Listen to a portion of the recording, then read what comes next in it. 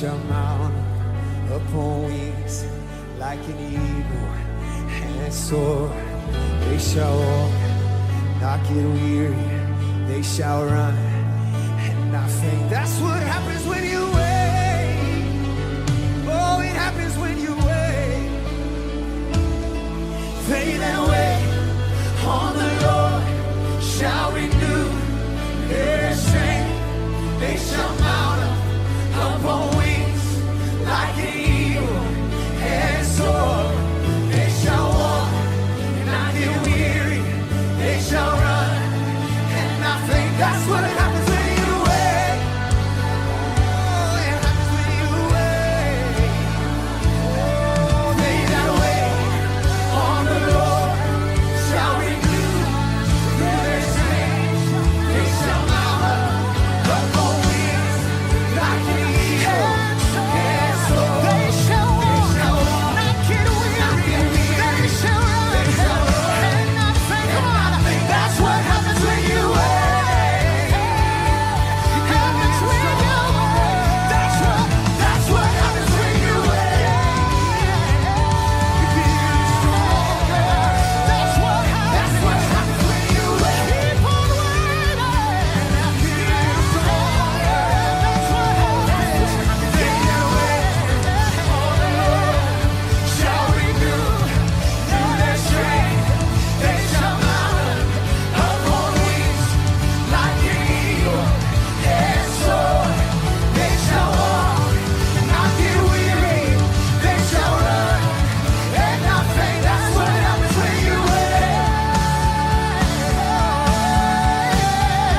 That's what happens when you wait. You're getting stronger. You're getting stronger.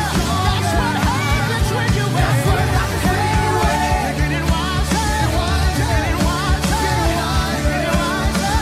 That's what happens when you wait. You're getting better. You're getting better. That's what happens when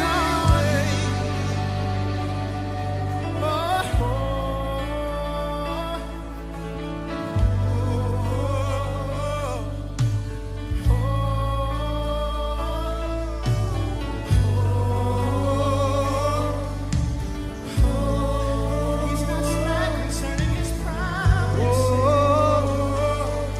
Glory to your name. We give glory to your name, Lord. So go ahead and lift your hands right where you are. And Father, we just thank you right now that waiting is not a sign of weakness.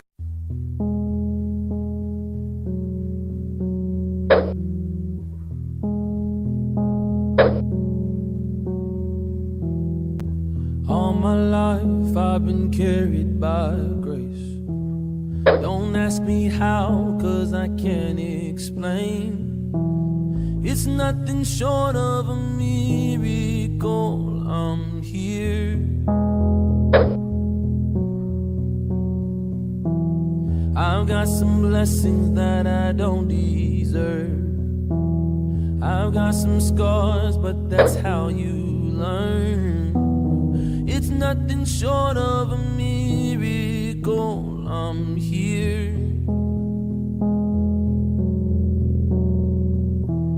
I think it over and it doesn't matter. I know it comes from above. I've got miracles on miracles, a million little miracles. Yeah.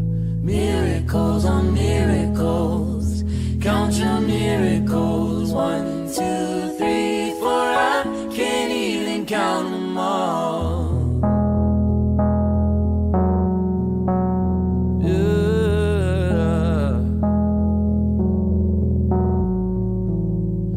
Held me steady so I wouldn't give up.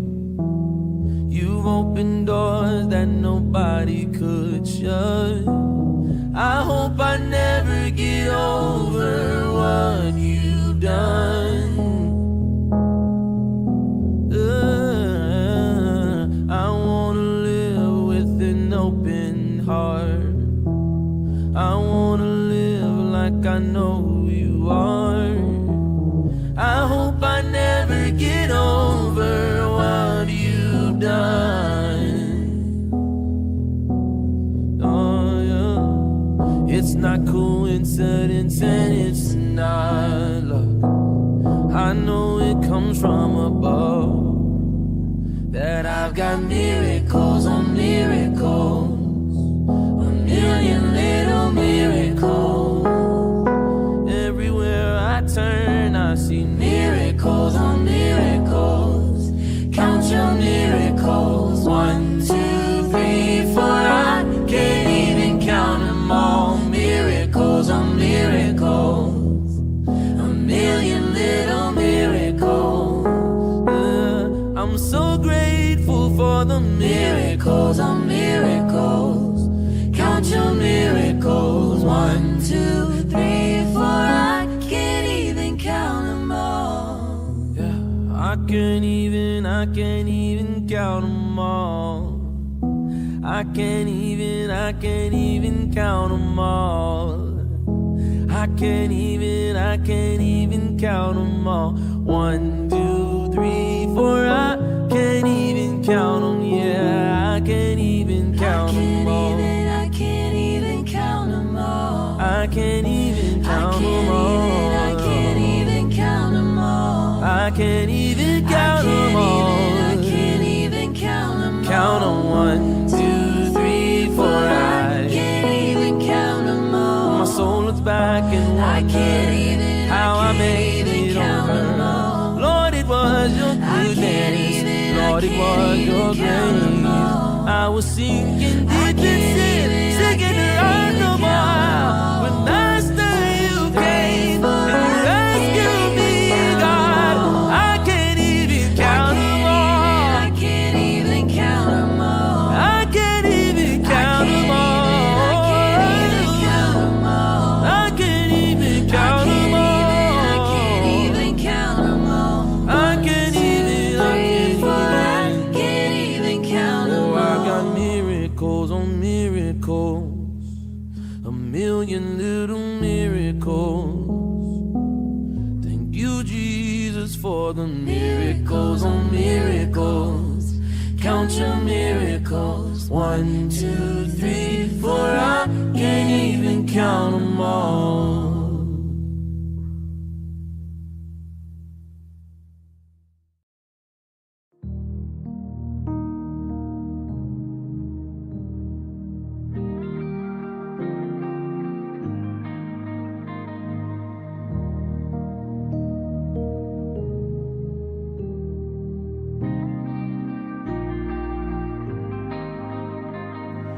When did I start to forget all of the great things you did?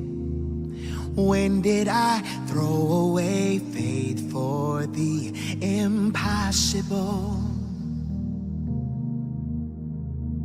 How did I start to believe that you weren't sufficient for me?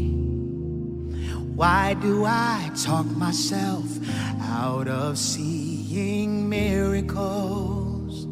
Oh, you are more than able.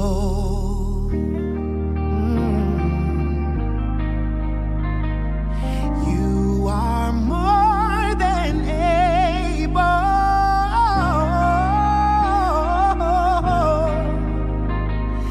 You are more than able.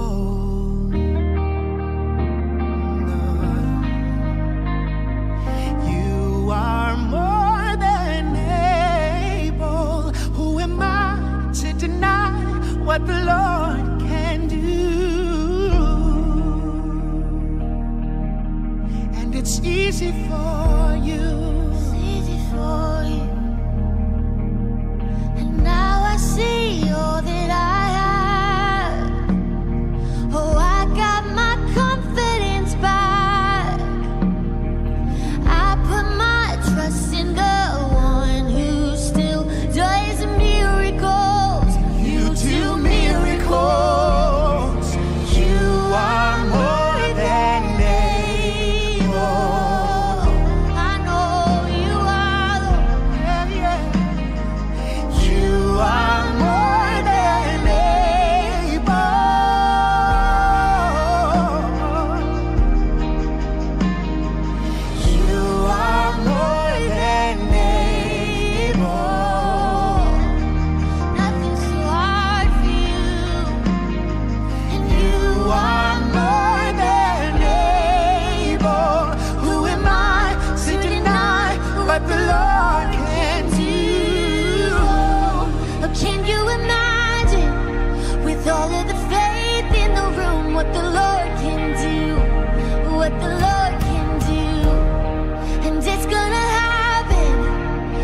let the way make it through.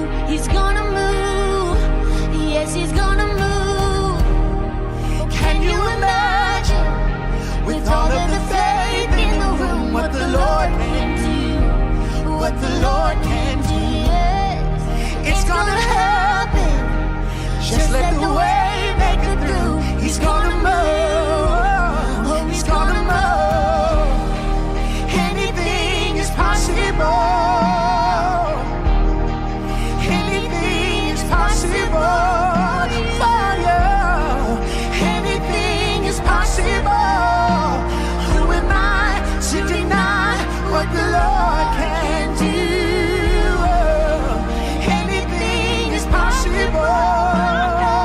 Yeah, anything is possible with Him. Anything is possible. Who am I to deny what the Lord can do? Who am I to deny what the Lord can do? He can do anything. We believe you are more than able.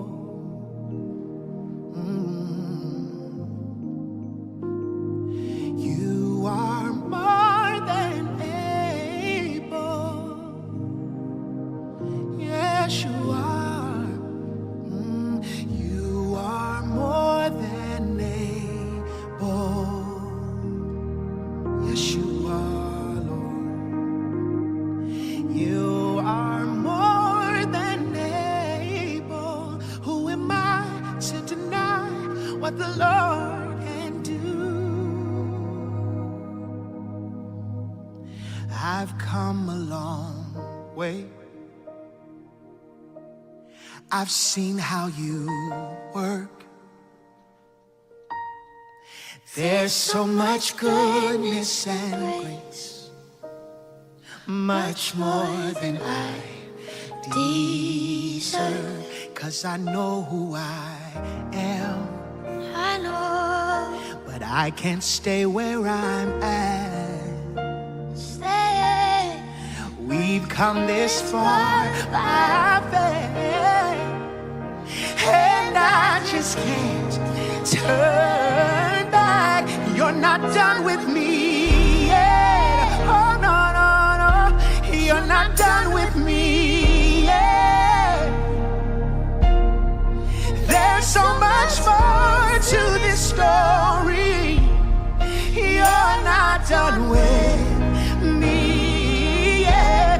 You're not done with me yet. There'll be glory, there'll be glory. You're not done with me yet. Oh, there's so much more to this story. You're not done with me yet. So who am I to deny what the Lord can do? Who am I to deny what the Lord can do?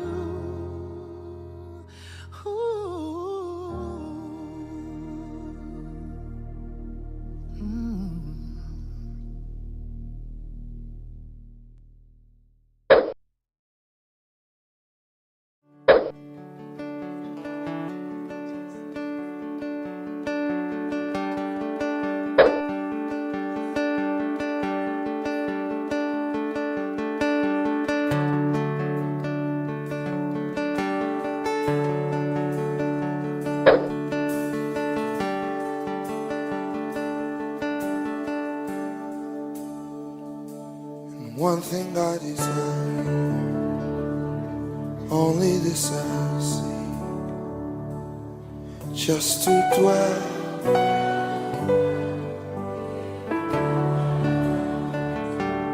this will be my posture, laying at your feet, just to dwell.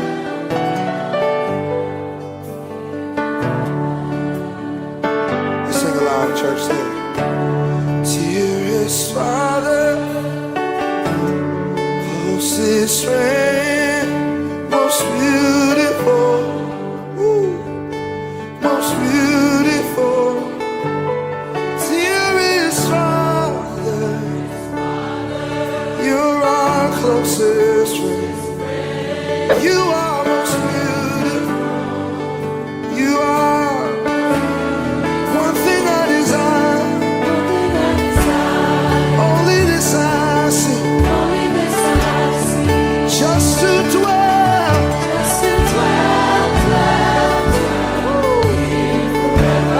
This will be my posture. I'll lay right here at your feet. Oh, just to dwell here forever. We know who you are, dearest Father. You're our closest friend. You are most beautiful. Hallelujah. You are dearest Father. I know you to be your presence is, your glory is. Dearest Father, you're my closest friend. You are your glory. Dearest Father, closest friend. You are most beautiful. One more time, let's sing it, church. Dearest Father, you're my closest. You are. I know you to be most beautiful. Dearest Father, you're my closest. You are most beautiful. And there are no words. There's nothing I love sings. Oh, I know words. There's nothing our love sings. That's all we have left to offer. Oh, sing it loud. There are no words to describe your goodness, Jesus. Our love will sing to you.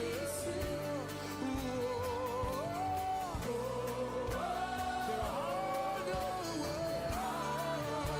There's nothing left. Our love will sing. Our love will sing. We sing. Oh, there are no words to describe your faithfulness, Jesus. You've been so good. You've been so good. We sing. Oh, there are no words to describe your consistency. So our love will sing. Our love will sing. We sing. Oh, now somebody just lift your worship in the room. Come on. We worship you, Jesus. We worship you, Savior. We worship you, Healer. You've been a good friend. You've been a good, good Father. We love you. We honor you. We adore you. We adore you. There's nobody like you. You're holy. You're righteous. Majestic. You're perfect in all your ways. Say, there are no words. There's nothing left. Yes, our love will sing to you.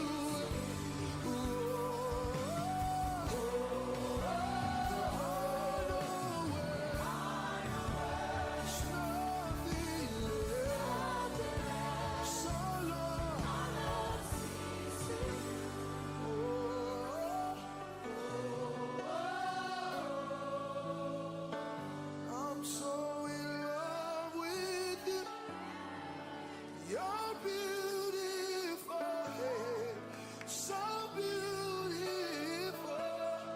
We've seen your goodness in the land of the living.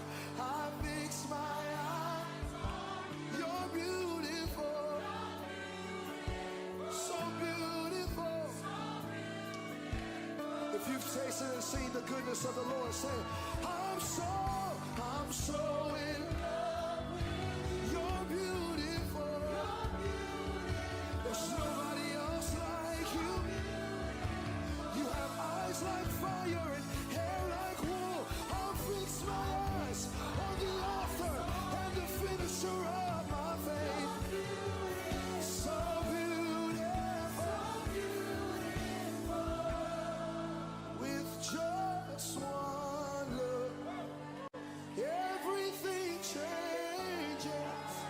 I'm captivated, and I'll never be the same. With just all it takes is one look, everything. I'm captivated. I'll never be the same. Just one, everything. I'm captivated. I'll never be with just one look. Everything changes. I'm captivated. I'll never be. One more time, say with just one. Everything. My body was healed with one look. My mind was regulated with one look. With just one. My family was rescued with one look. My baby was killed of cancer with one look. I'll never be just one. All it takes is one. All we need is one. All we want is just one look, just one. My family was rescued. My children were saved. Yes, they were.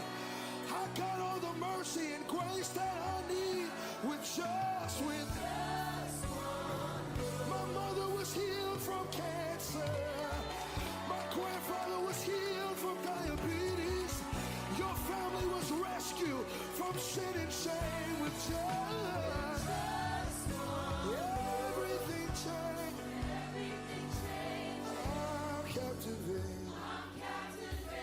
I'll never be just. I'm so in love with you. You're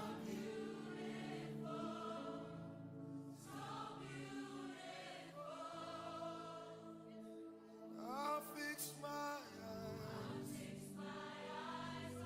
There's no one else like you. You're beautiful. One more time, just the voices. I'm so in love. Oh yeah. So beautiful. Your grace is beautiful. Your mercy beautiful. I fix my eyes on you. You're beautiful. So beautiful. With just one, everything changes. I'm captivated. I'll never be just one. Everything changes. I'm not leaving the same. I'm not leaving the same. I'll never just one look. Everything changes. I'm captivated. I'll never be. That's the just one.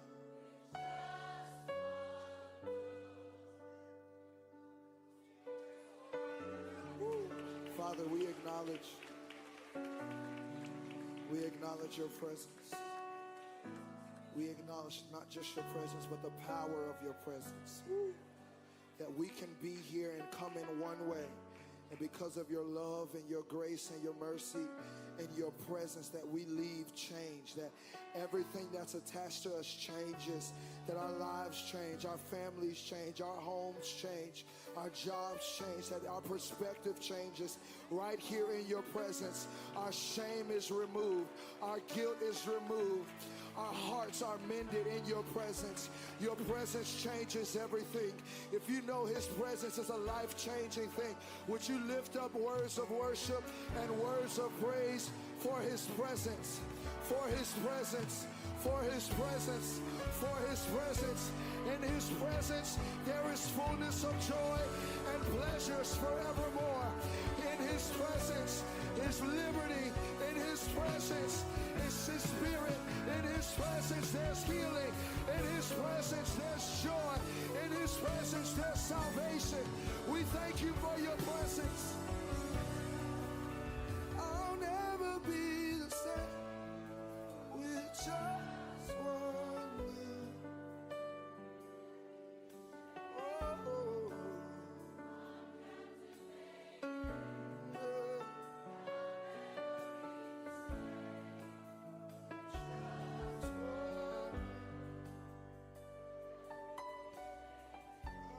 captivated.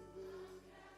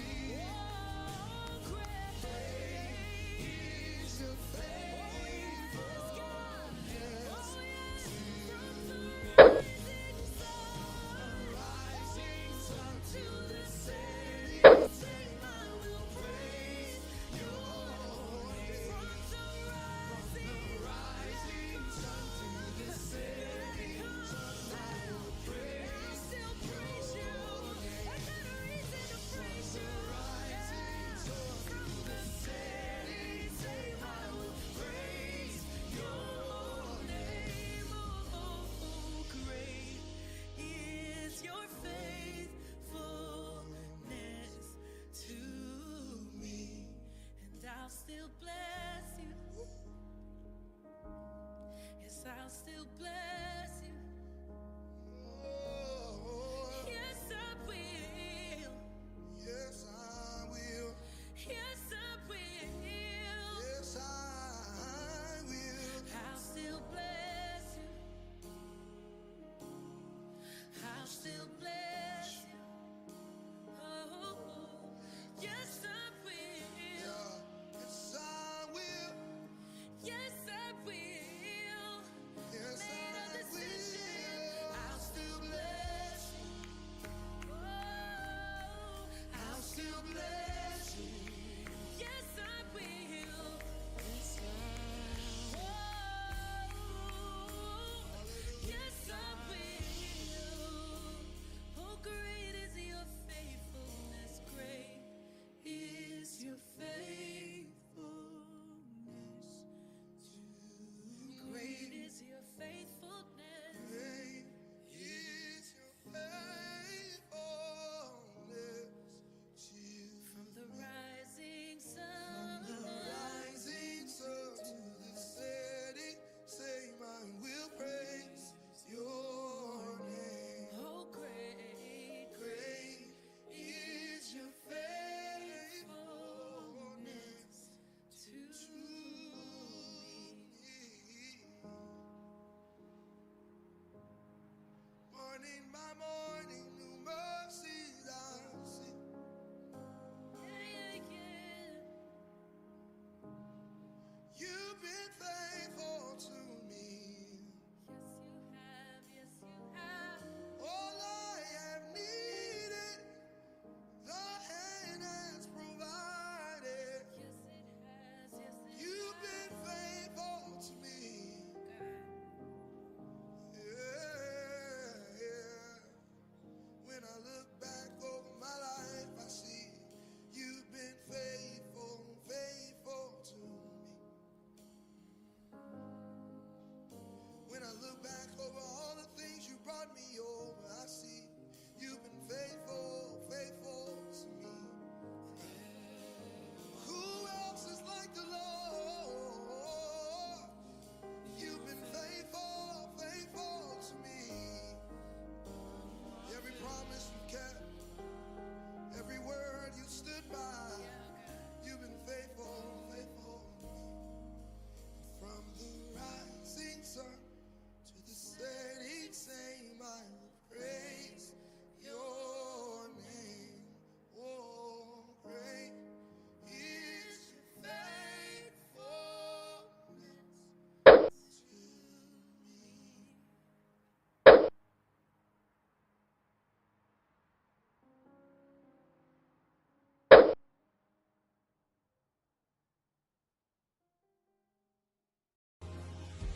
Sing it, church. Will you be my light when I cannot see? And when I can't take another step, Lord, would you carry me? This is my prayer. And when I've lost my fight, will you be my strength? And will you set me a table in the presence of my enemies? I think you will. I shall not want. I shall not want. Yeah. Oh, my soul's got a shepherd in the valley, and I shall not. I hear you, church. I shall not want. Oh, I shall not want. 'Cause my cup's running over, and I shall not want. Yeah. I will lift my eyes Yes, sir. to where my help comes from. And I won't be afraid in the shadow, 'cause I've seen the sun. No, I will not stop when the way gets hard. 'Cause the green only grows in the valley, and that's where you are. Come on, sing it out, church. I shall not walk. I shall not walk. Oh, my soul's got a shepherd. Oh, my soul's got a shepherd in the valley, and I shall not. Hey, yeah. I shall not. I put everything I need. I shall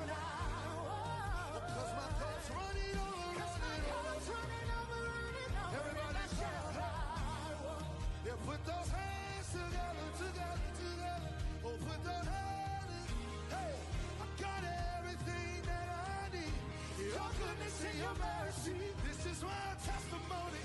I got everything that I need. Your goodness and your mercy. Yes, this is my testimony. I got everything that I need.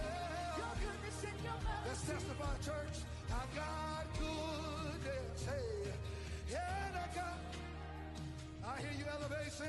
Hallelujah. Hey, glory. I got goodness. I got, yeah, and I got mercy. Y'all sound real good, choir. Hallelujah. Hey. Come on, let's sing it together.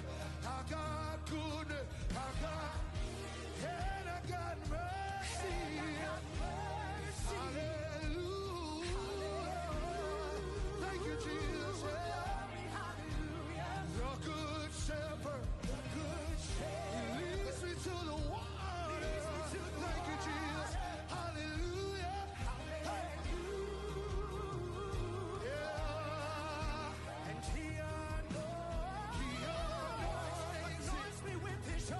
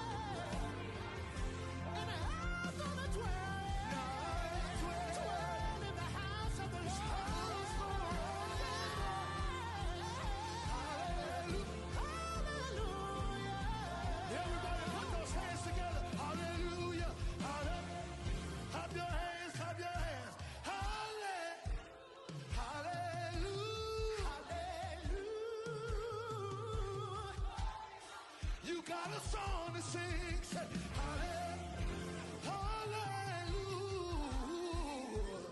hallelujah, hallelujah. Oh yeah, yeah, yeah. This is my testimony. Oh yeah, yeah, yeah.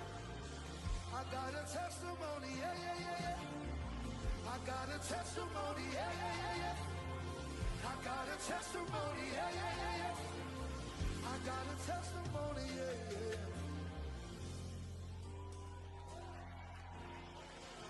This is my story, this is my song. Praising my Savior all the day long. And when this life is over, I'm gonna live again. I'm gonna trade this cross for a crown. This is not my end. And when you call my name, I will take my rest. 'Cause there's a mansion in glory and you're gonna meet me there. Oh, and I shall not want. I shall not want. 'Cause he will wipe every tear from your eye, and you shall not want. I shall not want. I shall not want. 'Cause I'll be home in the Lord's presence forever, and I shall not want. 'Cause the Lord is my shepherd. In a night season, the Lord is still my shepherd. He's leading and guiding me, for the Lord is my shepherd.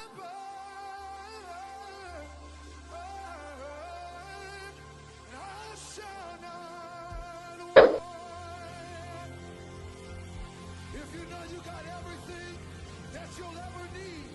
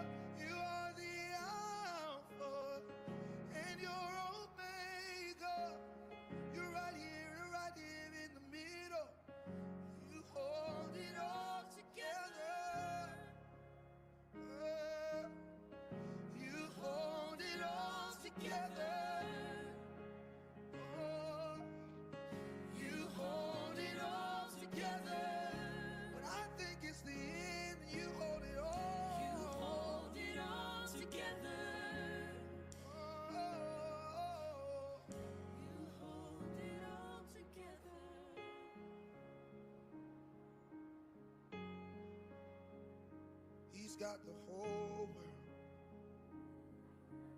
in his hands. He's got the whole world. He's got your whole world in his hands.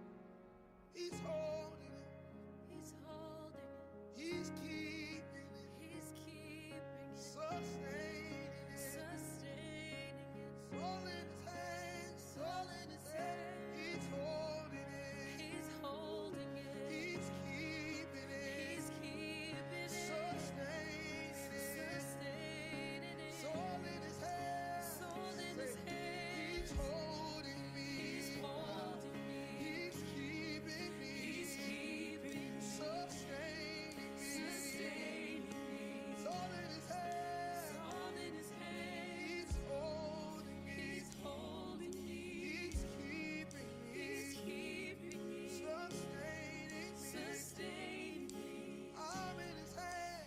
I'm in his hand. I'm in his hand. I'm in his hand. Don't you worry, no. I'm in his hand. Don't you worry, no. I'm in his hand. Yes, I'm in his hand. I'm in his Let hand. all anxiety leave because. I'm in his hand. Let all confusion leave I'm in because. his hand. Let all worry leave I'm in his because. hand. I'm in his hand. I'm in his hand. I believe that I will see the goodness of the Lord. Confident, see the change, your faithfulness. He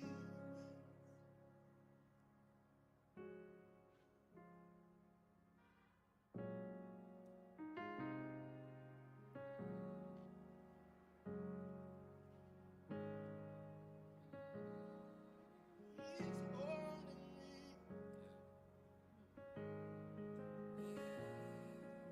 He's holding me. He's holding me. Might feel dropped, I might feel left, but I know he's holding me. Might feel forgotten about, but I know he's holding me.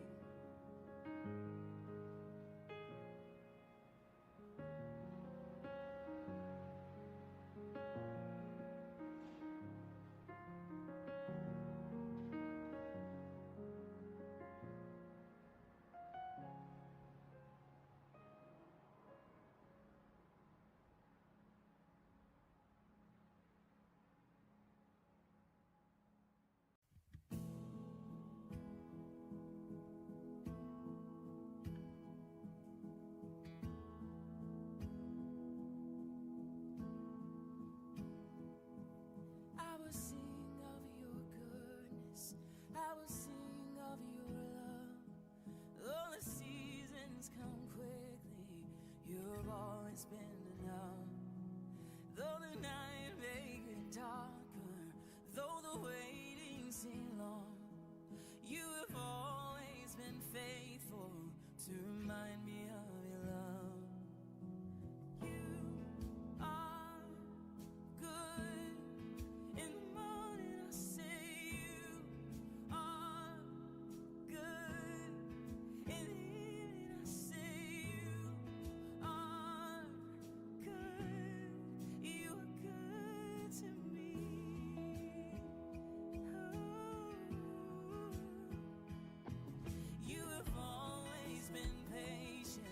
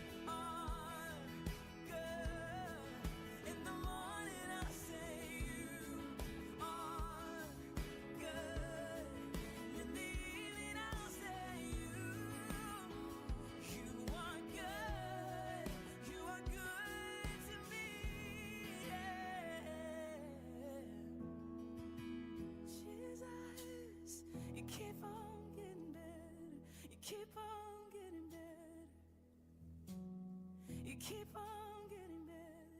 You keep on getting better. Oh, keep on getting better. You keep on getting better. Oh, you keep on getting better. You keep on getting better. The more I see you, you keep on getting better. You keep on. You reveal yourself to me. You keep on getting better. You keep on.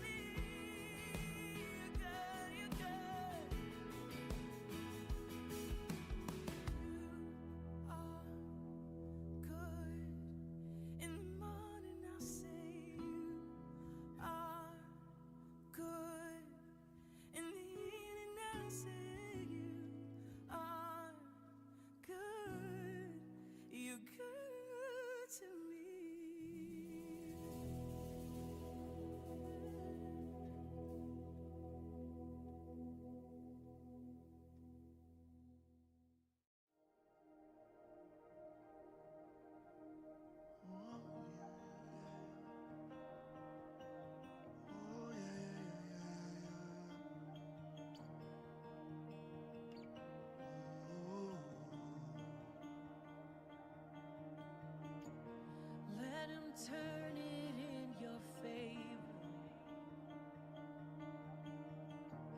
Watch him work it for your good. 'Cause he's not done with what he started. No, he's not done until it's good. Hello, peace. Hello, joy. Hello, love. Hello, strength. Hello, hope. It's a new horizon. Hello, peace. Hello, joy. Hello, love. Hello, strength. Hello, hope. It's a new horizon. Yeah. If you're ready for a breakthrough, open up and just receive. 'Cause what he's pouring out is nothing, nothing you've ever seen. You've ever seen. So hello, peace. Hello, joy. Hello, love. Hello, strength. Hello, hope. It's a new horizon. Hello, peace. Hello, joy. Hello, love. Hello, strength. Hello, hope. It's a new horizon. It's a new day. It's a new day. Open up your eyes and see. It's a new day. And fear is not my future. You are. You are. Sickness not my story. You are. You are. Heartbreak's not my home. You are. You are. Oh, death is not the end, Jesus. You are. You are. Fear is not my future.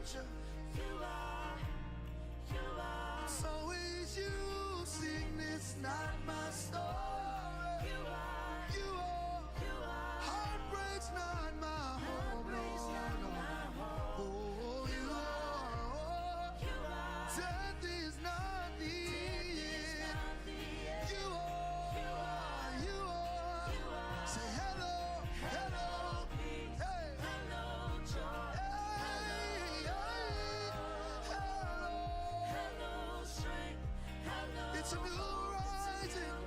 We'll see the new day. Yeah. Hello. Oh, we receive it. Hello, strength. It's a new rise. Come on, let's declare it one more time. Fear is not my future. You are. It's always been. It'll always be. Sickness is not my story. You are. Heartbreak.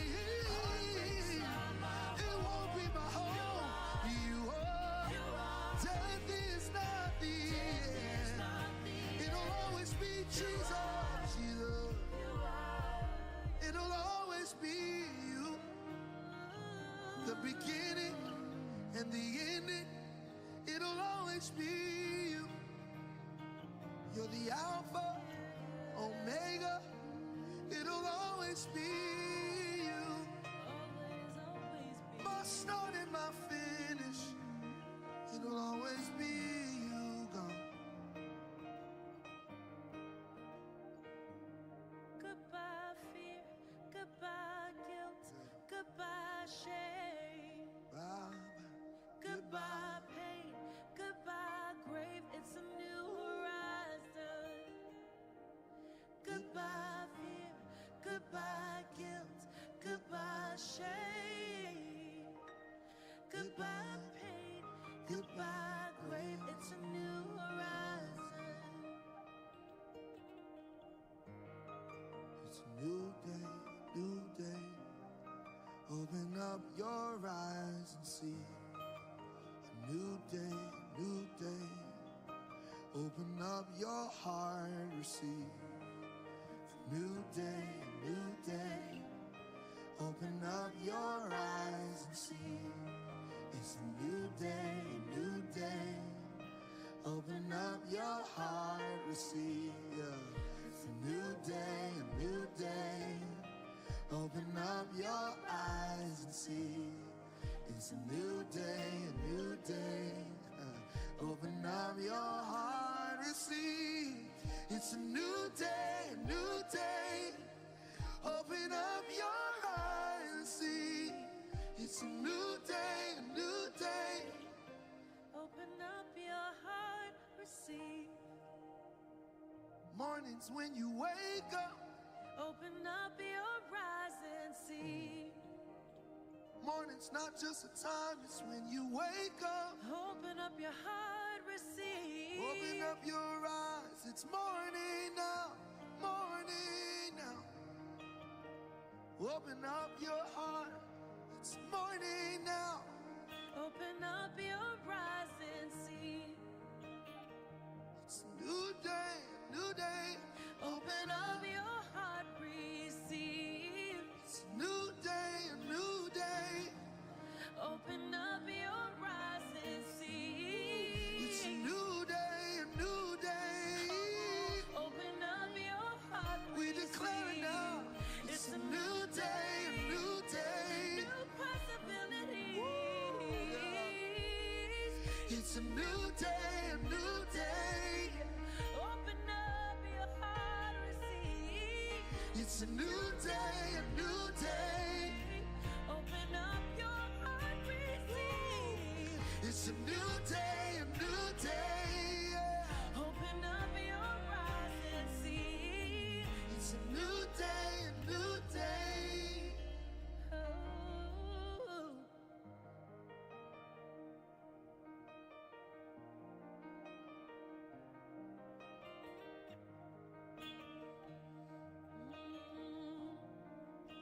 I'm breathing again.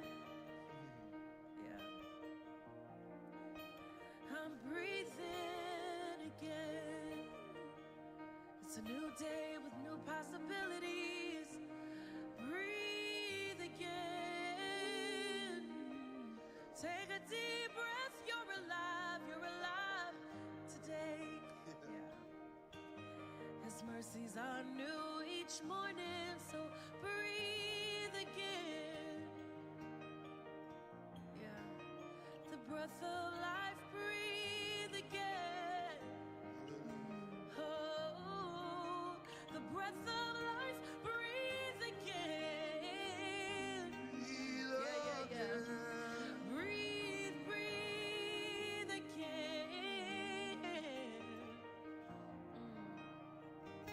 So hello peace, hello joy, hello love, hello strength, hello hope. It's a new horizon.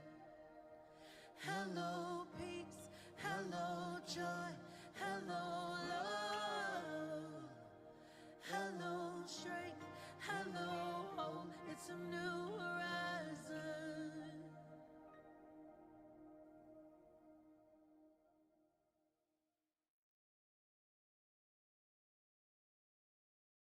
Let's keep it up, y'all. Hey! Oh! Hey!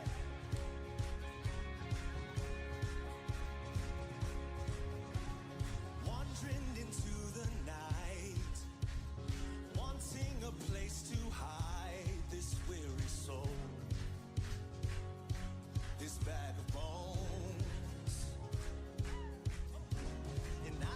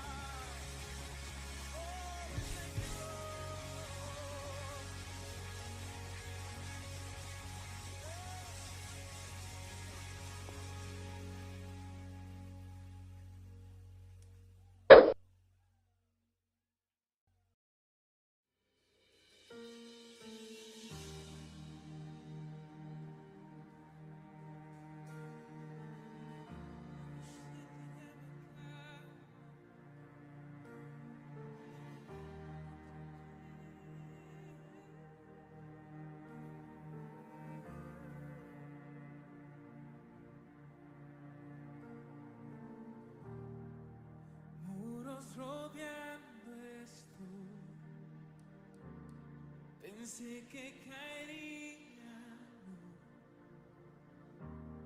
mas nunca me has fallado, Dios. La espera terminará, la espera terminará. Sé que has vencido ya, sé que has vencido ya.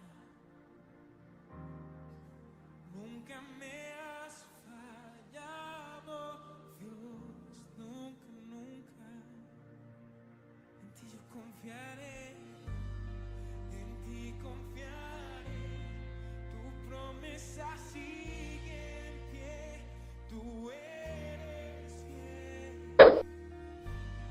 Confiado andaré, en tus manos estaré. Siempre has sido fiel.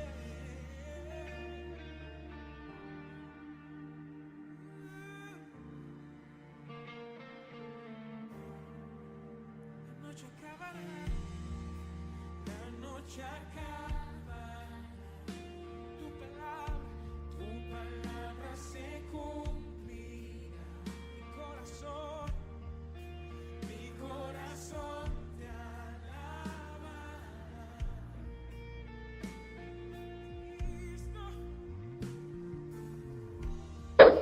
Cristo mi Salvador,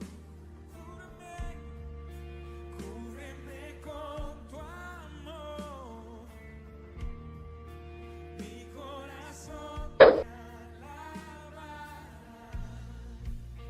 Jesús, en ti yo confiaré, en ti confiaré. Tu promesa sigue en pie, tú eres fiel. Confiado andaré, en tus manos estaré. Si eres fiel, en ti confiaré. Tu promesa sigue en pie, tú eres fiel. Confiado andaré, en tus manos estaré. Siempre has sido fiel.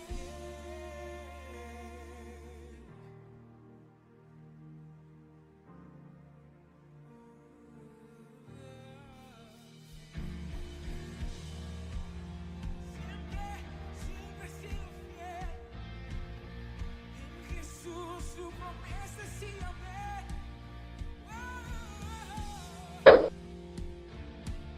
Si tú crees en la promesa, que su Espíritu Santo levanta tus manos y proclamamos juntos que Él es real y su poder está en este lugar.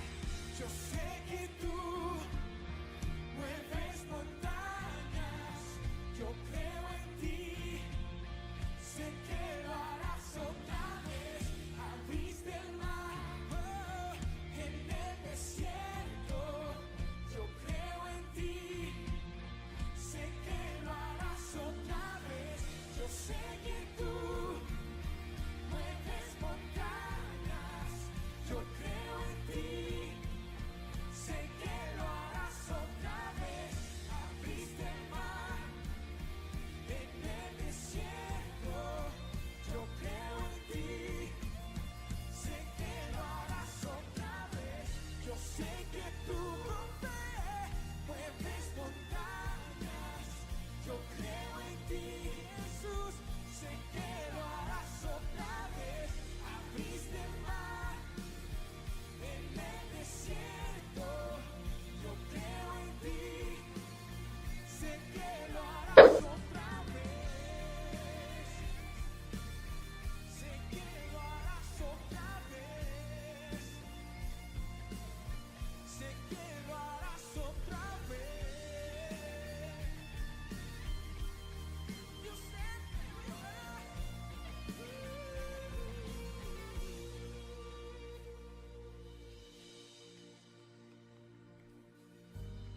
En ti confiaré, tu promesa sigue en pie, tú eres fiel. Confiado andar.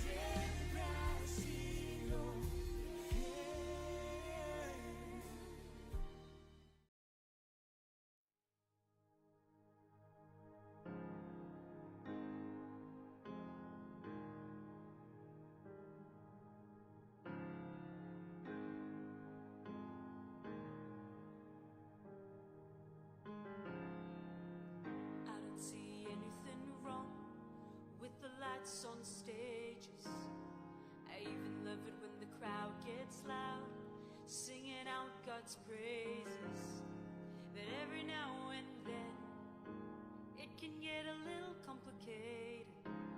So I remember when I was in that old church basement singing hallelujah is all I need when I think of your goodness, your love for me.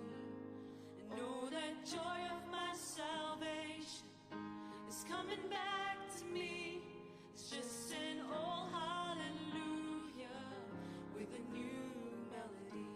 Now I'm singing, oh, oh, oh,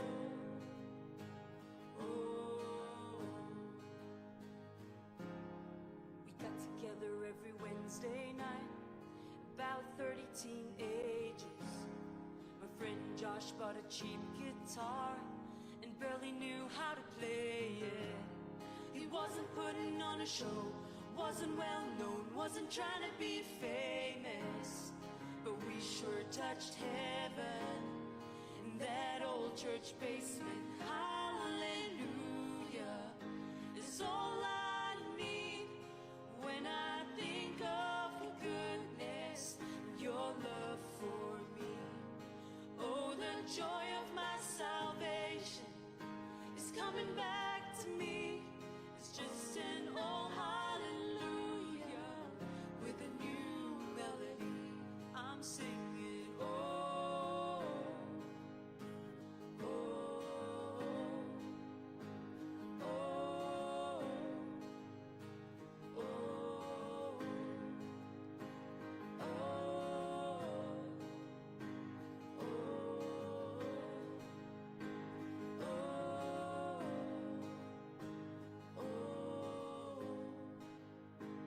great is thy faithfulness, Lord, unto me. It's just an old hallelujah with a new melody. Now once was blind, but now I can see. It's just an old hallelujah with a new melody. Over the mountains and the seas, your river runs with love for me. Oh, hallelujah with a new melody. Shout to the Lord, all of the earth, let us sing.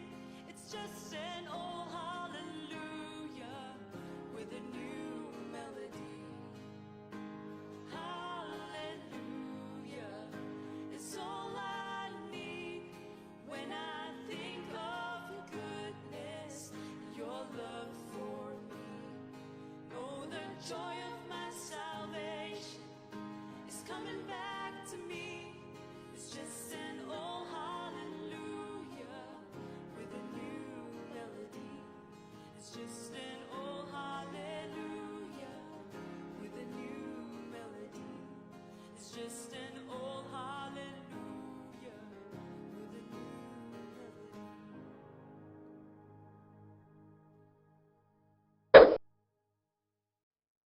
Audio Jungle.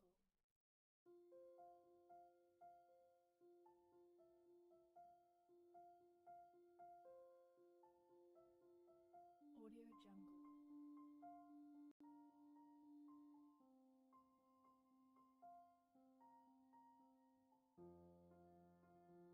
Audio Jungle.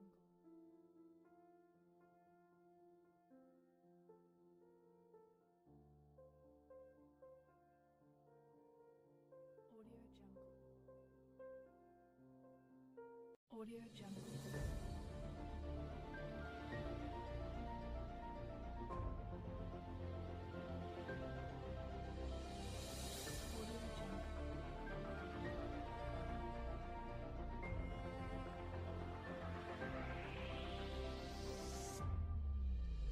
Audio Jungle.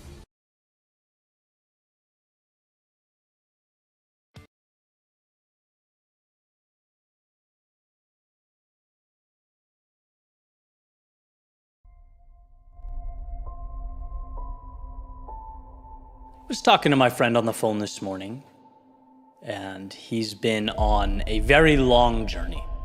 A lot of highs, a lot of lows, but now he's doing incredibly well. He's heavily invested in real estate, has a very successful business. I mean, you talk about a turnaround, he's it.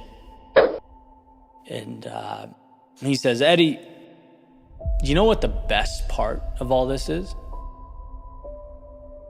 When I get up in the morning, I think, yes. I don't think, oh man, I wish I could sleep just a few more minutes. I don't wish for a little longer in bed. I think, yes. And I found that moving. If that's not peak living, I don't know what is. The second your eyes open to be excited about what's to come, right? And so I asked him, Tom, what's the biggest mental change you made in your life that brought that about? And he said, essentially, this is a term used a lot by Dan Sullivan. He says, I learned to always be the buyer. Now, I'm just starting reading Sullivan's books, so I'm not too familiar with the idea. I said, Tom, can you expand upon that a little bit? Paraphrasing, he said, he started to look at life like he was worthy of it, like he was the decision maker, right? And I don't know if you've been there, I certainly have, where it's like, man, I hope this person accepts me. I hope they hire me. I hope I can be included. Now that's it's an existence of constantly selling yourself. But when you make that mental shift of instead saying, I have value to add to this person, I am the buyer here, you empower yourself, right? A buyer cannot get rejected. Instead of walking around hoping the world accepts you, it's having confidence in yourself and your ability. As my 8th grade teacher, Mr. Betancourt, used to say when we were kids, the worst thing you can do is hold your hands up to the sky and hope something of value falls into them.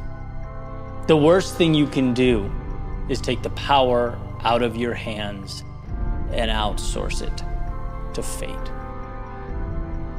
Because the truth is, you do have value to add. There is change you're going to make in the world.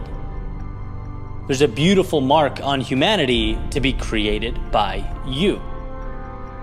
And there must come a time where you see that as a valuable resource. You're on a mission.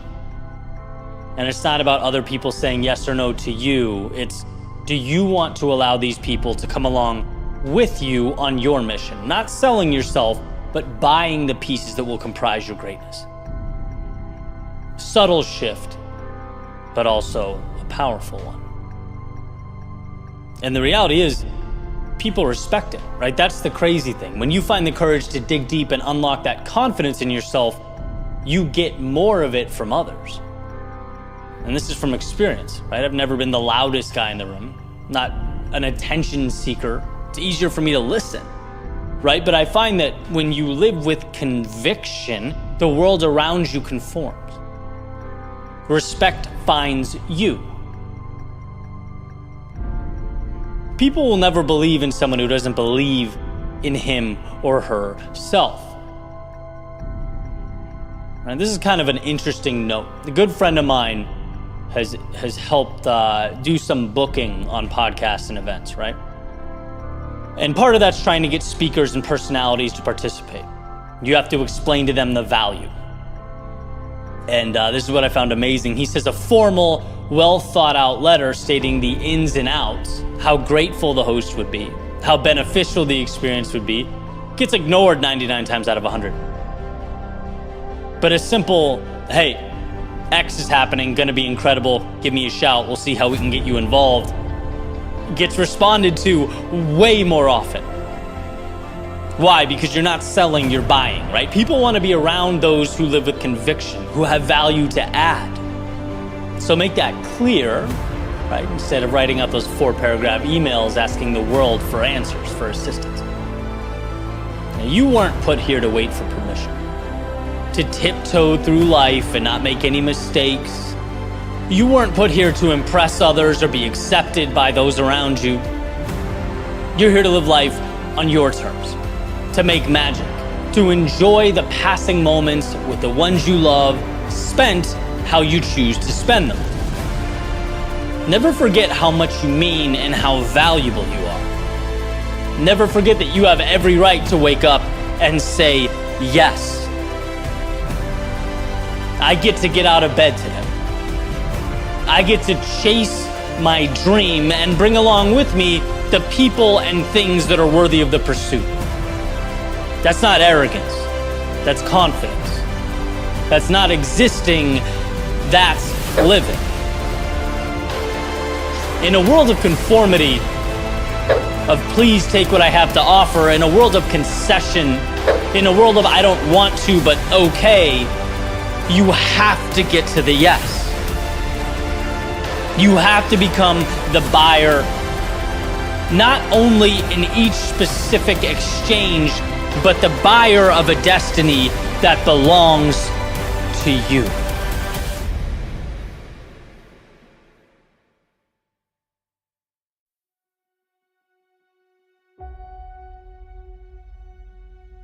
A cheat code in life is understanding the significance of getting to one.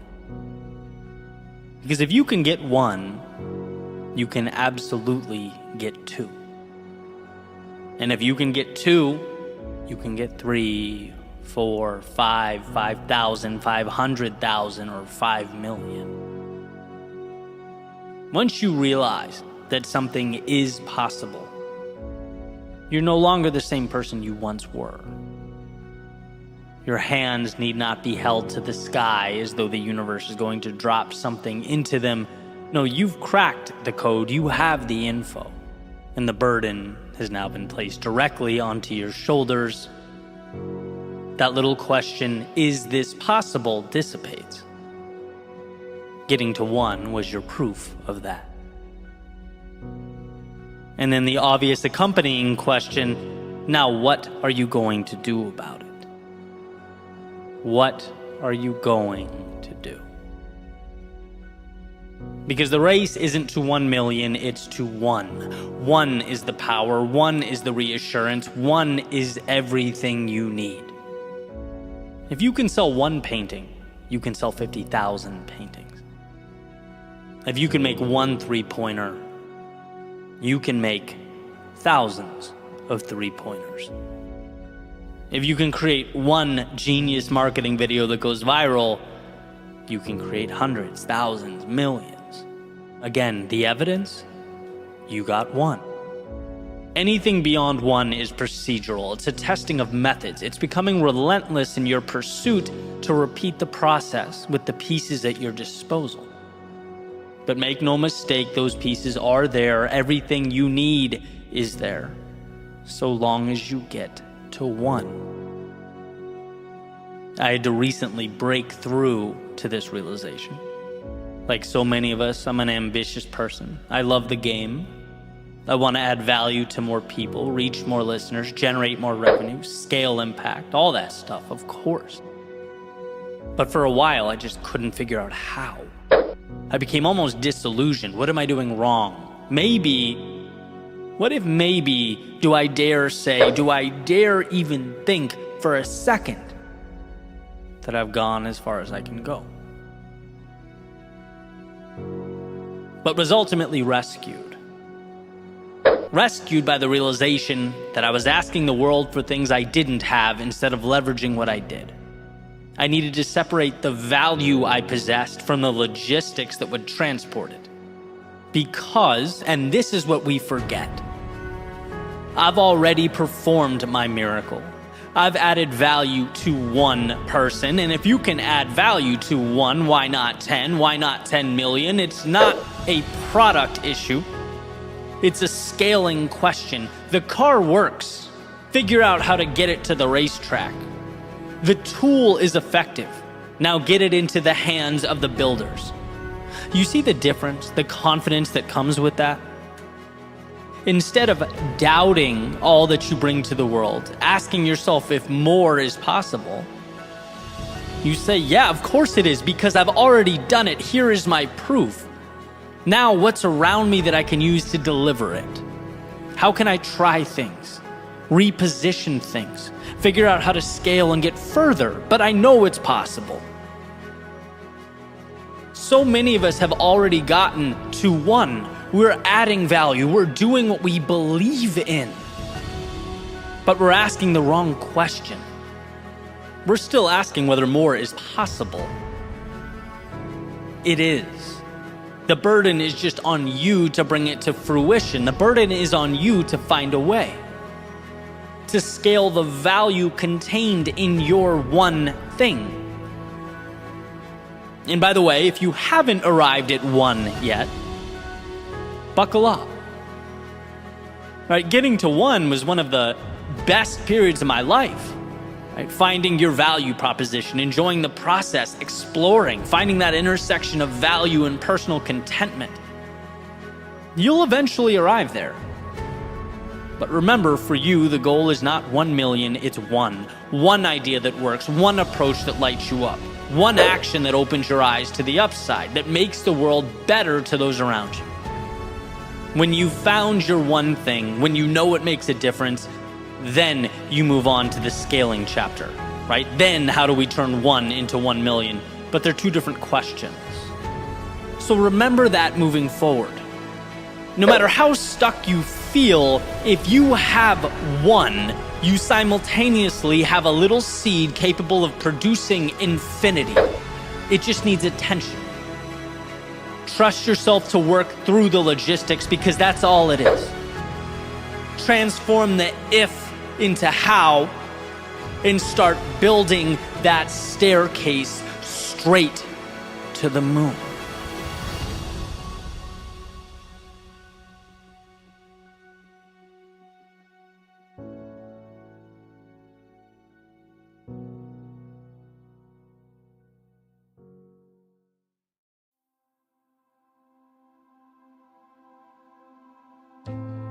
In 1519, Hernán Cortés arrived on the shores of Mexico with roughly 600 Spaniards, all of whom quickly realized that a mighty empire waited for them not too far inland.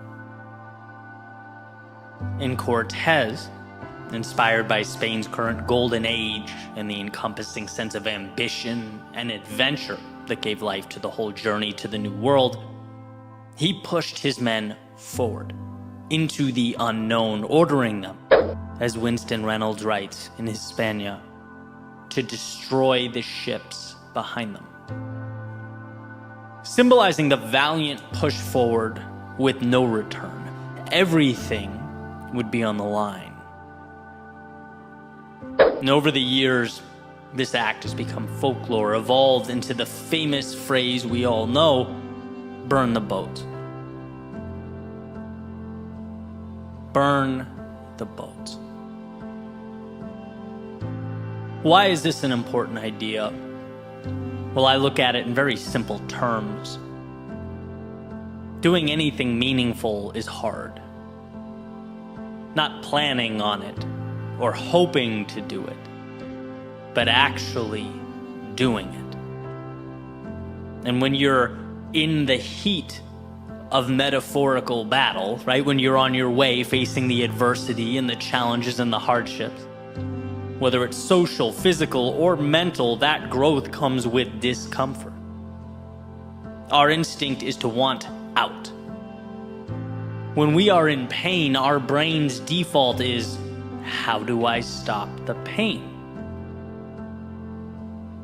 And what I've learned is that if you give yourself off-ramps, you'll take them. If you allow for a plan B, it will become more and more appealing. If the mentality is give it your all until it's inconvenient, well, we all know what happens, right? Since excellence doesn't allow for skipping the inconvenience. When you can't turn around and get back on those boats, you're forced to create outcomes. Because suddenly everything depends on it. Does this mindset come easy? No, I don't believe it does. It took me into my mid-20s to realize hey, I'd never done anything without a life raft or a safety net. I always carried option B, C, and D around with me in my pocket. And the result was above average at plenty of things, was great at none. But when your back is to the wall, and those demons are closing in, it's incredible what you can do, what you can create. You will shock yourself with your competence and your ability, waiting to be unlocked. Now, I'm not saying keep jamming this square peg in the round hole if you know something's not for you. I'm simply saying if there is something you want, something that you know in your soul is pulling you in, and you really want to see that thing come to fruition, you can't have pre-made off-ramps for yourself when the inevitable difficulty comes in. Because it will. It always does.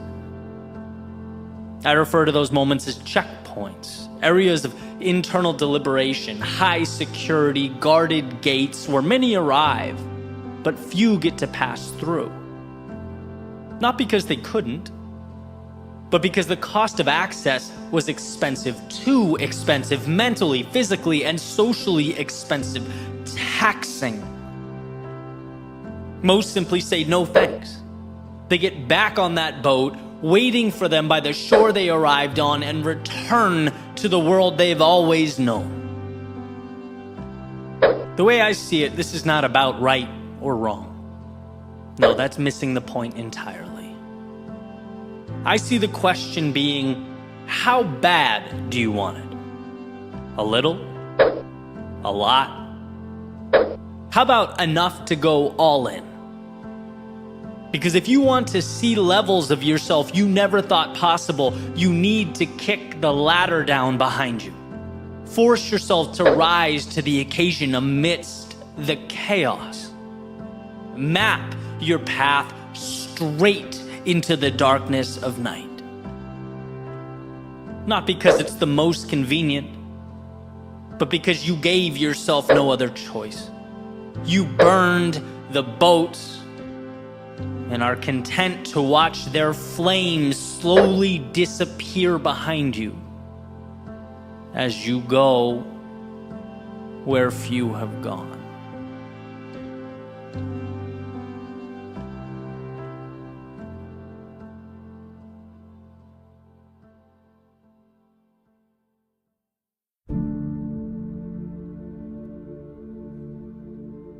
There are a handful of recorded lectures online by Jim Rohn, who has definitely become one of my favorite thinkers over the years.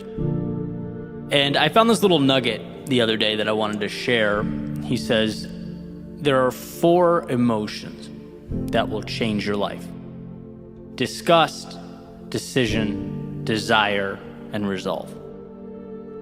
And I want to talk about the first one because I found the story to be incredibly powerful and also relatable, right, in various aspects of life over the years. So he frames it by talking about a Girl Scout walking up to his front door to try and sell him some Girl Scout cookies when he's 25 years old. And he's broke, doesn't have any money at the time, and tells her what I assume to be a white lie as to why he can't buy the cookies at that particular time. Right, so he tells her that he can't. She walks away. He says after he closes the door and goes back inside, he felt something that completely changed his life. Disgust. An overwhelming feeling that he simply didn't want to live like that anymore. He didn't want to lie. He didn't want to be broke. And I'm quoting him. He says, the day you can say I've had it may not be the day it ends, but the day it begins. And that feeling, which of course on the surface seems like a terrible thing, right? No one wants to feel disgust with their circumstance. But it's ultimately one of the most powerful indicators life can present to us. There has always been And I assume will continue to be that point in many different facets of my life where I say enough is enough. I just never thought to categorize it and label it like he did, but that's what it is. You know, getting to a point where you look around and realize you've conceded too much. You've strayed too far beyond what matters to you.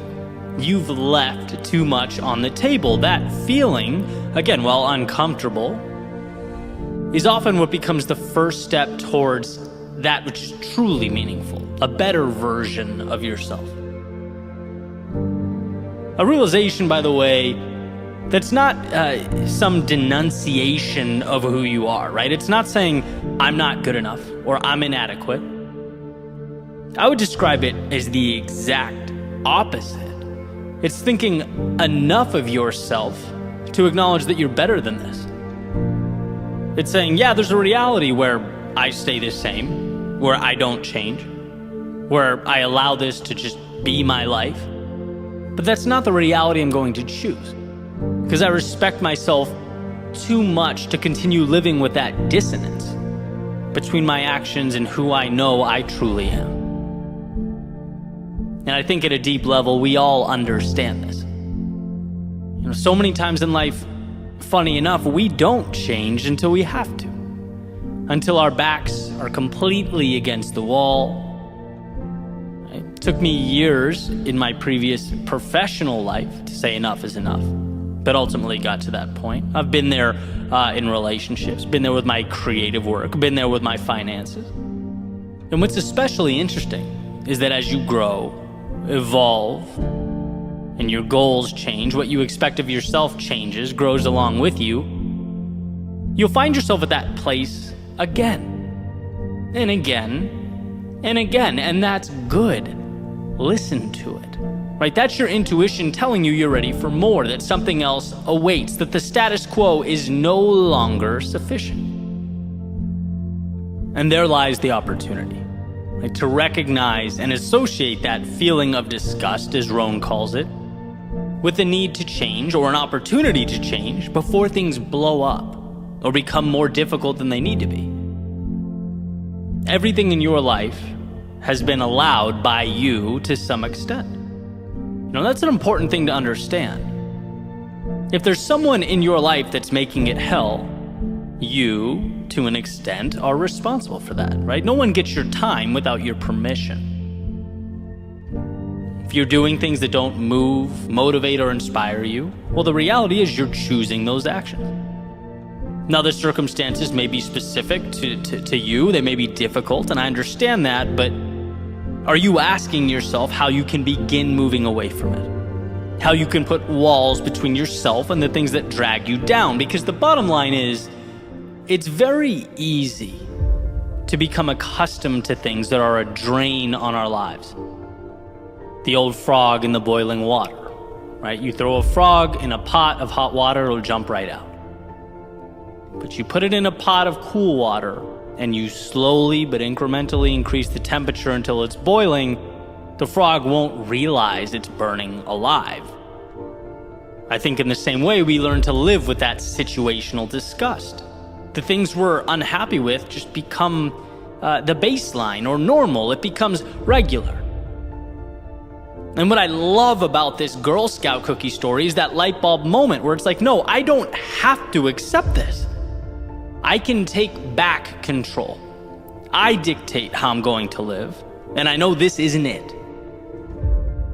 Now, you don't need to have all the answers right away. In fact, you most certainly won't have them. But every journey, as the saying goes, begins with the first step. That's precisely why the moment is so powerful. You don't start moving to that new place until you realize that you want to start moving away from where you are. Rohn talks about disgust being a powerful motivator. That's why. It's the initial leverage you need to create that momentum. To see the gap between where you want to be and where you are.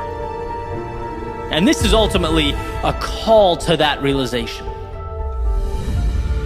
Do an audit on yourself and your contentment, the places you find lacking, They're calling for your attention.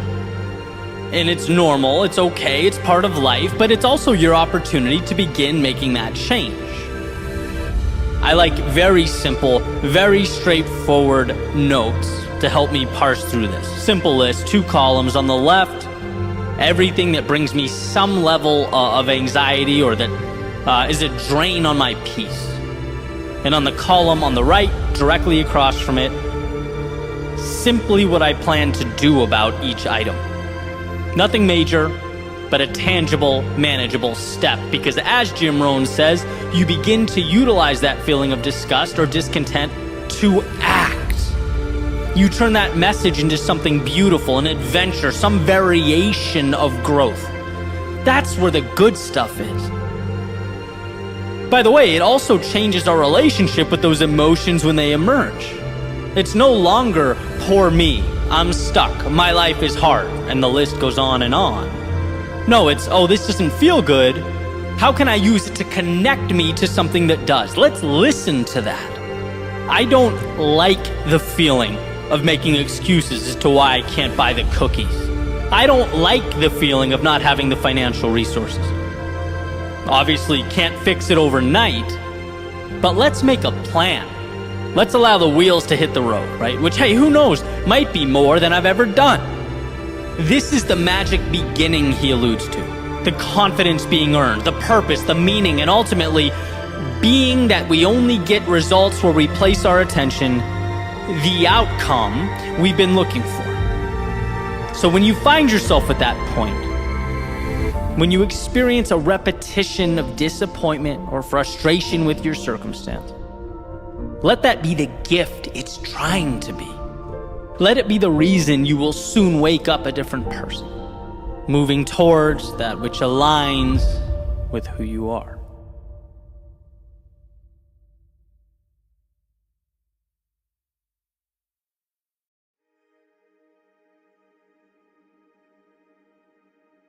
Just one more day. The power is in just one more day. Don't need to have the whole book written, stories told, or city built. It's not about one universal solution to all your problems. It's about continuing forward until the breakthrough. It's about knowing that when it feels most hopeless to go on, that's precisely when it's most important to do so. The world is not asking of you everything, just something. So give it something. Keep yourself in the game. Keep your head up and your eyes open. Keep your feet moving, even if you don't know where they may be leading you. You need not a billion answers, but one breakthrough. One breakthrough. See, we all fall. We all lose our footing. Life can be tough. And being that this is par for the course, the contract we signed before we breathed our first breath of air, it's a fool's errand to exhaust energy on the occurrence, to be angry at the situation, to feel bad about yourself for wandering there. No, it's about recognizing where you are and then finding it within yourself to step away. 1 foot closer to the breakthrough, to recapturing what matters. When things become too big, we simply shut down. Complexity is crippling. But truth be told, the path is not complex. Our manufactured interpretation is what's complex. So simplify. step forward one more time, a little bit closer to the breakthrough. A little bit nearer to the light at the end of that tunnel. Remember, there is no all-encompassing formula. What there is the strength that emerges from one's willingness to inch forward. When all seems dark, when temporarily you've forgotten what that sense of excitement feels like, when the thrill of progress seems foreign, shut off the mind. This isn't the time to weigh pros versus cons or this versus that. Move into the haze, trusting that what you need will reveal itself. Because as long as you don't stop, it most certainly will. You'll find yourself again, your path again, things will make sense again. But that right is earned now. When we're tired, worn, in our solitude, beaten down, we might not be able to see it in the moment, but that's when the beautiful things are made. So trust that you are the designer you've been looking for all along.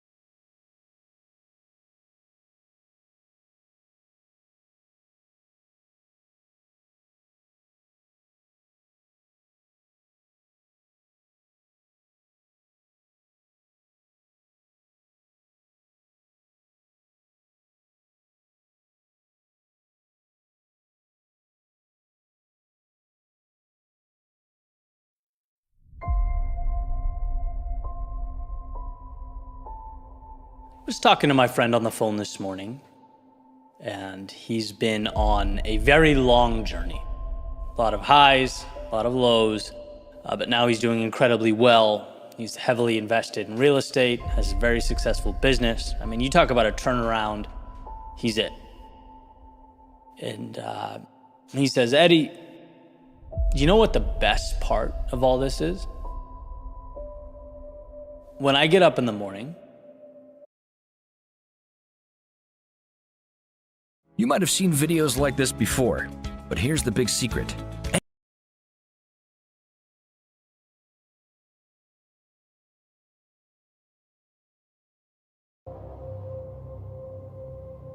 sometimes when you don't know where you're going, the best thing to do is go there.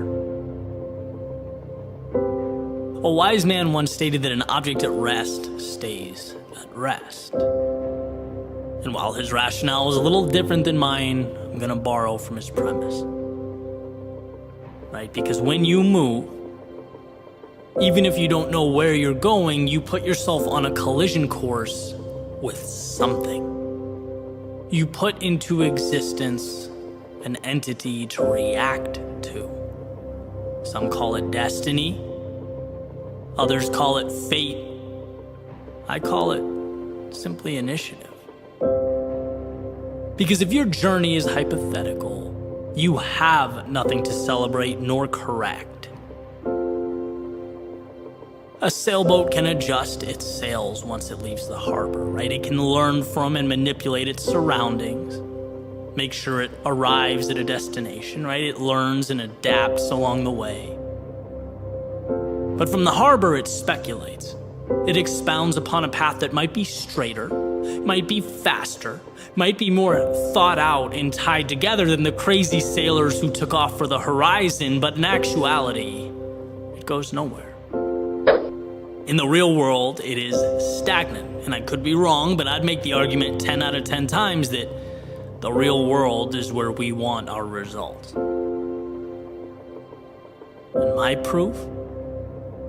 Well, a journey that started with insurance and evolved into music and songwriting and audio production, then video production, then creative writing, then a sweet spot that kind of combined everything. A spot that didn't make its way to my inbox with an exact address. A spot that required a lot of failure and lessons learned and disappointment, but man, more than that, so much fun. Right, my proof is sitting down right now in real time, letting my fingers create a bridge from nothing to something of value. By the way, after sitting here staring at a blank screen for hours, it's just starting. Could I be wrong? Could I screw up? Could I wildly miss the mark? Yes. In fact, it happens more than I'd like to admit. But here's the beauty, even if I am wrong, I now have something to work with. Something has been brought into existence. And well, that means I'm officially further along than I once was. And I've heard over and over again that there is no perfect moment, that you have to just go. And the idea, I mean, it makes sense. It's impossible not to understand, but it's one of those things that until you feel it, doesn't mean anything. How can you miss something you've never experienced? Well, to put it in a way that helped me understand, you aren't going because, what do you have to lose? You're going because everything is to be gained. The answers that you pick up along the way, like the little coins you pick up in Super Mario, right? You have to start collecting pieces of a puzzle that you can then arrange. I truly believe that one of the most important ideas we need to hold on to moving forward is personal agency, self-belief. And I say that because I feel like I'm watching it slip. There are cases where we literally don't know or understand that it's within our own ability and control to change our lives. No person or group or letter in the mail is going to come along and green light your idea. In fact, you might not even really know what your idea means or how it will look. And that's not only okay, it's amazing. It's the marble that you get to chisel away at to create something. See, life is not the perfect execution of a plan. Life is the courage to make your way into a world that no one really understands or knows anything about. And I'm not talking physics or biology or quantum mechanics. I'm talking about the real life that is emergent from those areas of study, right? There is no perfect formula for happiness. But it will always be true that immobility or standing still is antithetical to progress. And there is plenty of data that supports the idea progress equals happiness. We want to move towards something. So that's what this is about, right? Here's to not being scared of what we don't know. Because somewhere in the realm of what we don't know exists what we need most. So yeah, stop waiting for the perfect moment. And yes, begin. But not because it's an ultimatum. Do it because the things that make life fun and intriguing and exciting and ultimately worthwhile, they live on the other side of your front door.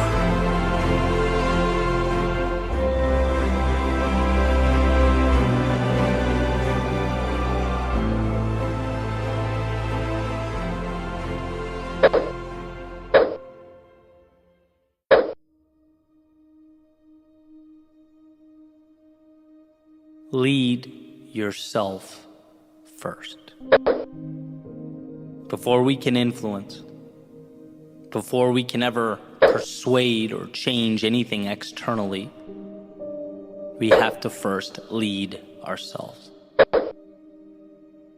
And that means delivering on the promises we make to ourselves. It means showing up when we tell ourselves we're going to show up. It means putting ourselves in an environment conducive to growth. There's an old metaphor from Wayne Dyer about an orange, where he essentially says that it doesn't matter what you do to an orange. It doesn't matter how hard you squeeze it, or how many you have, or how you manipulate it. Grapefruit juice will never come out of an orange.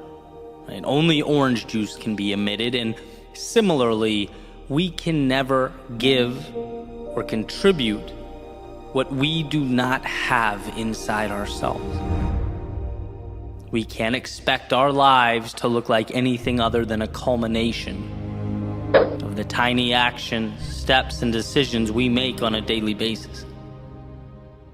The external world is a product of the internal world. And the internal world is not realized until we learn to rule over ourselves and our lives with conviction. You can break this down in many different ways. Right? Jocko Willink says discipline equals freedom. John Maxwell talks about a leadership lid, where success levels can never exceed leadership capability. And sure, it applies to teams, but it also applies to self-leadership.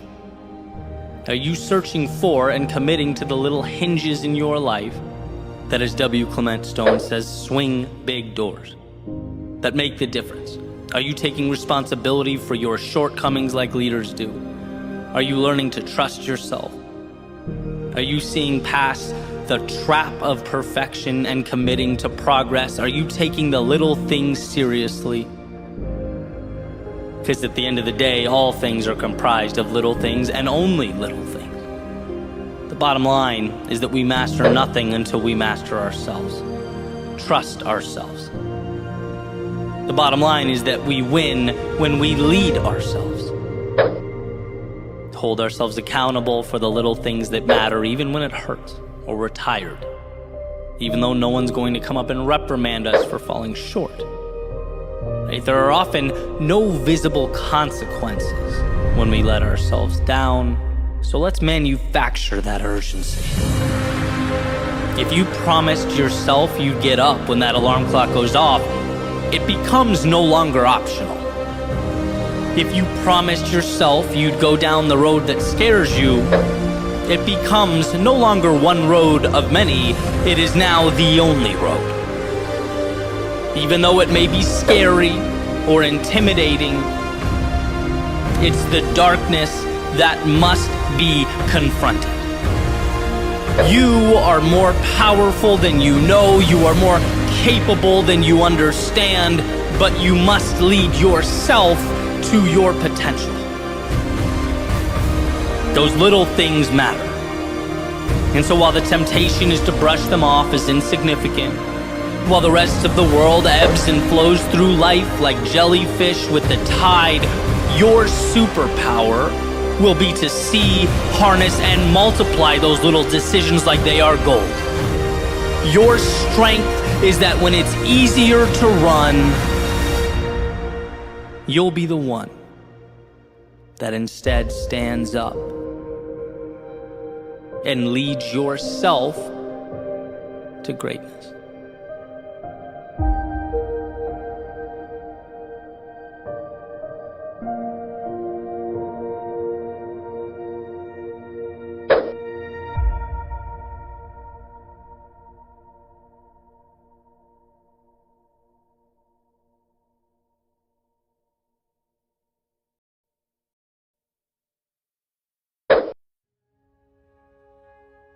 This weekend, I needed to shut off for a little bit. So I got some Chipotle. Yep, big night. Picked a random episode of Game of Thrones, sat on my couch, and I put my feet up. Apparently, though, the universe had other plans for me, because I swear I was a few minutes in, and I heard one of the most incredible quotes I've ever heard, which sent me in 400 directions thinking about how to share it and delve into it with you guys on the podcast. So, hey, sometimes you plan to sit there and watch make-believe armies fight, and you end up instead putting together an essay. Life in the big city, right? But the scene I'm talking about, there's a character named Sansa Stark, for anyone who hasn't seen it. And at this point in the show, she's lost her family. Been away from home, essentially on the run for a long time, and was sitting by herself, kind of sulking, reminiscing, building a little replica of her old home in the snow that was on the ground as she sat there. And basically, just to set the scene, this little kid comes up, stomps on it. Sansa gets mad, hits the kid. She's just devastated by everything, exhausted by it all. And roughly that time, a second character walks up. Guy named Peter Baelish. And Sansa, standing up over her broken snow castle, says, "I was trying to remember what everything looked like. I'll never see it again." To which Peter replies, "A lot can happen between now and never. If you want to build a better home, first you must demolish the old one." He's implying that Sansa might think she wants to go home, but home is essentially gone. That place she knew, that place she wants to go back to, it's destroyed. The people she loved are no longer there. She thinks she wants to go back to that place because she's lost and scared and alone, and the human condition is always to return to the comfort of what we left, to recapture that feeling of clarity. But to truly find herself, what she needs to do is destroy that version of home and build a new one. To start again, to become something worthy of a new home, one that's more conducive to life now. Which is her character arc for the rest of the show, right? Slowly evolving into that person. See, life is this interesting cycle of dying and being born again. Of leaving old things behind in order to build a new. The old you can only give what the old you always gave. So when life demands more of us, we have a real problem on our hands. What you knew is now insufficient. It's not enough. Sure, it was enough yesterday, but today's a different story. And we're always put in this situation. where the road before us is asking more of us than we've ever given. It demands more than we know how to accommodate. This is when it becomes very easy to misdiagnose home. To think the answer is behind us, what we need is buried beneath what was. When in reality, what was is no longer sufficient. What we really need is to set the past ablaze in order to create space for what must be brought to life. Home is an evolution, a cycle. As our world changes, we evolve right along with it. As old beliefs fall, new ones are built. As the old way is lost, a new way is found. By clinging to old, you sentence yourself to the never Sansa was so adamant about, at the expense of the infinite abundance and opportunity that's out there. It's worth noting that the phoenix does not descend from the clear blue sky. He rises from the ashes. It's after the old world falls that the new one emerges. I'm not the same person I was in 2014 when I left what I was doing to do what I'm doing now. That version of me died. And then again, when I packed up my things and relocated my life and business to South Florida. And then again, when I changed how I positioned myself, how I thought of myself in the world, and again, and a multitude of times since then. This current version of myself is dying as we speak, making room for the new. Every time I find myself at a transition point, it's pain. It's unlearning things I knew to be true, I was sure of. It's taking a sledgehammer to the old realities so that new ones can take their place. So that's saying a lot can happen between now and never. Yeah, anything can exist between now and never. The world is limitless between now and never, if you understand what never means. Because the old you could never have the things, meet the people, go the places, or become the person that you will be someday. The old you could never see the world the way you do or the way that you will. But the old you was never supposed to. What we once called home, our past, our understandings of life, they were critical. They set the stage for now. They brought us this strange intersection of who we once were and who we now need ourselves to be. It's not that crawling on the ground was wrong.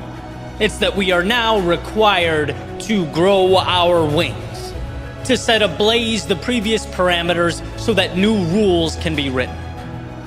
Change hurts, but it hurts far less than carrying the old you into eternity, while infinite possibility is left on the shelf. It hurts far less than equating your life now to what's been taken away or lost. Rise from the ashes of what was. Life will ask you to be better, more capable. It will ask you for more. Meet its call. Over and over again, meet its call. For anyone willing to let go of the old and give life to the new, a lot can happen between now and never.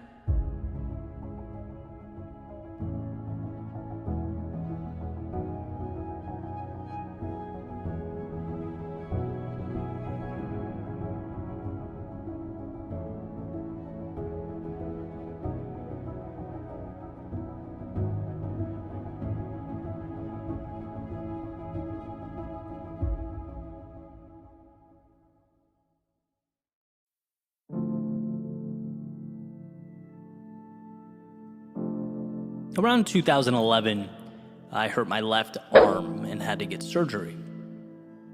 So for a while, I was pretty limited as far as what I could do with my upper body.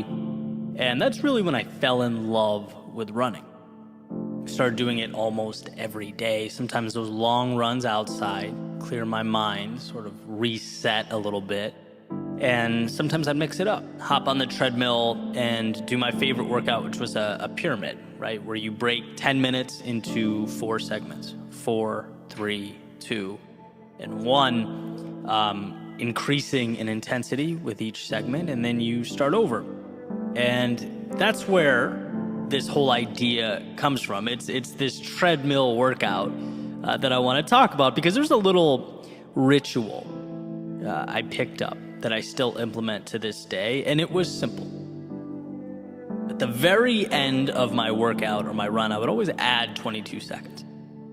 My lucky number twice, 2 and 2. So for example, if I told myself, the workout's going to be 3 pyramids or 30 minutes, I would stop running at 30 minutes and 22 seconds. And if I told myself it was going to be an hour, I'd stop at 1 hour and 22 seconds. Always tacking on that 22. And I don't really remember the first time I started doing it or even why. But like so many things, that 22-second period organically became a habit. Sort of evolved to take on a life of its own and would come to symbolize for me a little challenge. The idea that the end is never really the end. And no matter how tired I was or how bad I wanted to stop, especially when you can see that finish line in reach, I could always squeeze out a little more. Like there's always something extra to give.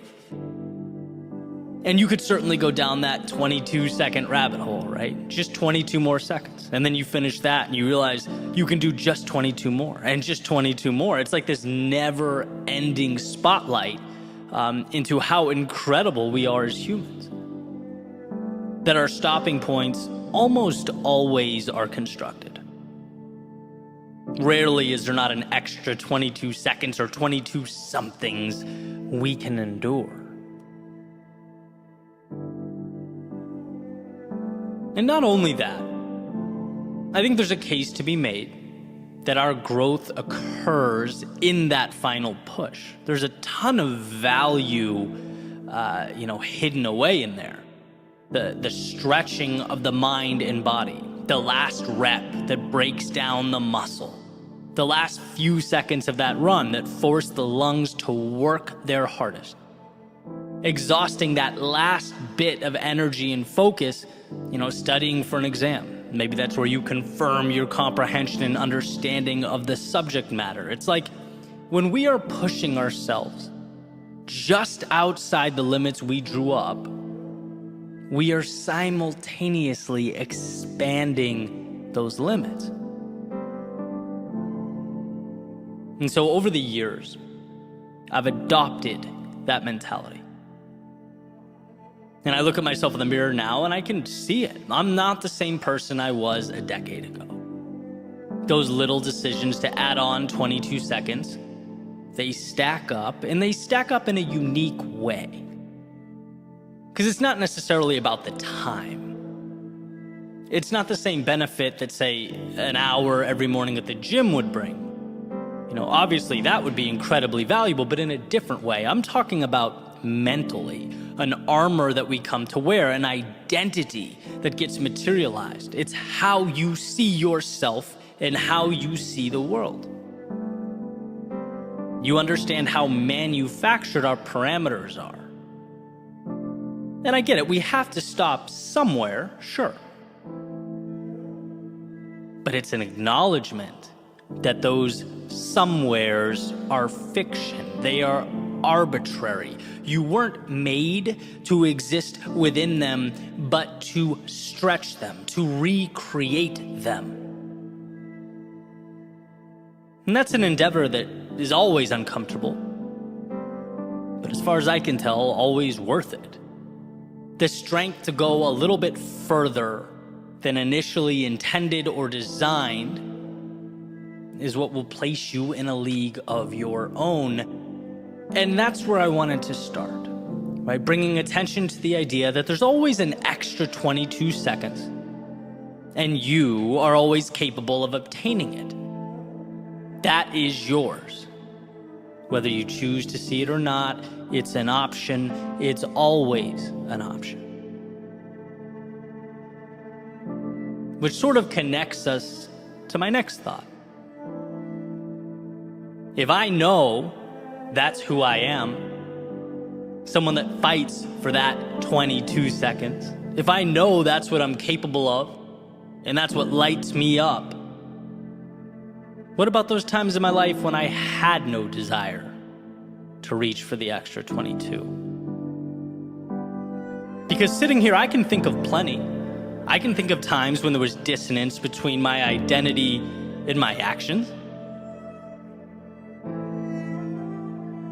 Here's a quick story, right? This was a shift in my life and my understanding of reaching for that little bit more, right? When people ask me about my process, right? What I'm building or where I see myself in X number of years, I tell them I'm playing the long game, right? Like I'll sacrifice some short-term wins now to continue forward with a plan that I believe wholeheartedly will transform from linear to exponential, right? It's like Gary Vee's motto, you're young, you have time. And impact is not about succeeding at 34, it's about flourishing at 45 and 55 and 65 and 75. Like that's fun to me. That's the exciting game to play. And it's methodical. The challenge is, as you're locked into this big picture plan, you have to pass a lot of shiny objects along the way. A lot of, hey, look at them over there. Maybe I should be doing that too. That worked for her. Will it work for me? Right? Sometimes you forget to trust yourself and stay the course. And so a few years ago, I felt this pressure to pivot, to adjust focus. Right? I'd been, talking with some mentors of mine who were, very successful in their individual fields and passions. And I thought, hey, you know what? It's time for me to start focusing less on the craft and more on monetizing the craft, right? The dinero side of things, which is great and it's healthy, but here's the catch. As long as you're doing it in a way that aligns with who you are. And so a few months go by and I found myself living in this overly sized and priced condo on the beach that I was gonna use to impress clients. Making products that didn't excite me, talking to people I didn't really want to be talking to, living a life that was not my own. I'd lost myself, right? My love is storytelling. It's capturing life's seemingly overlooked secrets. That's what I get excited about in the morning. That's the value I want to share with the world. And look, money is important. It's necessary. It's freedom. But for me, it can't be about the money or I lose the drive, right? And here's the point I'm making where it all comes together. What I found is that when you're a stranger in your own body, there's almost no incentive to push for that little extra. It's like, who cares about fighting for 22 seconds? I'm so misaligned, I don't even want to be here, right? That is the red flag. That's the indicator that it's time to adjust.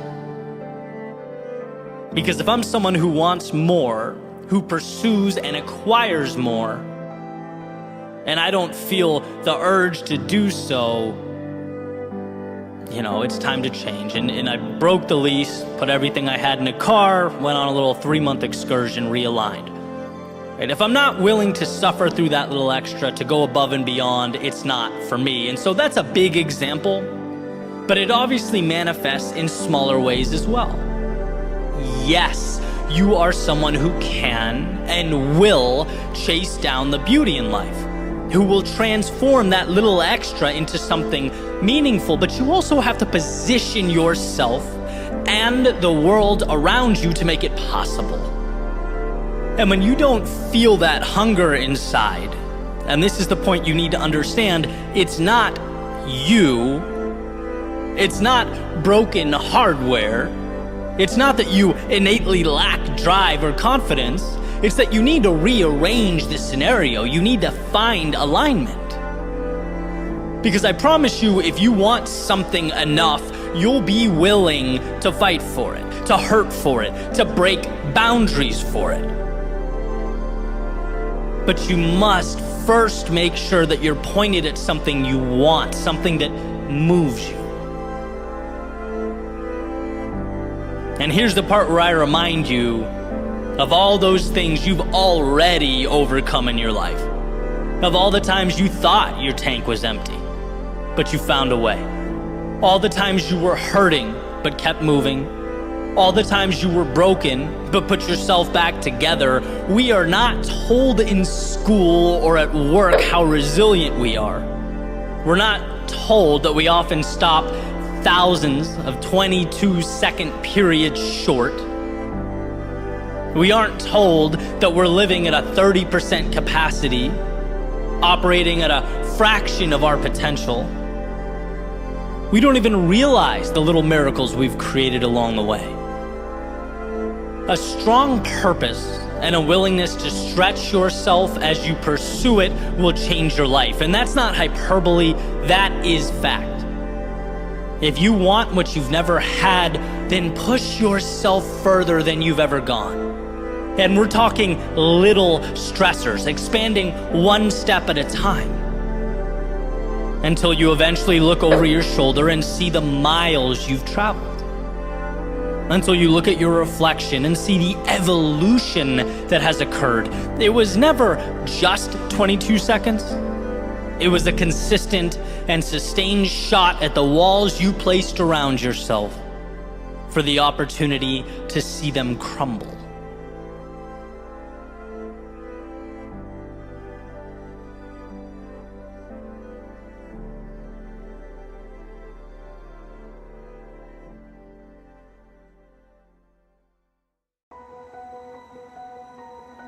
When you look at erosion, like, say, dunes on a beach, what you see is something giving itself away little by little, deteriorating.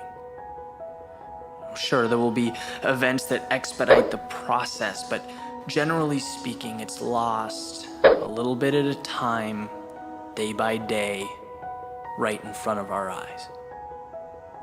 Until the time comes when we realize that what we have is no longer recognizable. It's sort of redefined. And I think in a lot of ways, we find ourselves in a similar situation. The concessions we allow every day slowly redefine who we are. And it doesn't seem like much. That's the thing, it never does. Quietly detaching from what you believe, taking on an identity that doesn't quite align with who you are, doing things, being places that causes something in your gut to protest, toning down the color in your life so that you blend in. Right? These are not epic, monumental decisions. It's the drawn-out erosion of what makes you who you are. It's the chipping away of what makes you spectacular. See, the idea that now isn't permanent, so I'll just suck it up now. What's the big deal? I'll just settle for now. Let me tell you, if that's your rationale, you're forgetting how easily tomorrow becomes never and now becomes forever. We operate under an illusion that things will become easier, that change will be less strenuous down the road. We'll make things right, get back on track, be happy then. But the harsh reality is that things don't get easier than they are at the present moment. It's quite the opposite. And to disregard or ignore this is to let yourself wither away at the hands of procrastination. If you're planning to wait for that, get comfortable. And see, conceding day in and day out, it alters your understanding of who you are and what you're capable of.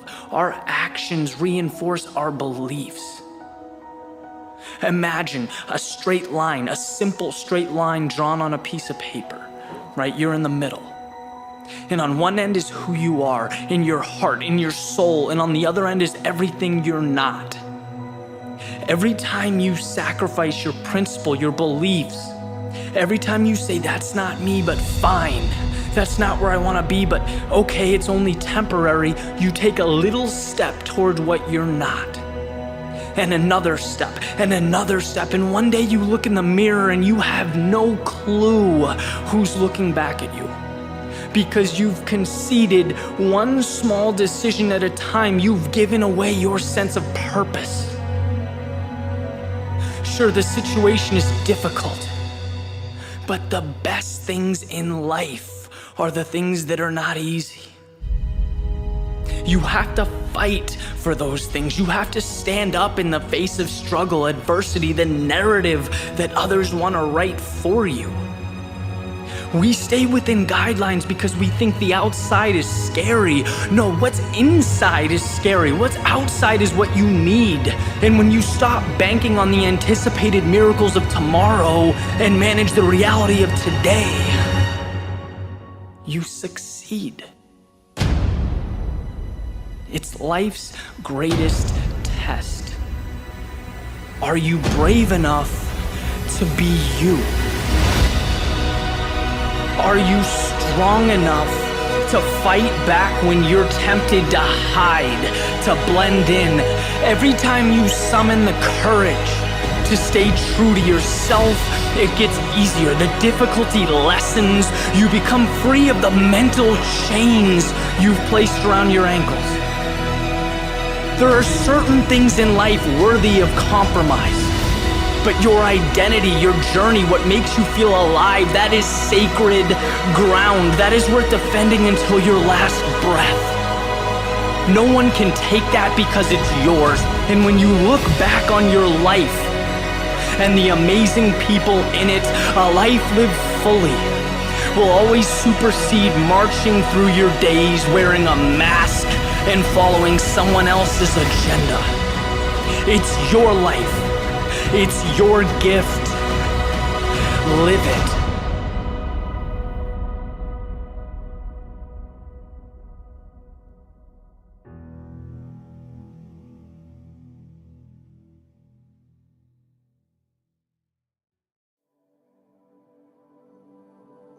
One of the more powerful realizations I've had, both in business and life overall, is that what we do to win today and what we do to position ourselves to win tomorrow, they're often very different things.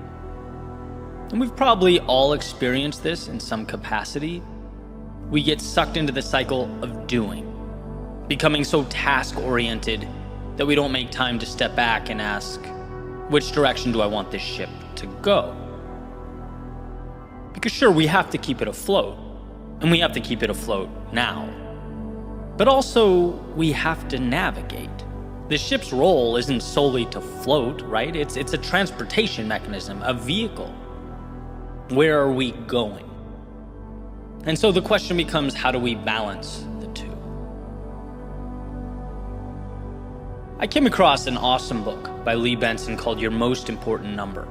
And I'm about halfway through, but already finding a ton of value that I'll be sharing in the future, primarily around positioning your business for success. And one of the first things the book discusses is the difference between what Lee calls eating and dreaming. Eating being the things we need to do now, to take care of matters that are essential for today, the things that need to get done. So using the same metaphor, actions to keep that boat afloat.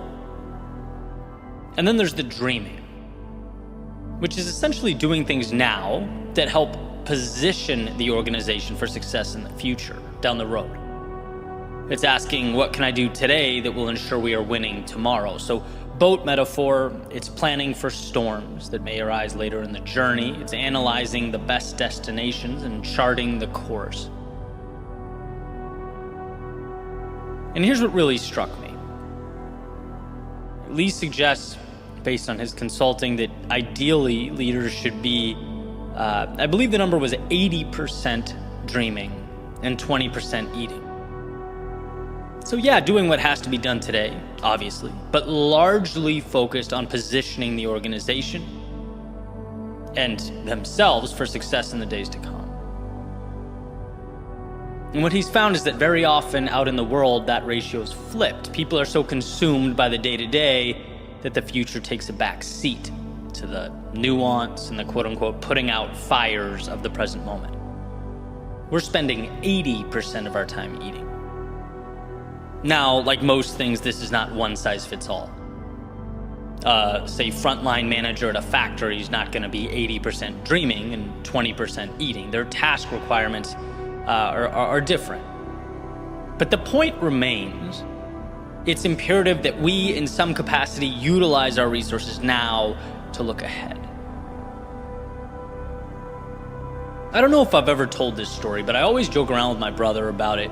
When we were kids in Southern California, we'd have these basically battles on the beach, right? Where we'd go down to the hard sand right in front of the water, and we'd each build these little wall/fort type things, maybe 20 feet apart from each other. This is like emulating World War I type stuff. And then we'd make cannonballs out of sand and just throw the sand at each other, right? So in a way, this is a perfect metaphor, because we would always be juggling, on one hand, building the fort that would protect us from the other person, so dreaming. And then on the other hand, I mean, those things hurt, right? We'd have to, in real time, be dodging incoming sand simultaneously to building that wall, right? So the eating. And he's a bit younger than me, so admittedly this wasn't really fair. But regardless, he would get so consumed with throwing sand that his wall would be really cheaply made.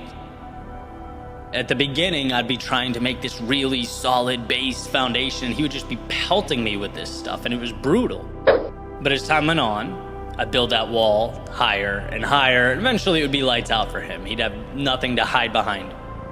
The young buck was doing, let's say, way less than 80% dreaming. And so I'm no longer building castles in the sand. But as Thoreau said, now I'm looking to build them in the air, seeking to bring things into life that are merely ideas and concepts in my head. And naturally, this prompted me to ask, well, what's my ratio now? Because it sure feels like I'm doing a lot of eating. It sure feels like I spend a lot of time every day, dodging Mikey P's incoming sand cannonballs, right? Things are going to be different tomorrow than they are today. And to truly win, we need to be asking ourselves, how do we build that bridge from the present to the future? How do we lay out stepping stones that will allow an evolution in what we're doing? And I'm thinking, if my day's 95% consumed with eating type tasks, then I need to figure things out here, right? Is it automate? Is it eliminate? Is it delegate? It's something, because the ship needs to be more effectively captained. And I love these epiphanies.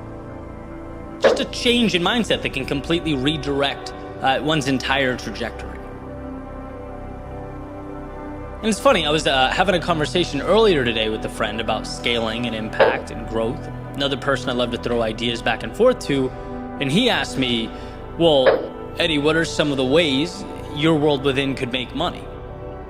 And I was like, oh, it's easy, right? And so I laid it all out in great detail, the ins and outs, and he says, that's awesome, but that's not the question I asked you.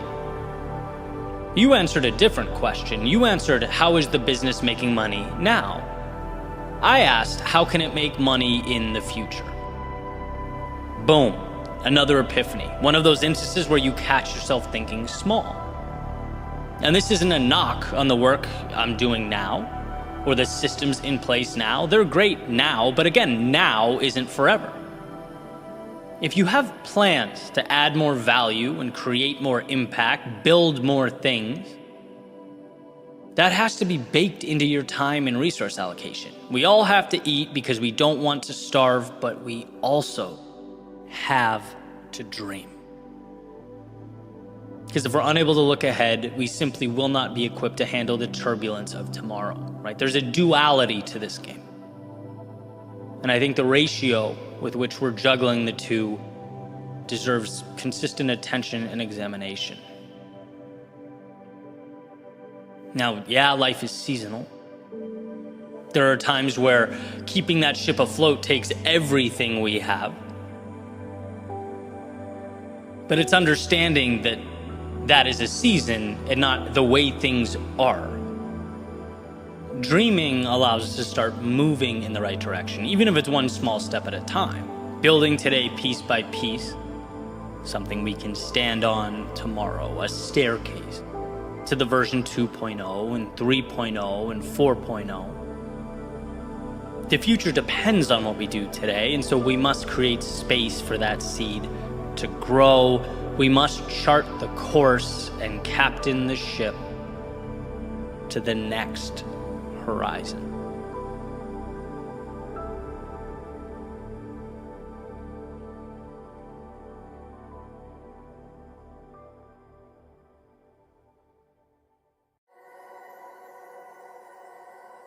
What you look for in life tends to be what you find. What you believe is usually what you see, which means your existence hinges on where you build your walls.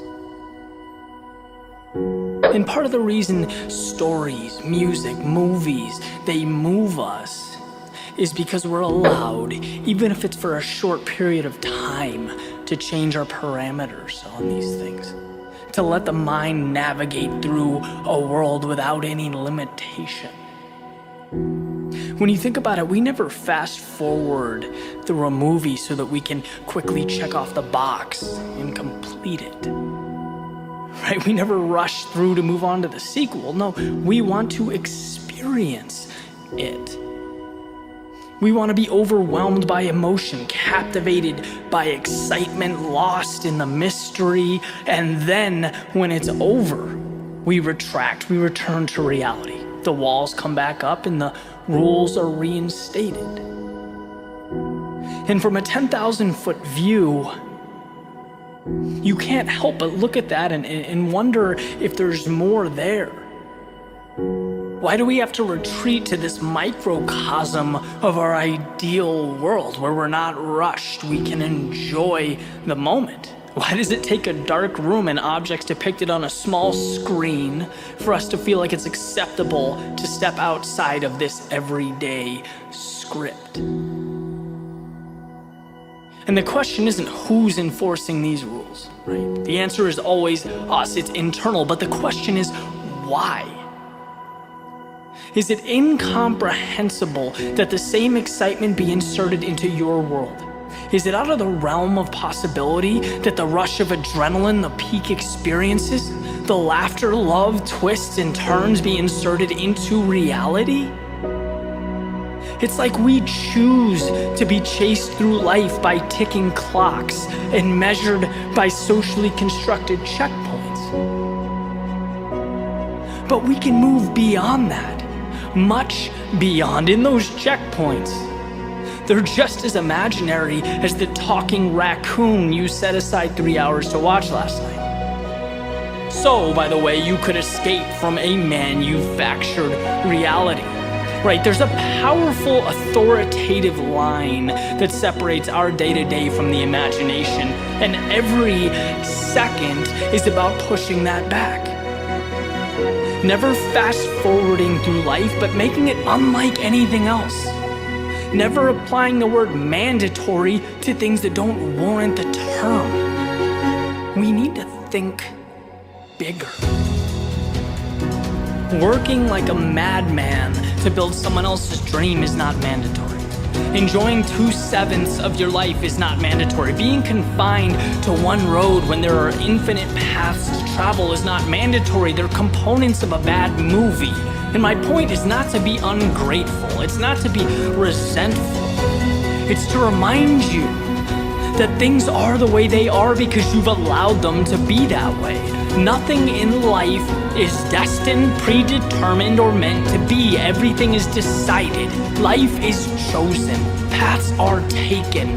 And sometimes a simple reminder that you have the flexibility to redefine the rules can make all the difference. You are entitled to happiness. Every day is a continuation of the extraordinary, not a break from it, and you have to see that. You have to believe that. You're not alive so that you can every so often escape. You're here to feel the imaginary, to challenge the make-believe. Our view of the world without a concentrated effort, it seems to contract. And this is your reminder to disallow that, to stop living for the 5 or the 10% and flip that ratio on its head. Now is the time to rewrite your script, recraft your storyline. And if what you look for is what you get, then it's time to see what you've never seen before.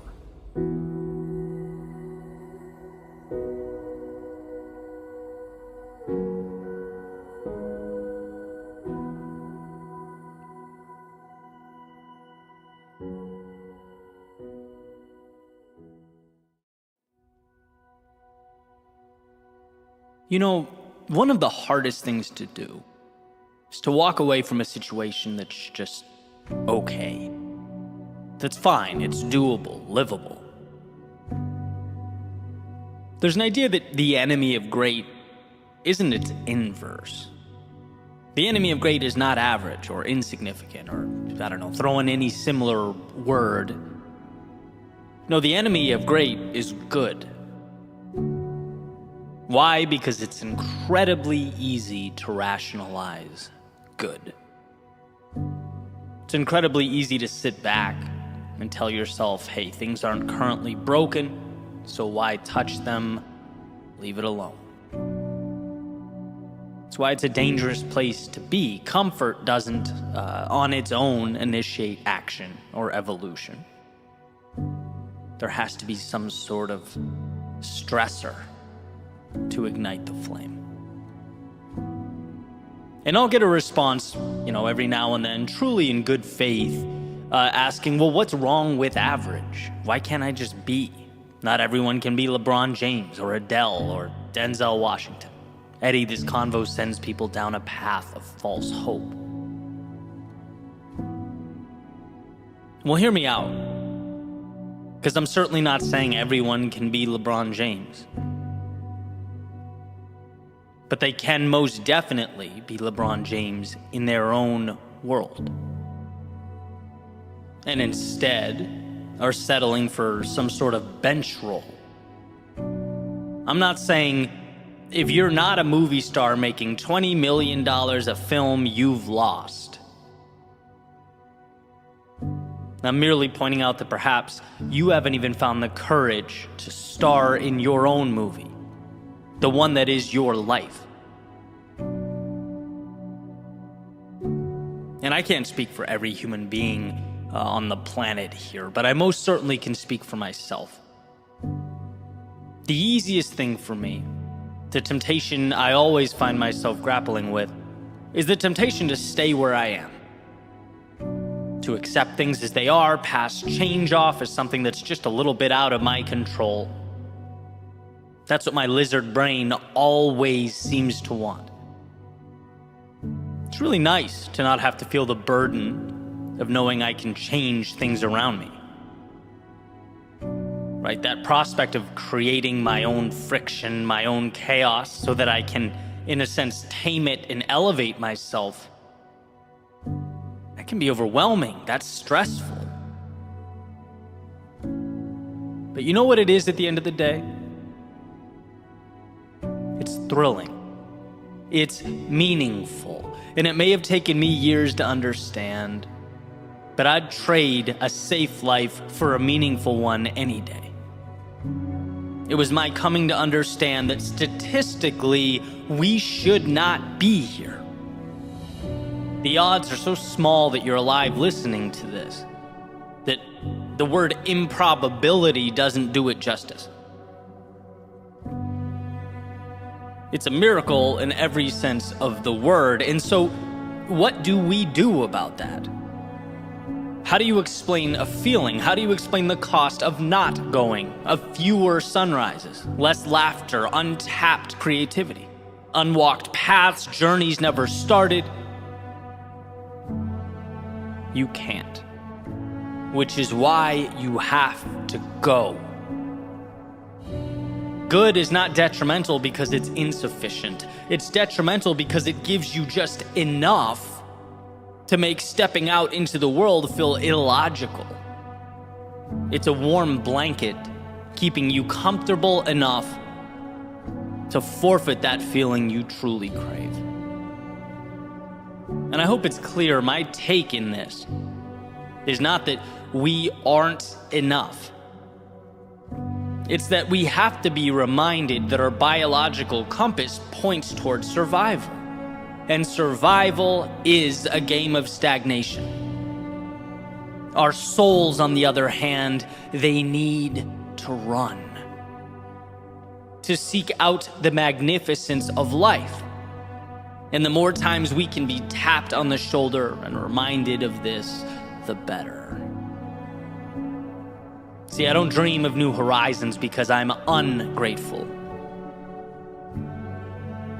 I've learned to chase them down because I'm so grateful that I refuse to forfeit the gift. To leave my curiosity packaged and confined, I want to bask in life's abundance before my time here is up. And that's just it. That's the whole point. The friction between the knowing and the doing. Making that happen, physically bringing yourself there, it's not an easy thing. Certainly not as easy as putting your feet up and rationalizing the status quo. It's why I listen to voices that inspire me, read stories that teach me, I talk to people who lift me up. Going is harder than staying. But meaning resides in the going. So no, it's not about being LeBron James. It's about getting off the bench and at least shooting a shot. Whatever a shot means to you, wherever you are. Because if you don't, you'll never experience the thrill of having made one, of having felt that success. It's not about what you're doing, it's about what you're leaving on the table. Is average terrible? I don't know. Is a Ferrari never taken out of its garage terrible? Not really, it's still a Ferrari, but it won't experience the very thing that Ferrari was designed to experience. Again, how do you quantify that? You can't. Not until you go. So here's to stepping out of whatever the present definition of normalcy is in your world. Maybe not frantically changing the world around you, but certainly questioning the good, questioning yourself, questioning the road you're on. Has the routine overshadowed the reason you put the routine into place? Has the way things are come to outweigh the way you'd like them to be? Has good become a distraction, misdirecting you away from both life's brilliance and your own?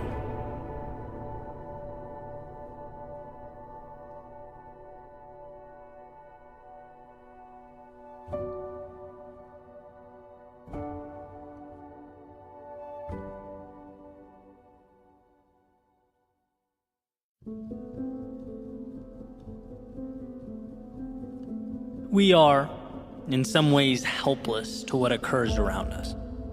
There are things that are beyond our control. But the gift we possess, our power, if you will, is the ability to determine what we let in, how we internalize the externalities. We are responsible for being the gatekeepers of our minds, protectors of our worlds. There's a little saying that I aim to live by. It's incredibly simple. Basically, the idea is, if something is not a net positive on your life, start working to eliminate it. If there's a person that is draining, creating more negative than positive, then they don't deserve to be in your world. Stop letting them in. If there's some place you're going that doesn't align with what you value, start working to eliminate that destination from your day to day. Stop letting it in. if you find yourself constantly thinking about worst case scenarios. It's always, well, what if this goes wrong or that goes wrong? If you find yourself missing the opportunity and instead spotlighting the problem, start working to identify and isolate those thoughts so that they can be eliminated. Stop letting that stuff in. The great part about having so much control over our lives and our perspectives is that we get to choose what gets our time and attention. The tough part, though, and it is tough, is that it means we also have to ask ourselves questions that perhaps we don't want to ask. We have to be honest with ourselves, like truly honest. And the reality is sometimes it hurts to do that, to ask, how am I contributing to this pain, this struggle? What am I letting in that needs to be kept outside the gate from now on? And what we often find is that the answers are there. The opportunity is there, sometimes even in plain view. But our attention is often diverted from it and instead allocated to the things that don't even serve us or align with who we are. We've habitualized finding the problems and not the solutions. And I can list examples of this over the course of my life all day, right? Epiphanies where I realized I needed to defend the thoughts that enter my mind and better cultivate a world where I can succeed, where I can be happy. Money, for example, the switch from seeing it as a scarce resource, something that everyone's fighting over, how to outmaneuver the guy to the right of me, how to get my hands on this elusive object. Nope. Block that mentality at the gate and let in instead the idea that money is merely an exchange of value. How can I be more valuable to more people? Where value goes, wealth follows. Or as I've talked about before, the injuries I deal with so frequently, right? Keeping the poor me, or I can't deal with this, or whining, I'm willing to put in the work, why won't life let me succeed? Keep all that outside the gate and let in, here is an opportunity to get better in other areas. I can't lift. Maybe I'll take a month or two to crush cardio, to eat better, to build mental acuity. Find a way. Or maybe it's that person who made their way into my life that over time became a net negative. That we've gotten to the point where our coexistence takes away more than it adds. They no longer belong inside the gate, in my world, right? Only let in people who do make your life better. And we have control over all of this. It's about accountability. It's about personally understanding the authority you have over what comes in and what stays out. Very few things in life are just because. Things exist in our day-to-day because we have, somewhere along the line, allowed them to be there. So take some time to see yourself as the gatekeeper of your world. Audit what you're letting in and what you're keeping out. To do so will set you up for a life on your terms. A life that's not wasted, or even merely endured, but one that's lived to the fullest.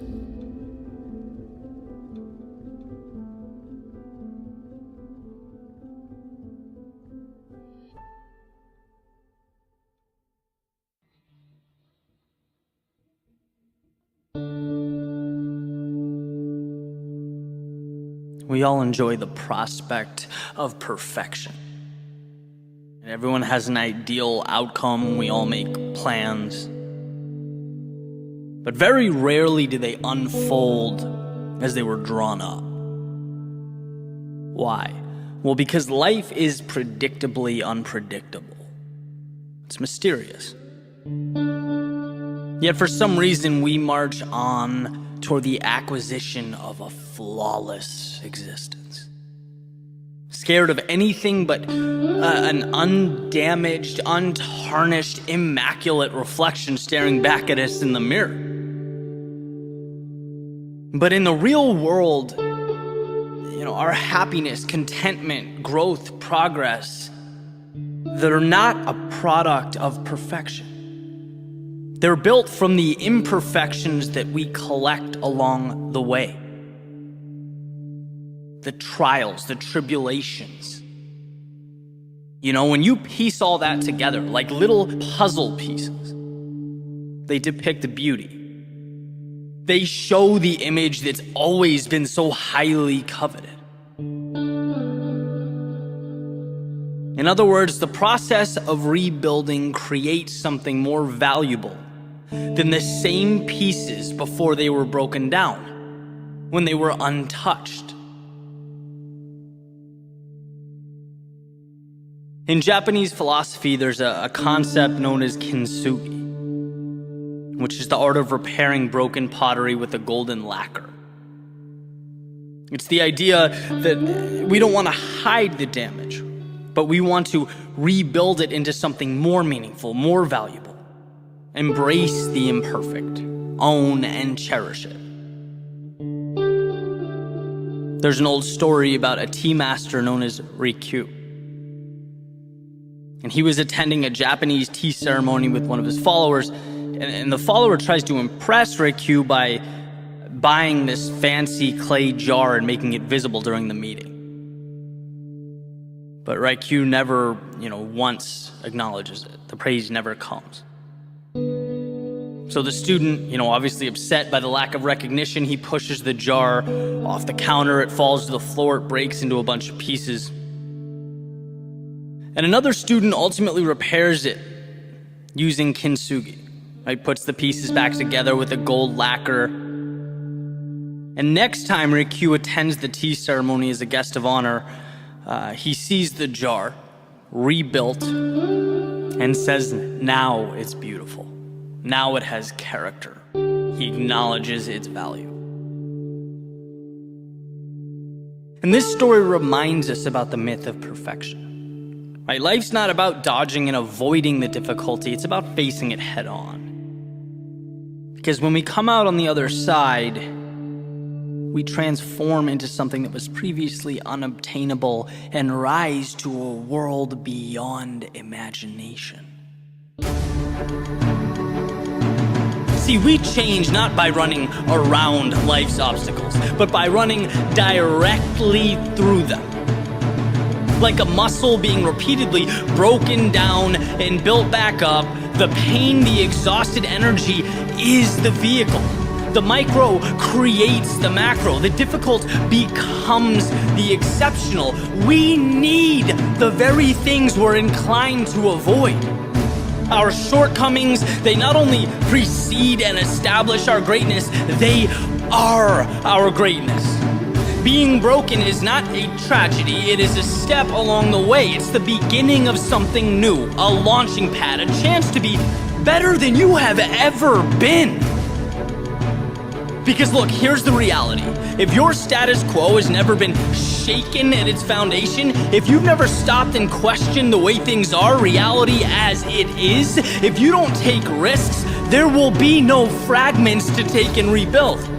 You won't have the tools or capacity to change the world around you. And that is the thing of note. Beauty is not fearing the rebuild, it is the rebuild. It's not feeling sorry or hopeless, but hopeful. Seeing your situation for what it is, an opportunity. It is what you need, a blank canvas, your chance to make art while redrawing creative boundaries. If perfect is the goal, why take the step? Why take the chance? Why risk messing things up? It's never been about perfect. It's about picking up the pieces and rising again.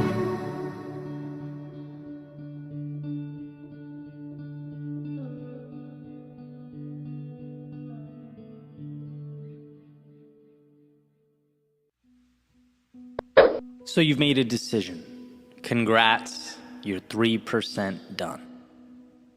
Now I'm paraphrasing, but that's an idea from author and entrepreneur Lee Benson. Belief and execution, the duo that will change your life. First, believe. Why? Because nothing happens without belief. Nothing begins without an understanding and a trust that the future contains something of value that exists on the other side. And then there's execution, the doing. Congrats, you gave yourself permission to begin. That was a big step, right? But now you have to deal with life, and life, my friends, is no picnic. It's in the doing that success is either obtained or not, that a new reality is birthed or not. In the book, Your Most Important Number, Lee Benson has said, so you've made a decision, congrats, you're 3% done. Why? Because, well, now comes the implementation, the execution. Now the feet are on the ground and the wheels, the road, and we must transform the thoughts into things. Thinking can be so much more convenient than doing. Execution is trying things.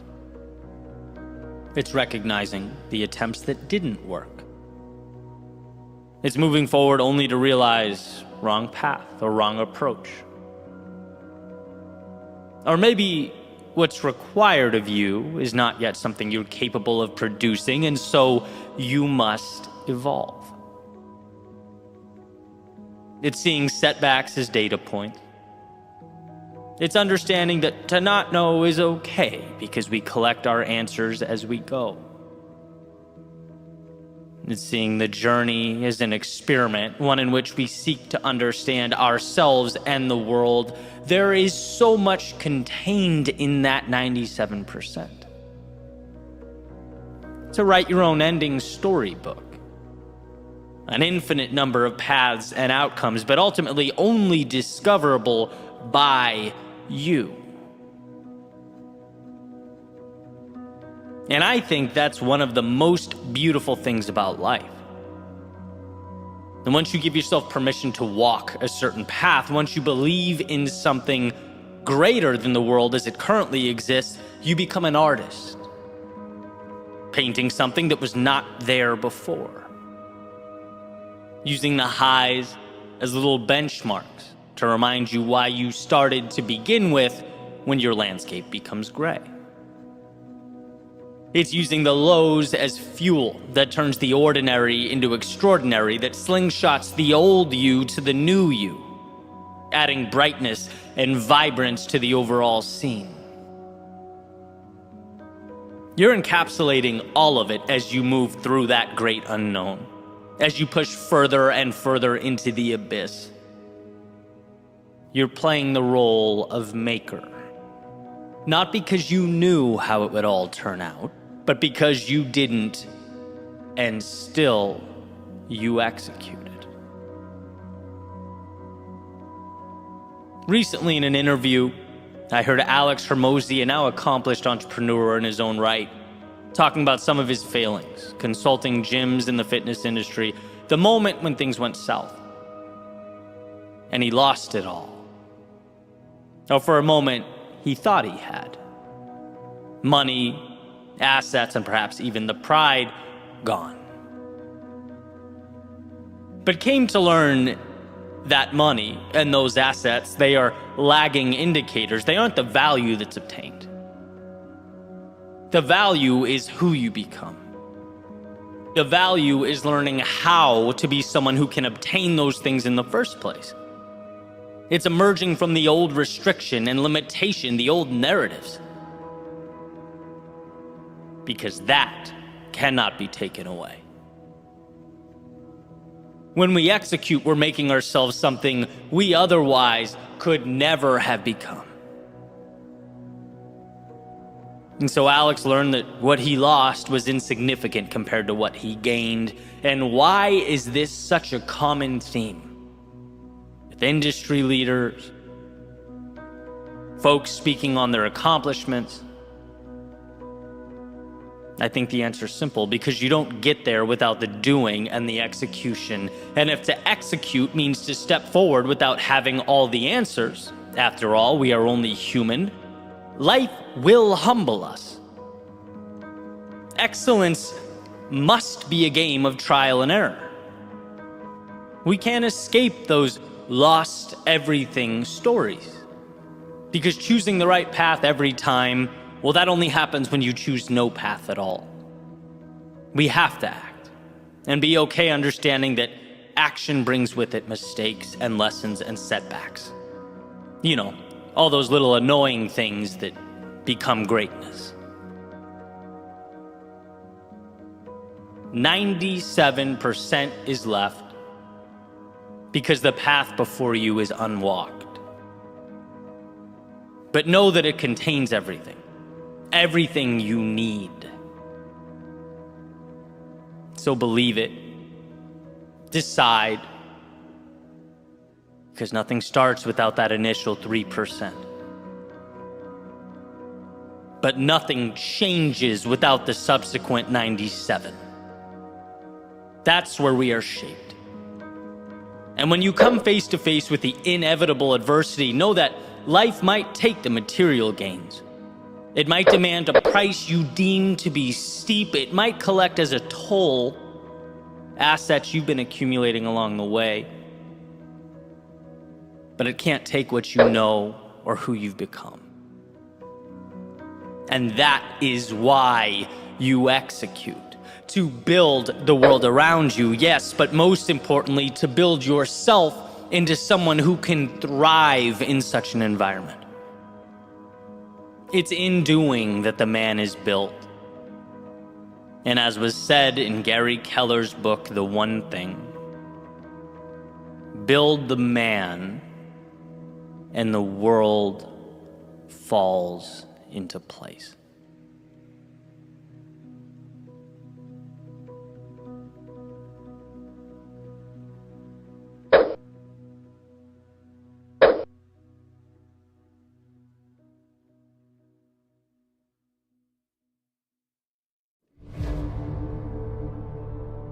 Les Brown has said, you don't get what you want in life, you get who you are.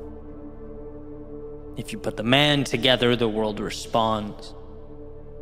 You build yourself up, evolve, life around you will transform. Someone once asked me on a podcast episode about imposter syndrome, why I think it's actually a very positive thing. And my thinking is, imposter syndrome is a sign that you're in an arena somewhat foreign to you. You're trying something new, playing the student. Anytime you do that, of course you're going to feel out of place. You have to. You don't grow without putting yourself in an environment in which growth is possible. We have to shake up the old in order to create the new, and it's that process, to Les Brown's point, that makes us who we are. It creates our reality. Jim Rohn has said something similar in that it's not what we have, it's what we become. Having something is one thing, sure. But building yourself up to be someone who can repeatedly go out and get that thing over and over and over again, well, that's something different altogether. Are you willing to be that vulnerable? To start on the ground floor and work your way up? Because here's the deal. There have been many times where I knew I had to be more than I've ever been in order to obtain something I've never had. And if I aim to live life to the fullest, and I do, realizations like this will only continue. Everyone knows it's painful when there's a delta that exists between what you want and what you're currently capable of having or acquiring. That's a tough realization. And what epiphanies like that tend to do is leave you with a few options, right? You can run away or get better. You can surrender and find something lesser, or become worthy of that thing you want. Talk about a difficult conversation with yourself. acknowledging that you're currently not where you need to be. The ego does not like that. It's uncomfortable. That's why so many people raise the white flag and run. It can be much easier to shake your fist at the world around you than it is to delve into the one within you. Joseph Campbell has said, the hero's journey is inside you. Throw off the veils and open the mystery of yourself. Close your eyes and imagine a world where you aren't scared to go after what you want. To grow along with your dreams, your goals, aspirations, where you walk directly into that space your curiosity is begging you to explore. Where you condition yourself to depersonalize the criticism and failure and instead focus on the becoming. That's not some crazy proposition. You're not being asked to go perform some miracle. It's simply about giving yourself permission to evolve into what you can become, allowing water to nourish the seed that is your soul. When you look around you and feel the very human thought that is, I wish something about this was different, I challenge you to be courageous enough to point in and ask, how can I make it so? How can I level up and become the type of person that has X, that gives Y, that experiences Z? You are capable of filling that gap. Again, not a negotiation with the world, but an agreement with yourself to accept more discomfort in your life in exchange for the upside that comes with it. There's something to the saying, don't wish it were different, wish you were better. Because again, it places power and control in your hands to evolve and make it reality. It's crazy to me how easy it is, and because of that, how many people complain about something their entire lives without owning the change. Becoming the person who lives differently, sees differently, feels differently. It's all there. You get in life who you are. And how incredible that who you are never ends. It's limitless. If you're willing to push, to grow and change, it is your ticket to the ride of a lifetime.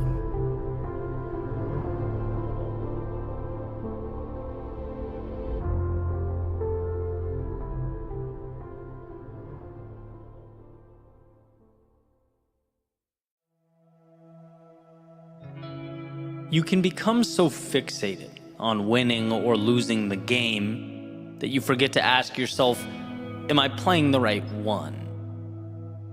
Is this my game? Am I setting myself up to win in an arena of significance to me? Because look, there are infinite games out there. And sometimes we find ourselves caught up in a race we have no business running. Meaning it doesn't really do anything for us. It's not where we want to be or should be. There's a saying by someone, and a few social media outlets actually restricted my post for suggesting it was Einstein. So it might not be Mr. Einstein, but whoever said it, thank you, you're awesome. The saying goes, everyone is a genius. But if you judge a fish by its ability to climb a tree, it will live its whole life believing it's stupid. Now, there are a lot of us fish out there attempting to climb trees as we speak, wondering why we're not where we want to be. Perhaps seeing the results or lack thereof as an indication that we're insufficient, inadequate in some way.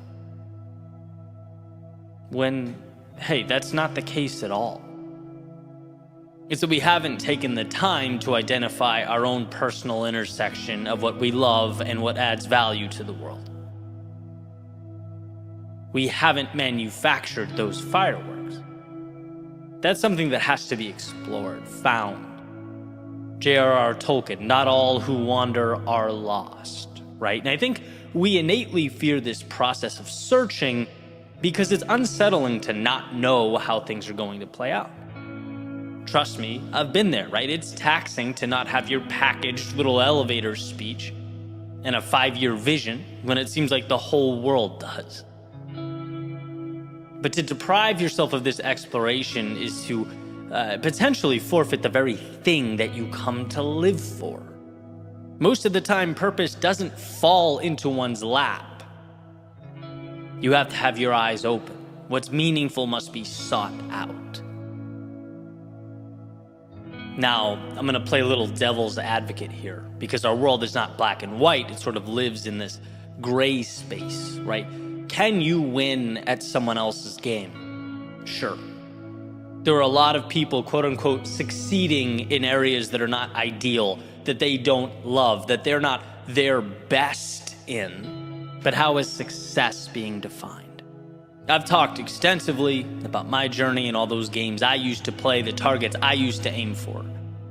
And I know a lot of people who've come to similar epiphanies, right? But when you don't realize you can exit stage left and begin again, start something new, you simply continue this same song and dance. Right? It's not life that keeps us confined, it's ignorance that keeps us confined. We simply have to be taught that there's more. And I understand to find an arena where you can thrive in a purely historical context is a luxury. And you are programmed to survive. You're not programmed to build an art studio because it's your passion, right? But there lies the battle. We are at a place in time where we have collectively cultivated abundance. The phone you're using to consume this content, that little thing can be a portal that transports your thoughts, your creation, your business to the masses. You have at your fingertips access to billions of people. You have reach that humans only 30 years ago, all the way back to the beginning of mankind, could only dream of. The means are there.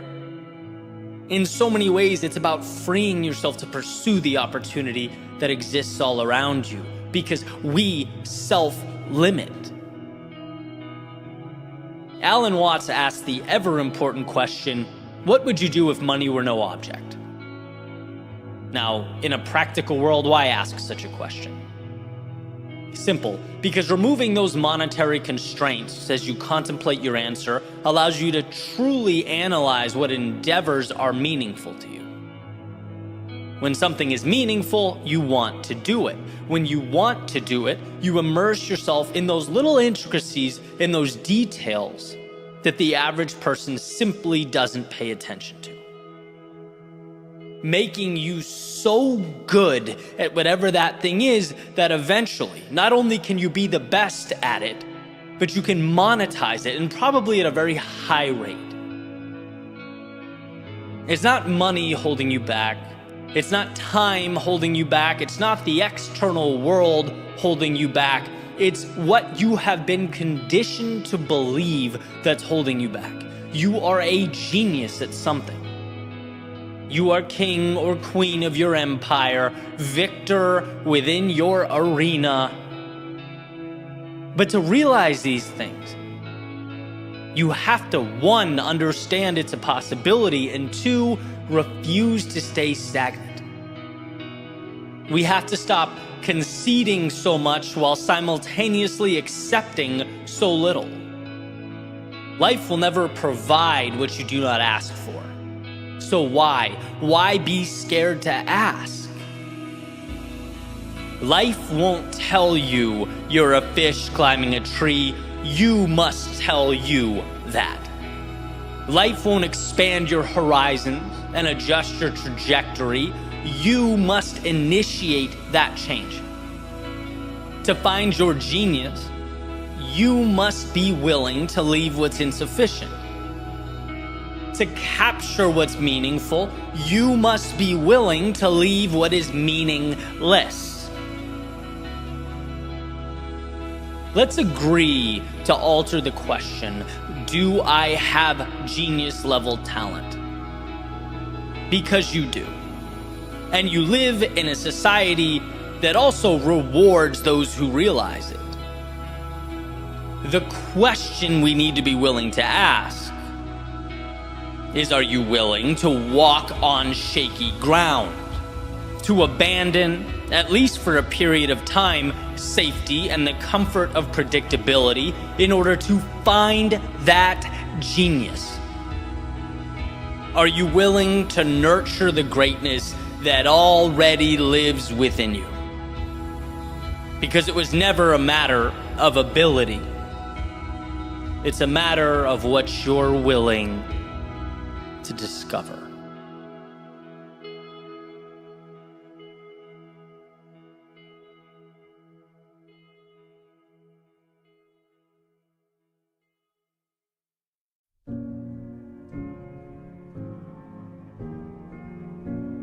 When our backs are against the wall, we're forced to become more. When the clock is ticking, we are tasked with finding answers that hide among us. It's in the darkness we find light, and while lost, we find ourselves. The paradox of life is that from our pain comes our purpose, our evolution, and our greatness. I love thinking back to about 2014, making my way around Boston, having just quit my job, essentially purposeless, clinging to a YouTube channel and a podcast idea that I would name Your World Within. And why? Why do I think back? Why does this mean everything to me? Well, because at the time, I knew nothing. I understood nothing. Nothing about speaking or media, audio, video, nothing about running a business. But more importantly, I knew very little about life and what's truly required to progress in a world with infinite moving parts. I didn't know that my lack of understanding is what made everything feel overwhelming and complex, and that it was up to me to simplify. I didn't know the extent to which I'd have to befriend failure. And that was the most eye-opening realization. Because when you gravitate towards a risk-free existence and you box yourself in, as I had for so long, of course you don't get the upside, but you also don't fail as dramatically either. Life was a simple game of cause and effect. Do work, get result, not much room for more than that. And so stepping outside that box in the way that I did changed some rules. I learned some things. First, you can spend time on something, you can exhaust energy on something, and get nothing in the short term for your efforts. And I mean nothing. Unless you count getting your pride stomped on. Unless you count your friends disappearing when you need them most. Unless you count self-doubt and a constant worry about not amounting to anything. I mean, these are very raw, very real human emotions.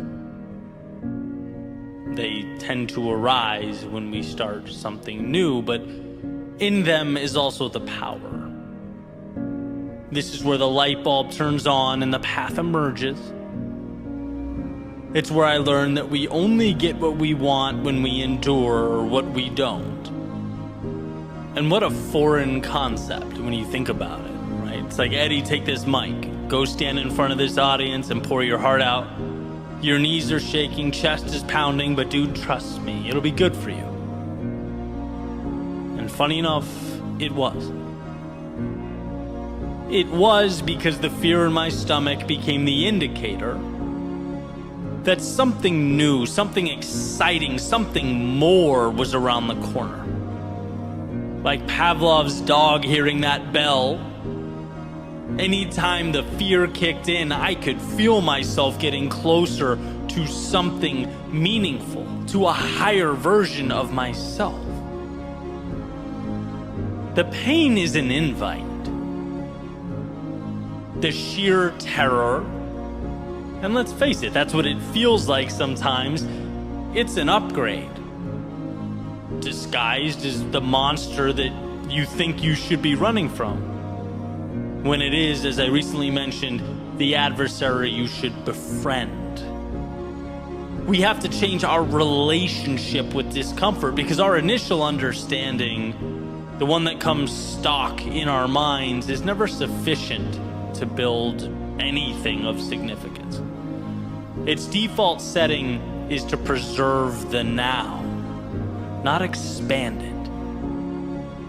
And so just like those stock speakers that came in my 1999 Ford F-150 when I was in my early 20s, let's rip it out. Let's customize. Let's upgrade the quality of the sound we hear and the things we say to ourselves. What an advantage it is to know that the hard things are what make us level up. To find that awareness. What a blessing that when life's difficulty startles and scatters the masses, you could be the one that remains, standing tall, seeking out the advantage amidst the commotion. Every little act of courage becomes more and more meaningful, powerful. But we must lose ourselves to find ourselves. We must embrace our fears if we are to become courageous. We must fail in order to succeed. And sure, sometimes the price seems steep. But I promise, not going costs more. Wishing costs more. If onlys cost more. So maybe for you it isn't a YouTube channel or a speaking career. Maybe it's something totally different. But it is something. And should you bring yourself to pursue that which your heart pulls you to pursue, you'll have those moments of defeat, where you're mad at yourself for leaving the comfort and safety of your previous world. You'll have times where you have no idea what to do, where you feel alone or stuck or unsure. The difference will be whether you see this as the invite you've been waiting for or the reason to turn around and settle for less. That's the question. How do you internalize all that emotion that will feel like it is consuming you? I couldn't believe how strong that temptation was to go back, nagging at me every day. Just come off the edge. Just be comfortable again. But as my old coach would say in college, when we're doing wall sits or something physically taxing, 15 seconds. You can do anything for 15 seconds. And isn't life just a culmination of 15-second windows? It's compartmentalizing the process. It's turning the difficult into the advantageous. You have the ability to not think like everyone else. You have it within you to rewire your previous conceptions of the world, to see darkness not as your reason to hide from conjured up monsters, but as your invitation to become the light. Remember that the best way to be more is to have the courage to put your back against the wall. And you won't want to in the moment. There will never be a perfect time. But committing to that vulnerability will release from within you the power, the strength, the greatness that has been for so long tucked away. By moving into the chaos, you are simultaneously creating the calm you always dreamed of. You're realizing the possibility that just needed the door left ajar to make its way into your world.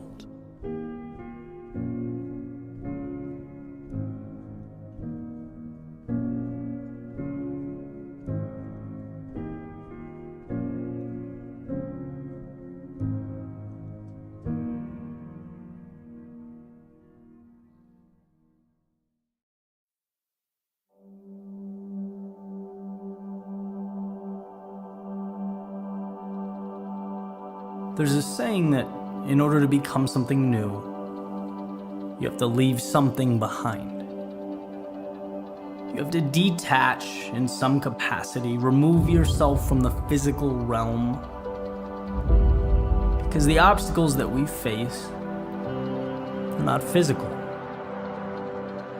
99% of our problems are not physical, they're mental.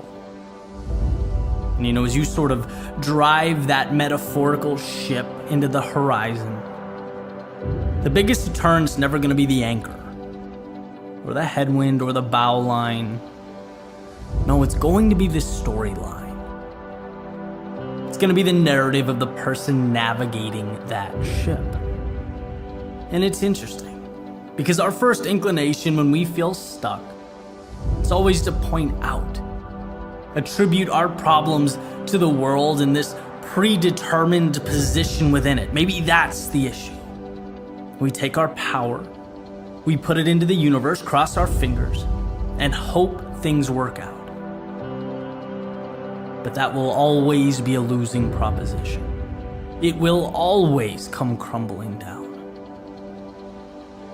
Because it's not the world that keeps you from showing up. You're not physically incapable of taking that first step, or growing, or evolving, developing, becoming something new. No, that demon lives in your head.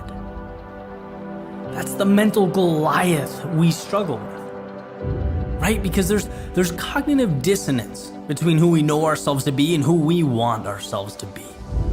That's the sea we have to cross, the terrain we have to navigate. It's not the physicality of taking the steps. Anyone can do that. It's believing that you are worthy of the journey. And you have to ask yourself, is it that you can't become something new? Or is it that you can't, won't, refuse to detach from who you used to be? You're still tucked away in that container, that box you've been building for years and years and years that you've placed yourself in, because I can promise you, one of the most liberating things to understand is yesterday is not a life sentence. Yesterday's not forever. Yesterday's not defining. It's simply a stepping stone.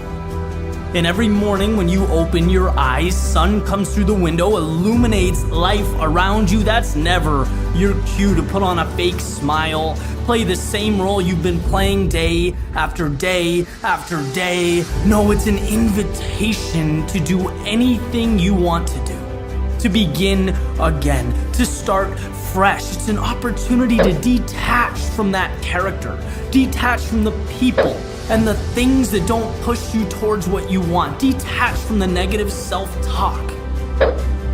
And when all that's gone, everything is removed and it's only you and your self-belief, a will to move forward. I promise you that pendulum shifts. Life becomes simple, and how beautiful simplicity is. It's shining a spotlight on what matters. It's clarity, it's taking control, it's picking up the clay and molding what you want to mold. It's opening the door and deciding to walk through. Everything else is variable. Everything else is noise. Everything else is detail and distraction. Because what you want, it's there. And it's waiting for you to simply remove yourself from who you used to be. To step into right now and believe that you are worthy of everything else to come.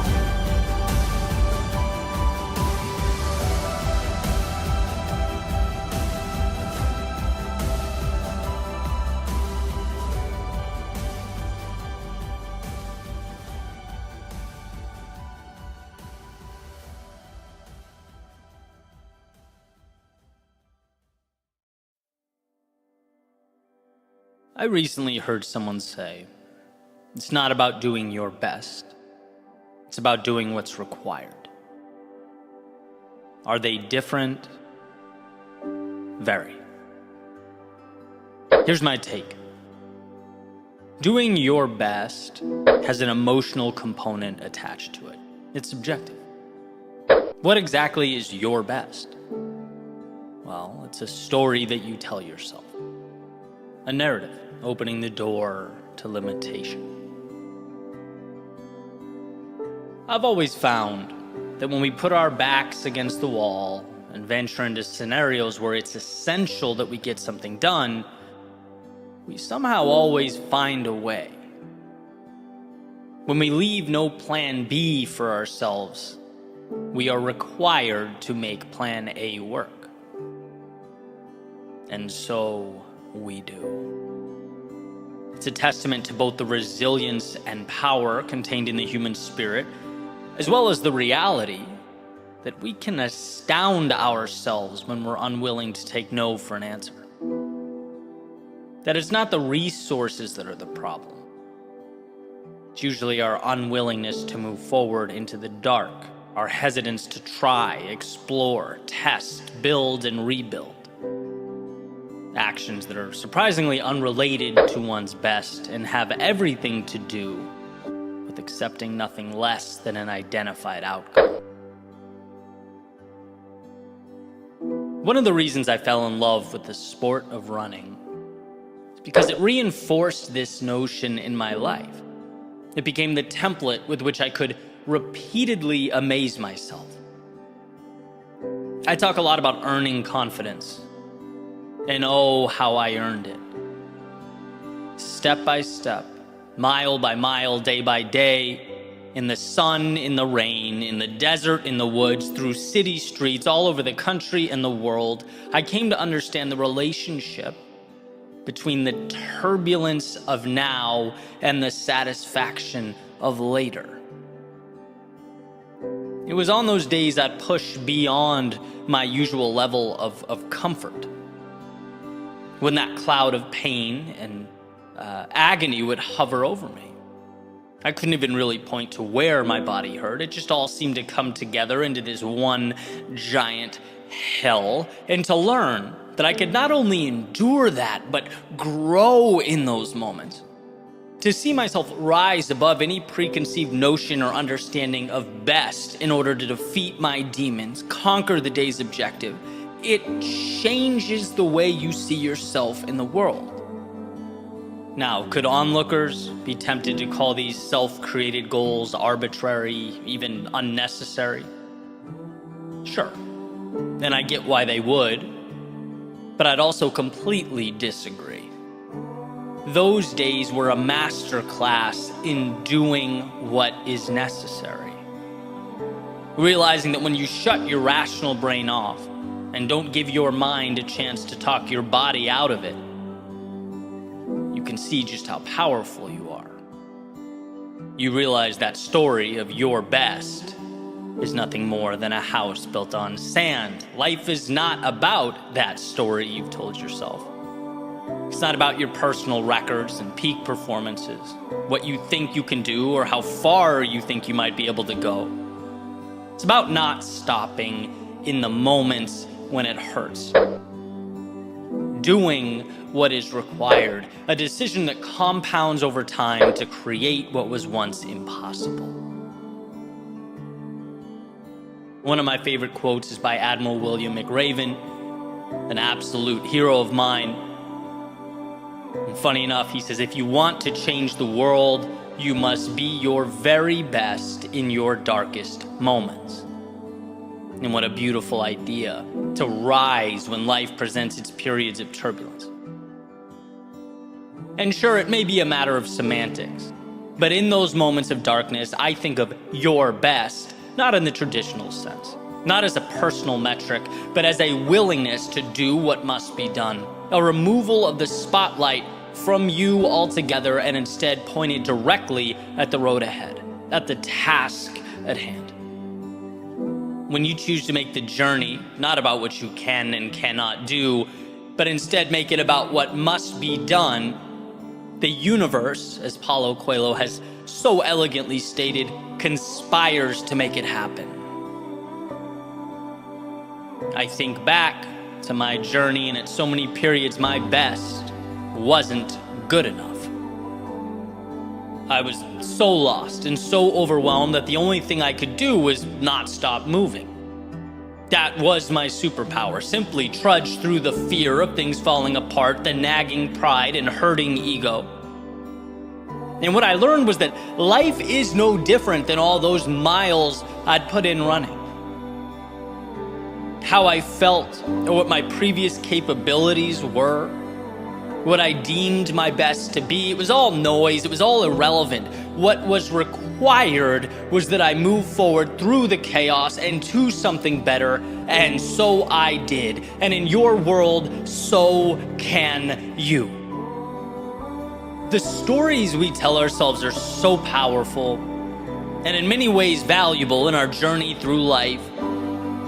But there's one narrative that eliminates the necessity of so many others. You can get to the top of whatever mountain you are seeking to climb so long as you do not stop.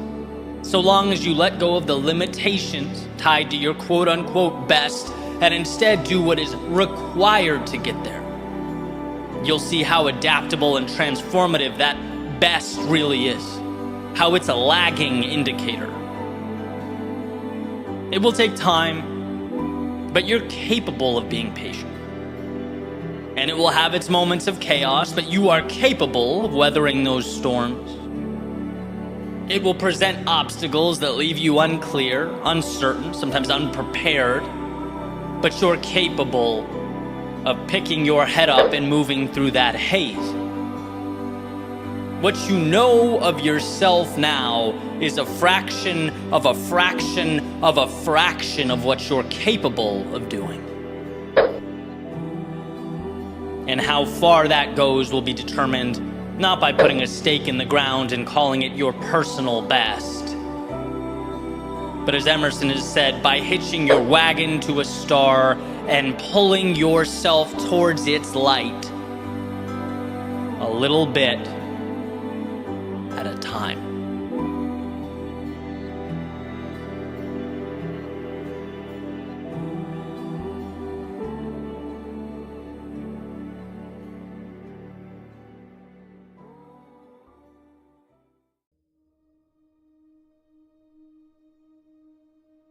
What exactly are you afraid of? What's holding you back? As the giant rock you inhabit spins through the universe, a speck in a galaxy of stars, it's easy to look out and see the vastness of the world around you and forget entirely about the strength that you possess. Forget entirely that the mind's capacity is as infinite as those same stars that surround you. I don't think it's that we definitively choose to sell ourselves short. I think we simply lose sight of the fact that we have a say in the matter to begin with. Our fears keep us wishing. Our insecurities keep us hoping. We stay standing still when we should be moving forward. But truth be told, our pain comes from not doing, but wishing that we did. It's no coincidence that the more we fail, the more we realize life is a game that expands as we push. The power of making mistakes isn't the mistake itself, it's that when we get back up and brush ourselves off, our cognitive mapping of the world changes. We see that we can step out a little further. Our very definition of what's possible expands, and I believe that's what courage is. The willingness to step into that chaos of life. Knowing that each time you find the strength to push forward, you are restructuring your reality. The resources are there, the tools are there, the opportunity is there. How crazy is the fact that we just need to convince ourselves that more is worth it? That the difficulty of short-term vulnerability isn't an enemy. It's the very ticket required for admission to the show. And so I ask again, what are you afraid of? Falling? Because you will rise, and you will rise stronger than you ever were. Is it criticism? Because one, people are so focused on their own endeavors that they look up way less than we think they do. And two, other than the small group you surround yourself with, why would you care? Is it pride? Because building things of significance requires starting on the ground floor, and there's no shame but honor in breaking down to build up. And when I look at my life in terms of chapters, right? Childhood, high school, college, 20s, 30s, the things that were my biggest concerns during each chapter are now laughable. And maybe, just maybe, if I saw that, I could have lived a little freer, been a little bolder. What if we were to get ahead of that learning curve? What if we understood that life is beautiful and flexible and exciting? And what if we understood that now? Instead of looking at this chapter 15 years down the road and chuckling to ourselves for not having the courage to have made the leap, taken the chance to have moved out into an unknown. We cannot physically see that which doesn't exist, which is why it's so important that we know we are the architects, that the fear pulsing through our veins is indicating that we are building, that we are choosing to step into a world that will give more if we find the courage to ask. So as this giant rock you inhabit spins through the universe, a speck in a galaxy of stars, perhaps each little light up there exists not to remind you how small you are, but to remind you that those same elements exist within you. To show you that the fire of a million suns sits in your soul, beats in your chest, waits for your signal now. So what are you afraid of?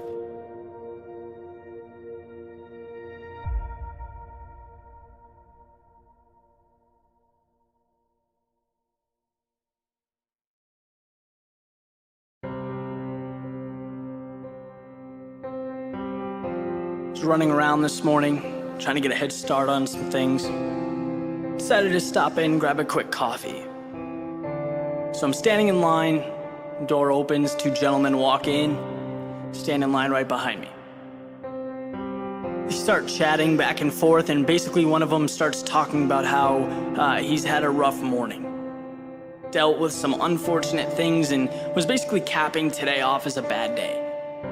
Which on the surface is pretty ordinary. You know, we all have rough days, they're real, and this happened to be one of them. But it also happened that as he said this, I was looking at the clock, and it wasn't even 7 a.m.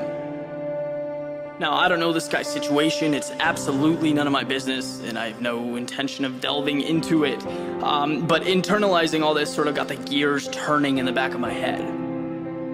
You know, I'm thinking about how much the day is left. The sun is still coming up as this conversation's happening, so I grabbed my coffee and walked outside, started to think about all the reasons that today is good, which is sort of an awkward activity at first, right? It's not something we consistently walk around talking to ourselves about, but as I gave it some thought, I immediately saw the benefit. Today is good because, for starters, what I'm left with at the end of the day is directly correlated to the decisions that I make throughout the day. Think about how powerful that is in itself, right? You know that feeling when you have a blank page to write or paint? Or there's a movie that you've been dying to see, the opening credits first come out, the first note is played at a concert. I'm living that, right? I am personified opportunity just walking down Beacon Street. If I go left, everything that happens will be because I went left. Think about the power that's contained in that. I mean, it opens the door for unlimited opportunities. Today is good because it's right now. I may have made some rough decisions last week, last month, last year, but guess what? They don't exist where I'm going. In fact, they don't exist at all. Maybe yesterday. but not today. Right? They've played their part, they've provided their wisdom, now they can disappear. Today is good because statistically, I shouldn't be here. Because so many people were robbed of today. Because I get the opportunity to see the sun come up. And because the time will come when that will no longer be the case. Today is good because I have friends and family to share it with. This ridiculous ride, chock full of ups and downs and all that stuff in between. Right? I'm certainly not capable of sitting here and dissecting the meaning of life, but I do know that whatever it happens to be, it's substantially better when shared, when enjoyed, and today that's what I'm going to do. Today is good. I'd like to think there's a lot in store down the road. You know, some of it will push me forward, some of it will cause me to stop, make adjustments, but I'll be damned if it will take the joy out of my day. Not today. I have something very different in store and I plan to see it through. I have the ability, the resources, the determination. I can't think of anything else I'd need. So coffee in hand, here I go.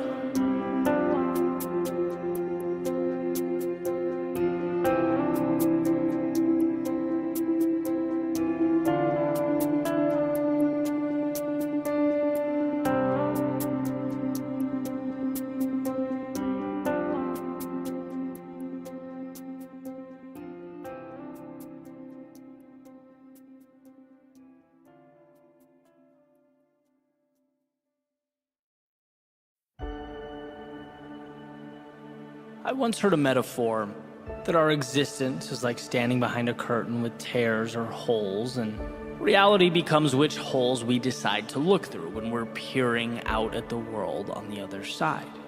What do we want to see? And this message, well, it's for whoever out there feels like giving up or folding their hand. Whoever's been waiting for things to change, but only sees the clock moving forward. This is a reminder that the very thing you need is on the other side of that curtain. And you don't need to change who you are. You just need to position yourself to see it. Because it's there and you're ready. When life hurts, we might have every reason to be in pain, to feel lost or confused, but I always find it to be a beautiful reminder that we also have every reason to seek out from that pain something we've never been before. Why is it that our greatest accomplishments come when our backs are to the wall?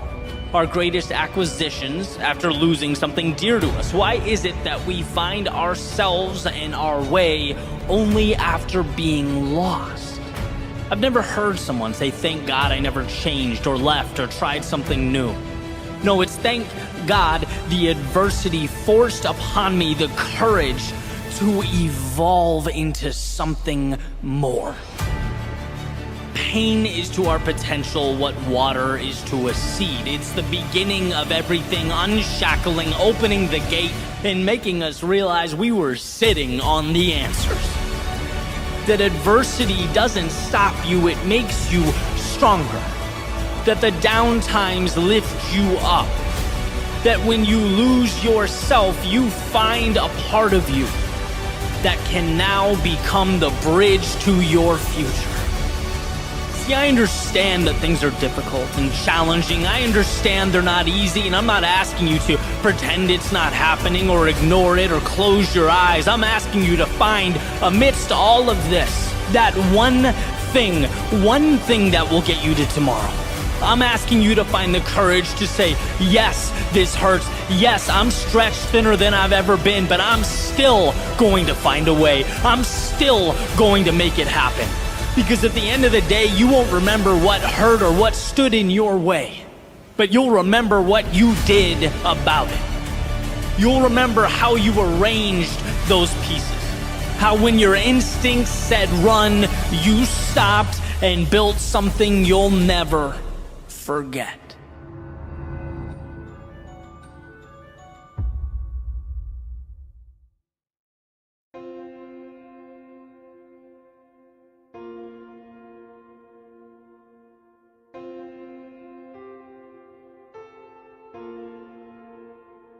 knowledge, strength, wealth, status, excellence, many different words, many different meanings. But they do share one important thing, and that's that they are all outcomes.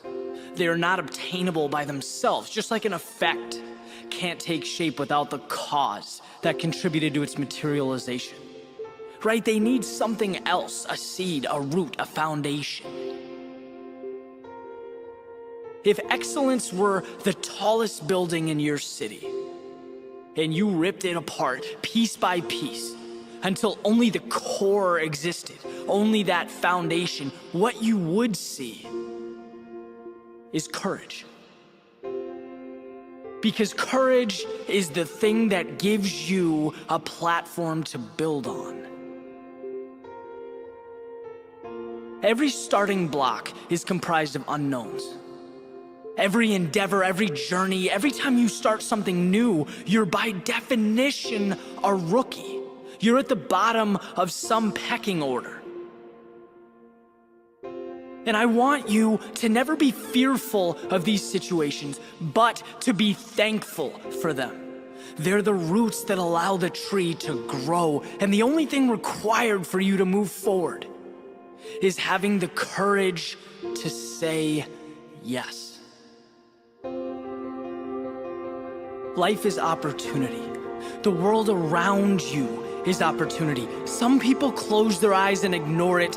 Others choose to see it. Courage is never closing your eyes. Everything around you is courage. That building you're walking by, someone had the courage to start that construction company. The music you're listening to, someone had the courage to put their art out there into the world, to embrace the critics, the naysayers, the envious. They didn't stop. And now their creativity is flowing out of your headphones and into your life. Courage is the understanding that simple and easy are very different words. It is incredibly simple to work harder than the person next to you. It is simple to make sacrifices, to move out of your comfort zone. You don't need to understand Einstein's theory of relativity to be able to do those things. Oh, but side note, they're insanely difficult. At first, they will kill you inside. You'll be nervous, scared, self-conscious. Courage is the understanding that fear becomes progress, that being nervous transforms into excitement, and that what once ate away at you will become the fire that reshapes your life. Allow yourself to stumble through the beginning. Let yourself fail. That guy running a 5-minute mile, at one point he ran it in 8. That woman worth $1 billion at one point was worth $1 million, 100K. Maybe she was broke. It takes no courage to run the same speed your whole life. It takes no courage to stay stagnant. Courage is saying to yourself, I am worth more than I have now. I am faster than that stopwatch is showing. I am better than this grade reflects. Courage is when your actions take on a life of their own, when they embody that winning mentality, when your friends, your peers, and the people in your life give you a hard time because you're not the same person today that you were yesterday. Courage is smiling and moving forward. It's when the first setback comes, and the second, and the third, and the fourth, and you go straight through it. You adapt. You never lose sight of what you want. Courage is believing so strongly in your ability that you welcome discomfort today just so that you can turn it into an advantage tomorrow. Courage isn't listening to this, taking your quick blast of adrenaline into the living room and streaming Netflix. No, it's thinking about what you want more than anything else and driving toward it. One courageous step at a time. That is courage.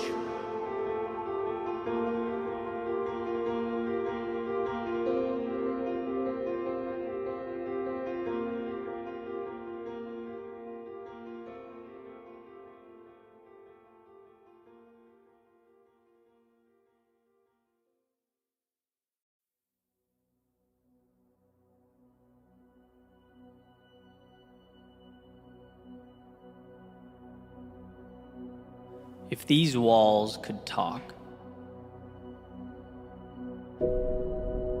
they would remind you of the things that you sometimes forget.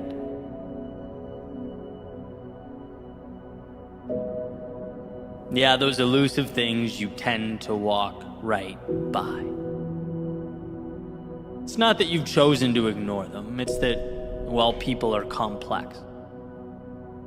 And we have a tendency to skip over some important things as we remain fixated on our problems, our perceived inadequacies, that finicky negativity bias. The one that states, if you went to a restaurant 100 times, had 99 incredible experiences, but something went wrong on the 100th, well, that restaurant would forever be known to you as the place where things go wrong. We are wired not to see the good, but to identify and avoid the bad. And if these walls could talk, they would unveil to you the brilliance that exists slightly out of frame. They would suggest you look over your shoulder and take a peek at how far you've come, because, my friend, you've come a long, long way. It's funny how slow progress moves.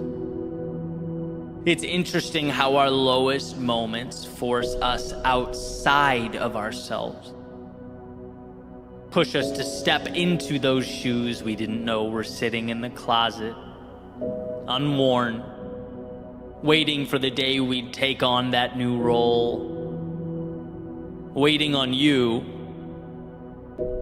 to see that who you were yesterday is not correlated to who you can be today.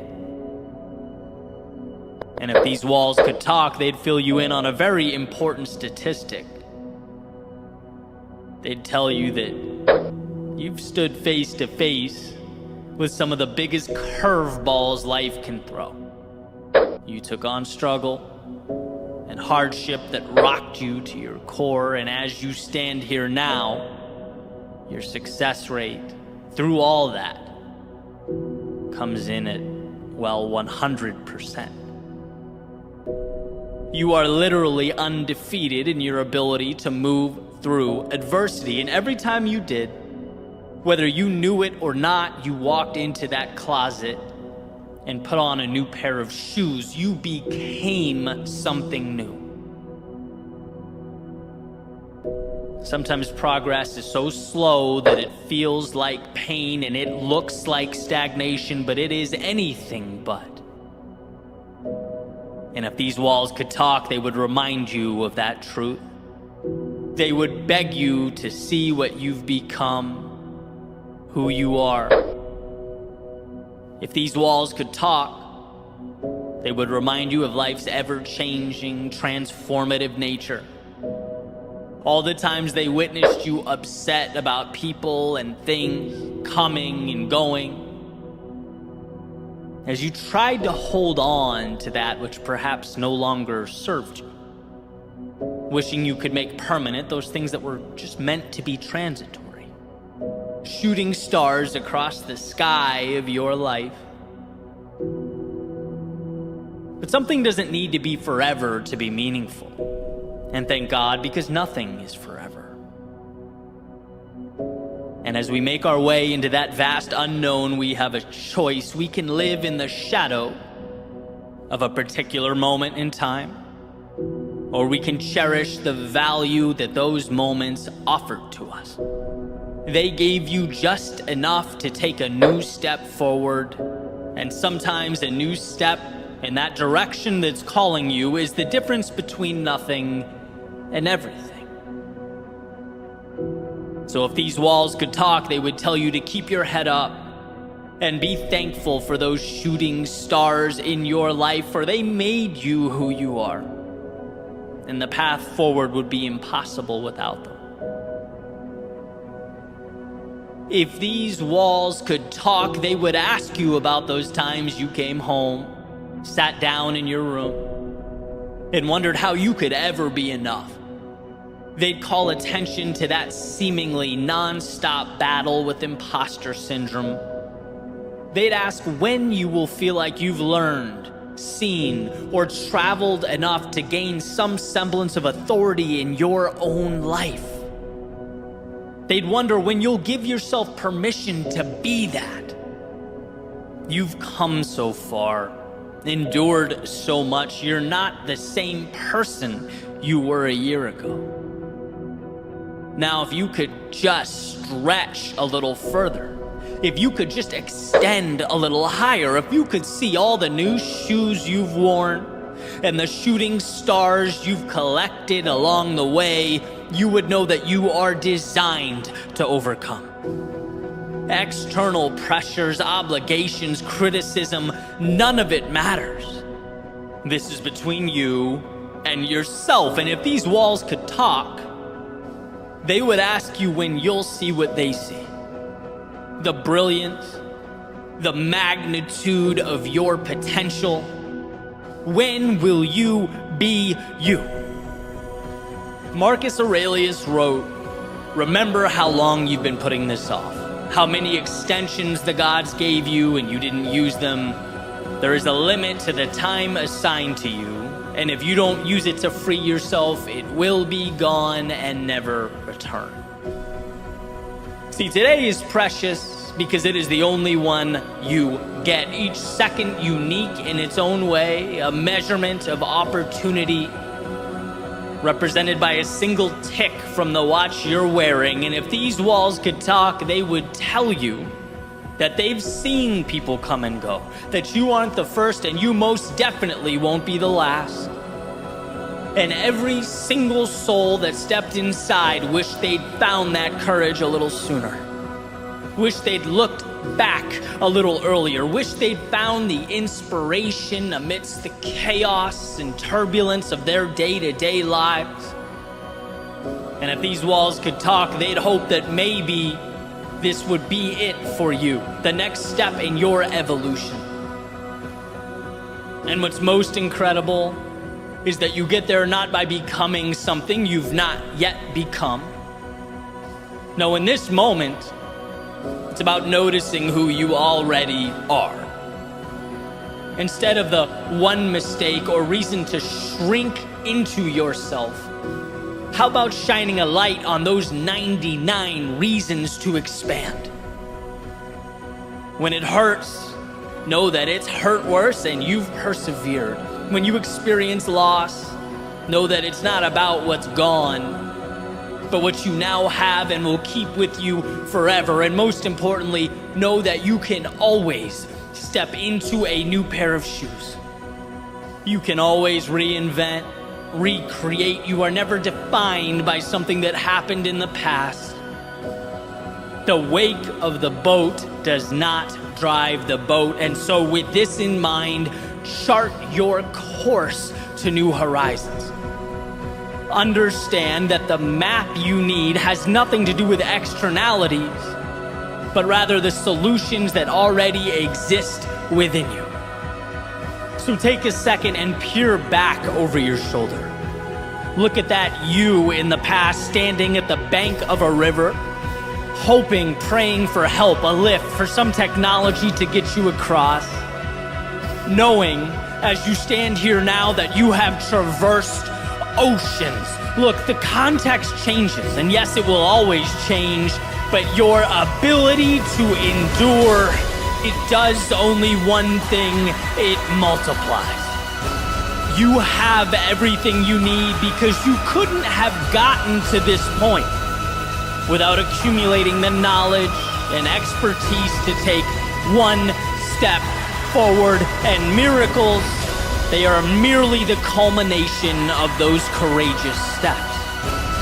And yes, when we are stuck, when we're at that coastline looking out at foreign horizons, I get that the answers seem big, sometimes even bigger than we are. I get that the mind wanders right to the potential disasters, to the what ifs and the worst case. But if these walls could talk, they would let you know that you've come this far, endured and accomplished all this, Not because you've left mountains or jumped oceans, but because when you were at your worst, you found it within yourself to carry on the exponential compounding of what has made you great and what will continue to make you great. Look, if these walls could talk, they'd show you how the difficulties of years past have become stepping stones. So commonplace, so easily solvable that they no longer even warrant your attention. That by moving forward, you have faced your obstacles, taken the value from them, and made them obsolete. If these walls could talk, they'd remind you that you are not only ready, but made for everything that awaits.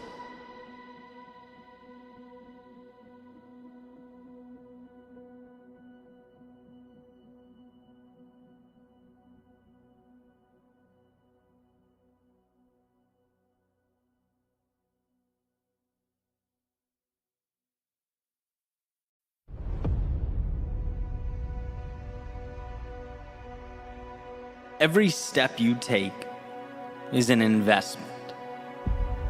Every decision to do the difficult thing is a gift to your future self. Think about this for a second. One of the many things that makes being human so incredible is our ability to engage in delayed gratification. To do things now that will elevate us at a future time. And at a fundamental level, we understand that. We've heard the famous marshmallow study where kids were left alone in a room with the marshmallow placed in front of them, and the ones who showed restraint and could resist eating it ended up, in many regards, being more successful as adults. We've all heard the mantras, working hard pays off. That's valuable. But I'd like to take it a step further. Because when you say yes in the face of adversity, when you move forward when tired, seek out a way amidst the chaos of life, you are contributing to a foundation so powerful that it will elevate you in ways outside your current level of awareness. By simply saying yes when I was unsure and often fearful, by continuing to write and speak, I was unknowingly building these opportunities that would manifest years later, right? Many of which were not planned. They were not methodical. My dedication and my North Star never changed. I held on tightly to those, but the surrounding components were always moving and transforming. People are in my life today because of steps I took 5 years ago. I know things about myself and my hopes and my dreams because of risks I took when I was, let's face it, too ignorant to understand the repercussions. But I knew it felt right. See, here's what I did understand.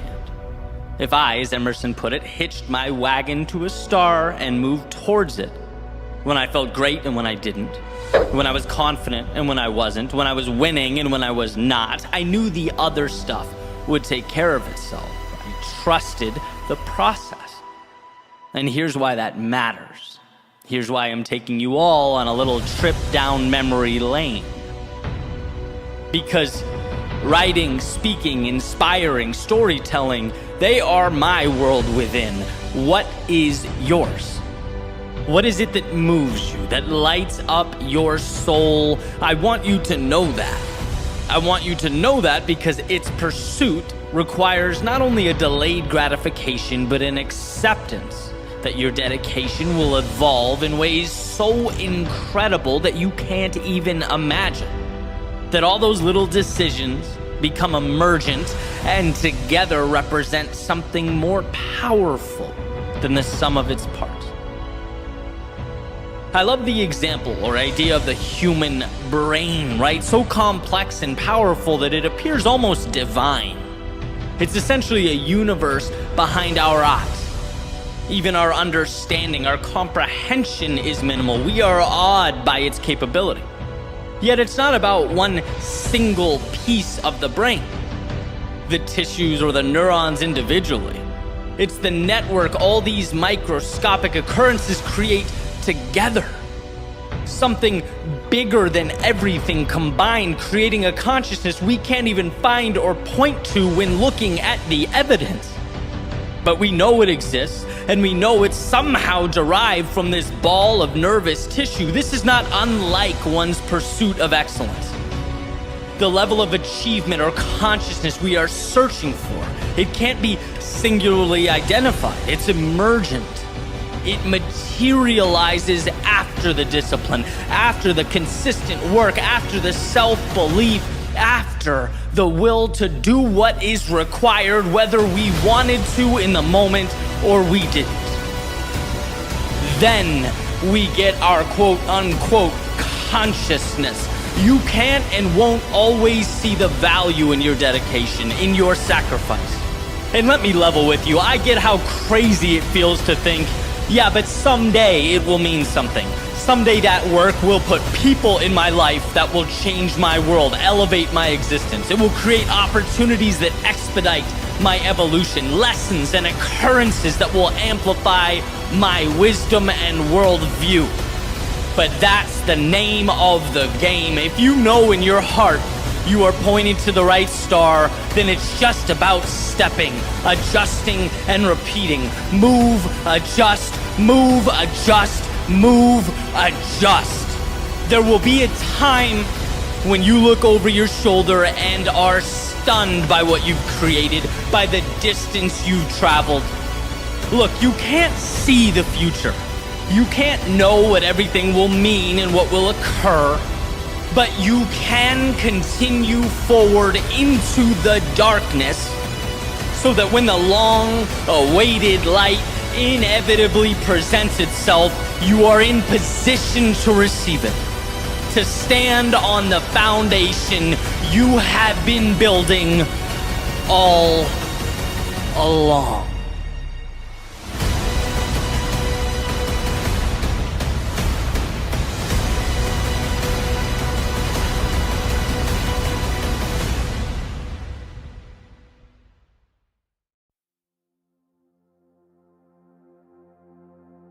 The thing about storms is that they all have one thing in common: they pass.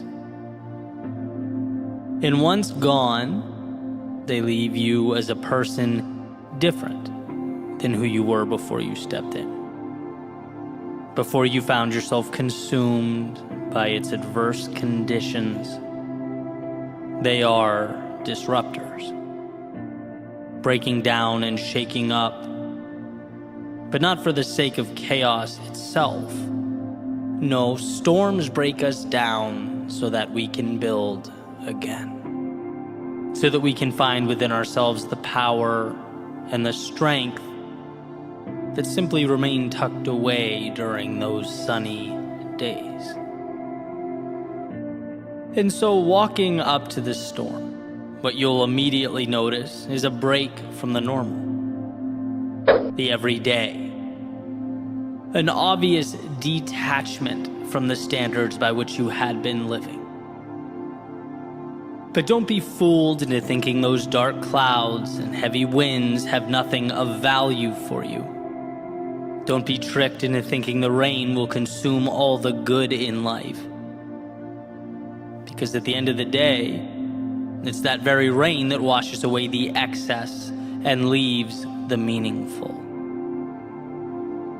We don't grow despite the storms. We grow because of the storms. So compose yourself and embrace what's around you.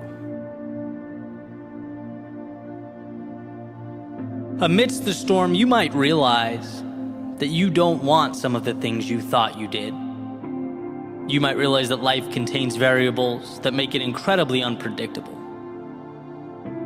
And when old plans meet new variables, sometimes we learn that the path we were walking down requires adjustment. It needs change. Not because we were wrong, the dream was wrong, or the path was wrong, but because life is an experiment. Experiments are meant to test hypotheses and support exploration. Without the storm, sure, everything seemed fine. Everything was flawless, but in the thick of it, When the variables, the multiplicity of factors present themselves, it often paints a picture for us that we previously weren't able to see. That's okay. Ideal, even. It's life. So when amidst the storm and presented this new information, this new portrait, pivot. Grow with your understanding and newly acquired knowledge. There's no point in remaining tied to the ideas, the people, and the places that once served you, but have since run their course. Right? Growth is perspective and awareness, and as the storm shakes your foundation, it also hands you a clarity that those blue skies simply could not. So adjust, adapt, and move further into the person you are destined to become. You can't learn that on a sunny day. No, that's what storms are for. And amidst the storm, you might find yourself scared, nervous, unsure. You might even look back and wonder what life would have been like had you not stepped in. Perhaps you're angry with yourself for not navigating around the inclement weather. Maybe you'll find yourself asking, how did I let myself end up in such a situation when there were visual indicators and weather forecasts? People warned me about moments like this, yet here I am. You might find that the drop in temperature is uncomfortable, the rain difficult, the wind annoying. But here's what they don't tell you. There's something innately powerful about proving to yourself that you can move forward despite those things. That when you're scared and step forward anyway, when you're lost but maintain your poise and trust in the process, when you're down but cling to hope, to that light at the end of the tunnel, you emerge with a different understanding of who you are. You end up stronger because you've allowed yourself to become stronger. And you don't get that on the sunny days. No, that's what storms are for. And amidst the storm, you might feel like the sacrifice required in life is more than you want to endure. Maybe even more than you can endure. After all, it's during our trying times that we're forced to make some of our most difficult decisions. We might be forced to let go of some things that had been staples in our lives. That in order to say hello to some things, we must necessarily say goodbye to others. And this hurts. Especially while it's happening, it hurts. But what you're really doing is learning to identify what matters and mitigate the things that don't support that journey. Sometimes storms teach us that growth is not about acquisition and obtaining more. And they show us instead that we've been carrying too much. That we become accustomed to surrounding ourselves with things that no longer elevate or inspire or push us. And the best way to evolve is to move forward with less. So when you see parts of yourself fade away or dissolve, hold your head up. Because when you get to the other side, you just might see that cutting away those things was more liberating than anything you could find or pick up along the way. And we're not taught this lesson on those sunny days. No, that's what storms are for. And amidst the storm, it's quite possible that you'll feel lonely from time to time. Maybe misunderstood. Perhaps like the whole world has everything figured out. They're moving single file through the correct door while you wander around aimlessly. That's not true. No one has all the answers, and everyone has their storms. The question has always been, as far as I'm concerned, what will you make of yours? Because we're always presented with the decision to let our adversity define us or to find something of value in it. The opportunity hidden in plain view. You're never alone in your pain or your distress. Those things are an inevitability tied to the miracle that is life. But what you are is powerful. Powerful enough to learn in your solitude and bring that understanding back out to the world. Powerful enough to let the lessons guide you to something beautiful. Powerful enough to find the meaning underneath the turbulence. We often confuse our times of greatest transformation with setbacks. We often forget that the darkness cannot withstand a single flicker of light, and we can be that light when we trust ourselves. It's a lesson that can't be taught on sunny days. No, that's what storms are for. And that storm, that very thing you want with all your heart to avoid, it's not antithetical to your happiness or your prosperity. No, ultimately, it's how you create those things. The trials and tribulations help us look at life from different angles. They remind us what we are capable of. Show us we can do so much more than we thought, that we have in many cases been accepting a reality that is not our own, that is just the beginning. And so whether you were on the outside looking in, or at this very moment in the heart of chaos, remember, this is making you who you need to be.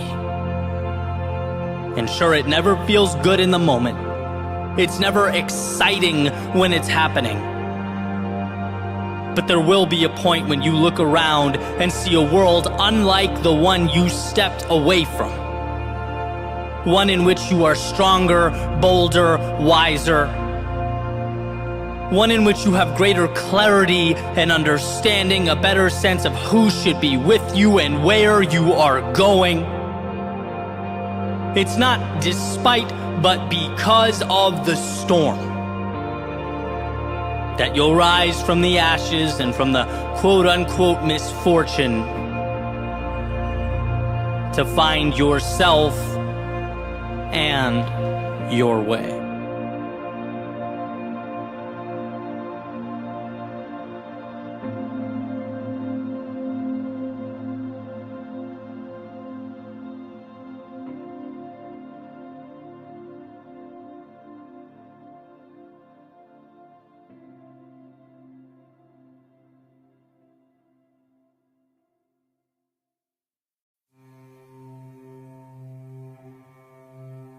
How do you visualize the road you're on? With its twists and turns, smooth terrain, rough terrain, straightaways, hills, what does it all mean? Do you find it odd that it gets more challenging as you get closer to your destination?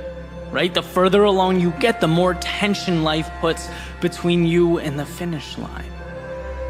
Almost like the universe is adamant about weeding out those who think they can skate by. What is the difference between saying you want it and really wanting it? Perhaps it's a willingness to fight through a storm just for the opportunity to find calm and serenity in its center.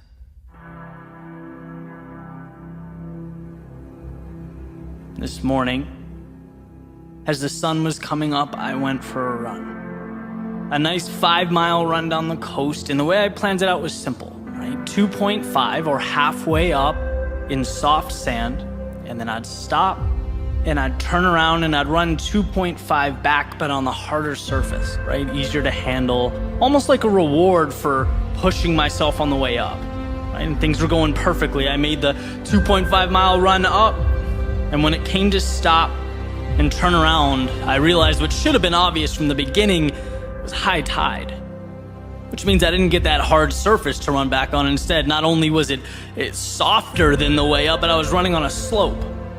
And that just threw my mind for a loop, right? I'm embarrassed to admit I was actually angry about it. You know, I pushed myself hard going up and wanted that breather. Almost felt like life pushed the finish line back 2.5 miles.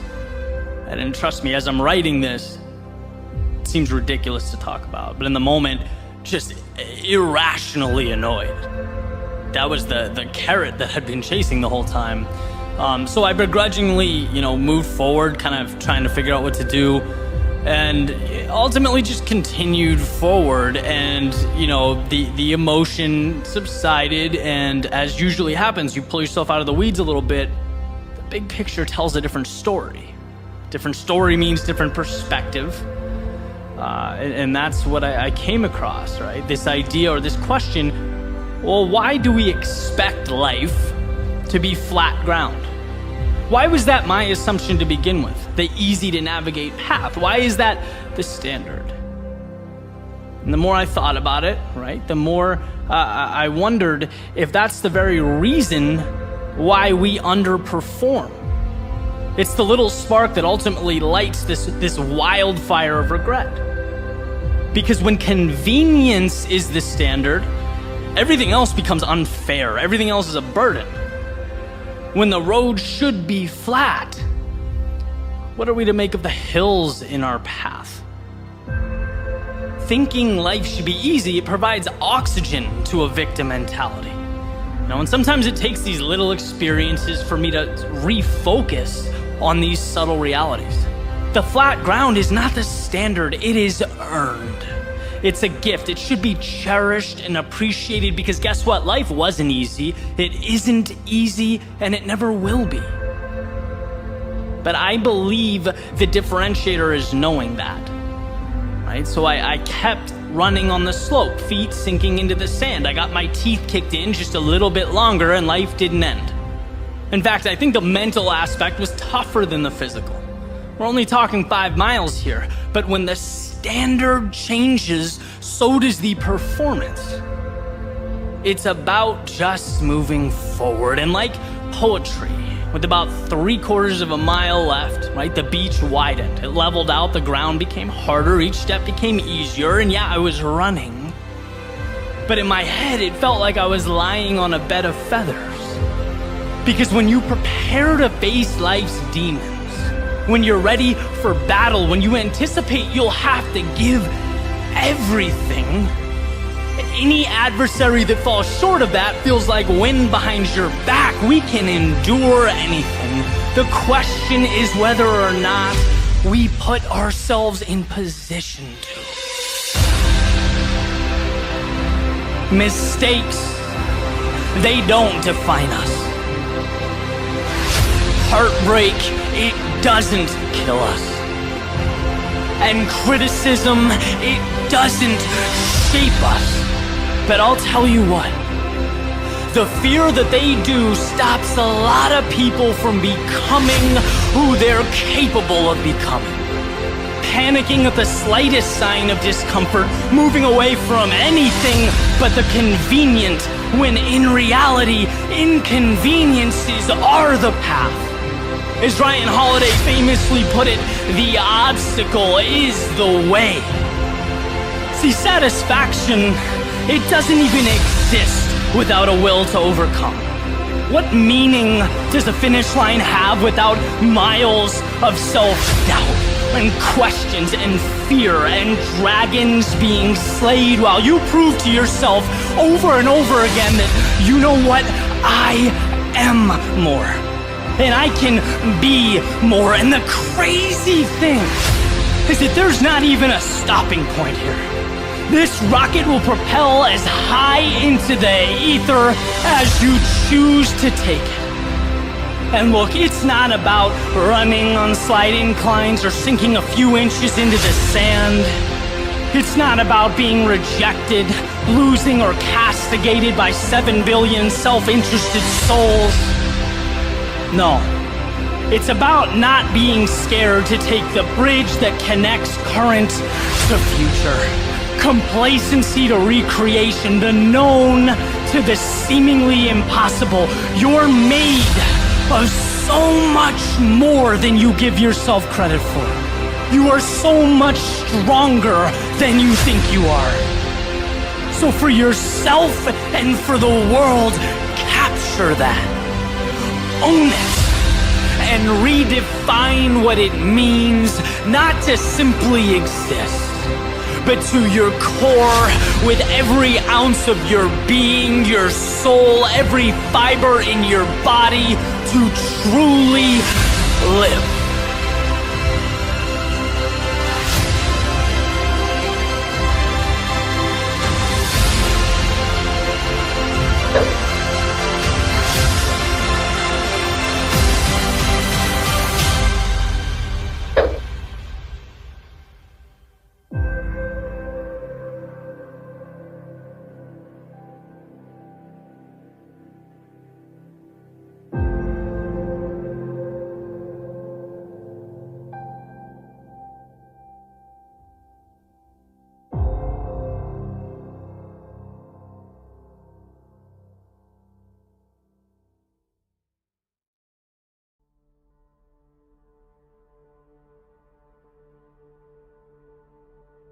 Why is this battle you versus you? With all the complexity, all the obstacles out there, why are you your greatest opponent? Well, to put it simply,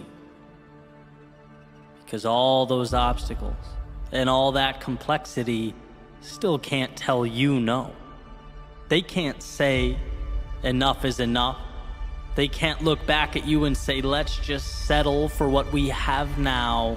No, only you can do that. The world may create the landscape. It may construct the terrain and those obstacles. But you are the sole decider on where along the way you stop. You decide how far you want to go and how much you are willing to endure. When it comes to your advancement or limitation, you are in the driver's seat. I just picked up a copy of Will Smith's recent book, and one of the ideas that stood out to me was resilience. And this part in the book, it's actually kind of uncomfortable to get through, but incredibly powerful. He's talking about his childhood and the polarity of his father's personality. A man who would do anything to provide for his family. He took pride in that and saw it as his primary responsibility, but simultaneously was their greatest source of pain. And he mentions his father, hitting his mother from time to time. In one particular example, struck his mother in the face so hard that it knocked her on the floor. And as she stood back up, she said something along the lines of, "You can hit me, but you can't hurt me." And that was the first time Will understood as a child the difference between what the outside world inflicts upon us and how we choose to react to that occurrence. That understanding is power. It's why you are the author of your story. In the sense that every single thing dropped at your feet, every situation, every occurrence, they come with an implicit question attached, a question that you and only you are responsible for answering. The question is, what does this mean? And how you respond to that question determines whether you go left or right at that metaphorical fork in the road. Does the occurrence detract from your ambitions, or is it a multiplier? Does it confirm your doubts and insecurities, or is it your reason to rise to the occasion? An opportunity to stretch, to evolve. That's a gift. That's an invite, not some sort of divine punishment. But the challenge is removing the layers until you arrive at the value. And it's hard, but you get there by saying yes. You get there by choosing to see the value. And here's a quick example. My favorite thing about athletics, which was, for me, a ton of running. Now I throw more interval training in there, but the same concepts apply. It's a chance to remind myself that I don't negotiate with my weakness. I don't give myself an opportunity to rationalize with the voice that wants me to quit. That question, that fork in the road, I answered it. I charted its course before the workout started, knowing this is going to be uncomfortable at times, but it's where I need to go. There will be no more thinking from here on out. And so today's workout, for example, switching deadlifts, burpees, to squats, to core, you don't think. You see the next requirement, the next task, and you simply say yes. You don't need your mind for this. In fact, you go before your mind even knows where it's going, because that dotted line has already been signed. And that was the breakthrough for me. When you separate what you have to do with the hurt associated with doing that thing, you free yourself. After all, what's there to hold you back if you can't talk yourself out of doing things? See, we tend to think our greatest adversity is the pain, or the confusion, or the unknown. But it's like, no, those are the byproducts of doing anything of significance. The adversary is the voice that begs you to slow down because of those things. And if you can figure out in your own life how to create space between the two, how to separate the task and the discomfort often brought about by the task, there's nothing that will ever be able to slow you down. And look, I'm not saying that you walk around without ever utilizing the power of that brilliant mind you possess. One's ability to think is everything. But what I am saying is there is a time to shut it off. There is a time in which, to avoid overthinking, we simplify. Action, reaction. One more mile, okay, end of story. 1 minute of jump squats next, roger that, period. It's taking the emotion out of the process, refusing to leave the door cracked for the inner dialogue that says, hey, maybe you don't do this, maybe you slow down, are you sure you can handle what's next? No, all of that is tuned out. It's assignment, go, next, go, next, go. You know this is the right thing. You did your thinking before grabbing the sword, shield, and stepping into the arena. Now guess what? It's instinct. It's doing what has to be done. And what has to be done hurts. And look, you didn't have to accept that. You didn't have to step in. You could have stayed home, but somewhere along the way, you looked in the mirror and said, the difficult path is the one with the value. And now here you are, face to face with hungry lions, clashing swords with your adversaries.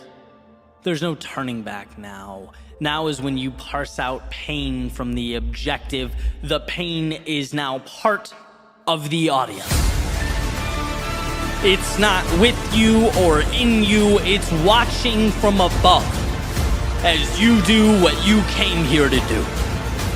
So yes, those swords clash, but the eyes remain focused on what's ahead. And yes, those lions roar, but that's background noise. When you simplify your world into objective and action, objective, action, objective, action, there is time for nothing but forward progress. And sometimes that is all that is required of us. In the face of adversity, in the face of pain, self-doubt, in the face of discomfort, Can you break your world down into nothing but one single step forward? One more set, one more rep, one more session, one more attempt, just one more. No rocket science, no negotiation. There's nothing to figure out here.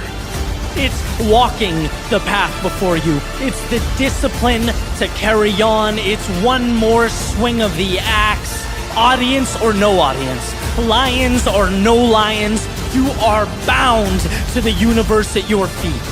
And that simplified concentration is why you will succeed.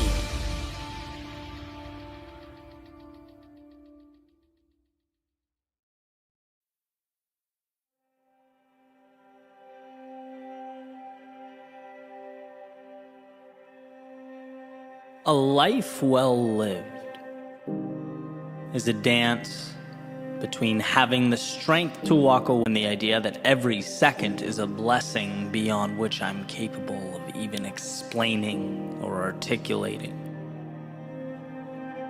Nothing matters, so live without limits or constraints, like you're on a once-in-a-lifetime journey. But everything matters, so know that every second along the way is perfect, a building block, a microcosm of the universe resting in the palm of your hand. And I think about this push-pull from time to time. I play with the idea that nothing matters when I need courage, when I need to convince myself to be a little bolder, reinforce the understanding that there is no pressure here. Life can only give what I'm willing to carve out. And as that clock ticks away in the background, what do I have to lose? As Mark Twain put it, it's the things we don't do that we come to regret. And then on the other side, when I need a little discipline, I play with the idea that the little things are everything. After all, two things can be true at once, and the details matter a lot. For me, getting up 2 hours earlier does make a difference. That pushing a little harder will add up.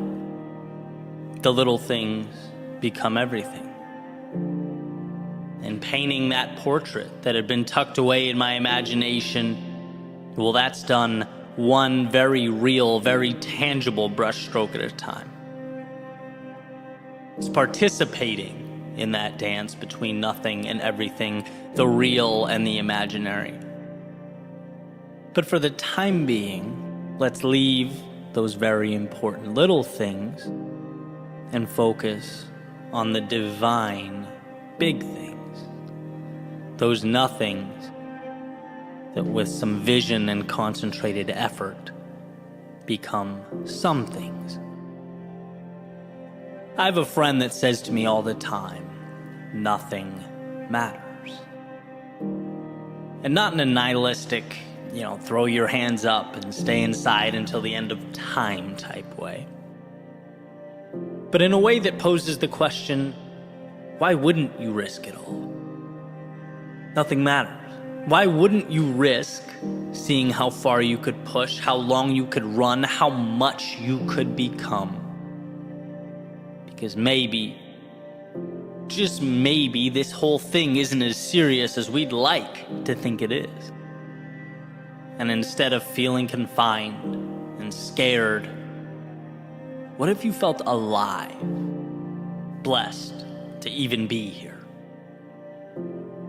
And I think realizing that we build these imaginary boxes around ourselves and live within them is a huge step.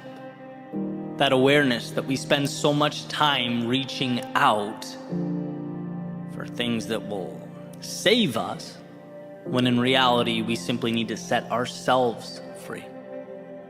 We need to open the gates, build bridges to the infinite opportunity that surrounds us. And when I think about this, a feeling that still comes to mind, feeling I had after 2K tests in college. Those of you that have been on the rowing machines, I'm sure you get it. But if not, picture a feeling similar to an all-out sprint for roughly 6 or 7 minutes, depending on when you cross the line. And when it was over, after I'd finished picking myself up, I would just sit in the hallway, cherish the feeling of being done. Right after pushing my body to its maximum, I'd appreciate the nothingness, the same nothingness that I'd never pay attention to at all otherwise. But in that moment, it was everything. What a gift. As you regain your composure, as your heart rate comes back down to earth, to just be still. And I still love that feeling after physical exertion, the reminder to just be thankful for a moment of serenity, a reminder that life can and will inflict upon us these periods of absolute chaos, of turbulence. And often they're very necessary. They harden us, they shape us, but they also remind us to appreciate their absence. Same thing goes, and a lot of you, I'm sure, will be able to relate to this, for something like a headache or a migraine. You know, when they come and go in my life, it's like the second a brutal headache dissipates, that nothingness is the greatest gift I could ever imagine. The absence of pain, infinitely more valuable than any tangible acquisition. And I think in those moments, we get a glimpse of the world in its purest, simplest form, where all the nuance and detail we worry about doesn't matter much. Because look at what we have. Look how much surrounds us when we position ourselves to notice, when we simply pay attention. Tolstoy said, "If then I were asked for the most important advice I could give, that which I consider to be the most useful to the men of our century, I should simply say, in the name of God, stop a moment. Cease your work. Look around you." An incredible reminder to never forget where we are or what we were given. To remember that by breathing in the air around us, we have, in a sense, already won. And I love this because for a brief moment in time, it swings that pendulum to the nothing matters side of life. When you're living a miracle, why sweat the small stuff? And I can ask myself, why do I get so worked up? It's no big deal. Why not take the risk? What's the worst case? That I fail and have to backtrack as a now more informed and knowledgeable person? Why not stand in the face of my fears? The upside is consistently enticing. It consistently rewards. Look around and see what life has provided. How dare we waste it? And with that said, I'd also be remiss not to include this little caveat. You know, I'm careful with the words "nothing matters." Because even though in the context I've been using it for years, it's a positive, empowering thing. It's my reminder to push boundaries. I could also see how it begs the question, well, if nothing matters, why should I care? And so let's reframe. Because it's not that nothing matters, it's that nothing outside the scope of your worldview matters. It's the acquisition of freedom, addition by the subtraction of all those externalities we let hold us back. Because you know as well as I do, it's not really the externalities that shackle you. It's your thoughts about them. So open the gate to your mind, let the detrimental out, and keep the necessary and the ideal in. Nothing matters if it doesn't align with your values and your destination. I know I say in every video, speech, podcast episode that we are the authors of our own stories. And it's because we craft our nothings and our everythings.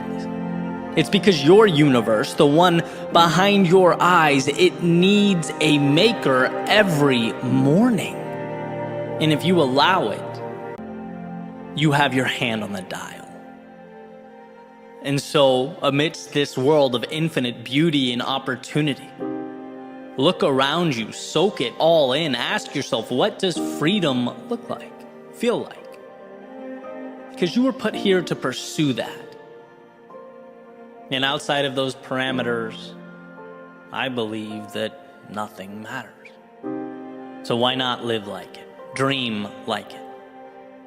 Use the little thing in front of you to build the big things that have not yet arrived. Walk away when it's misaligned and go all in when you know in your soul it's right. There is everything to gain and nothing to lose.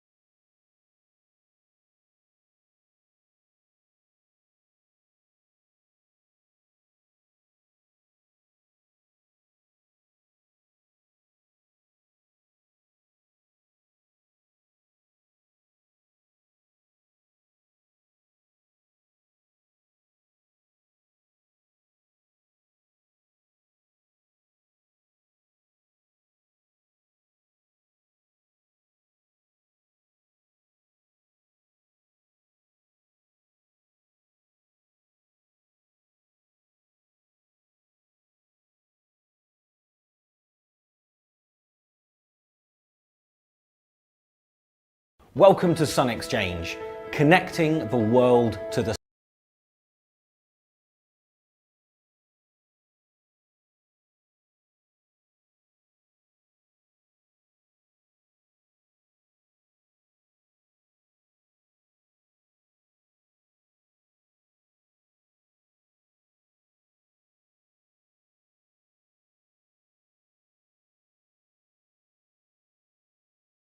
sun.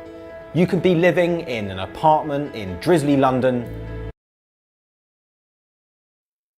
I was talking to my friend on the phone this morning, and he's been on a very long journey. A lot of highs, a lot of lows, but now he's doing incredibly well. He's heavily invested in real estate, has a very successful business. I mean, you talk about a turnaround, he's it.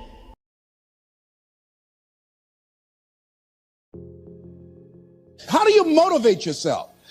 One of the things that we must do is that we must be involved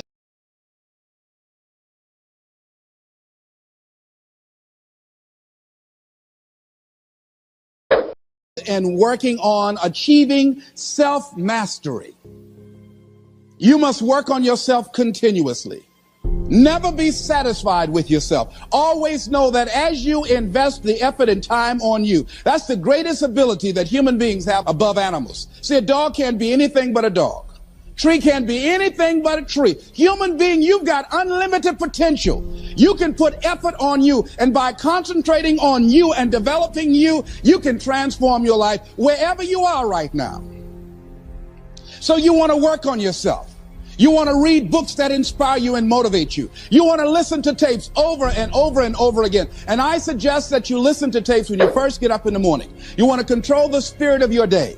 When you first wake up in the morning, your mind is operating at 10.5 wave cycles per second. That's when the subconscious mind is most impressionable. Whatever you hear in the first 20 minutes when you wake up, that will affect the spirit of your day.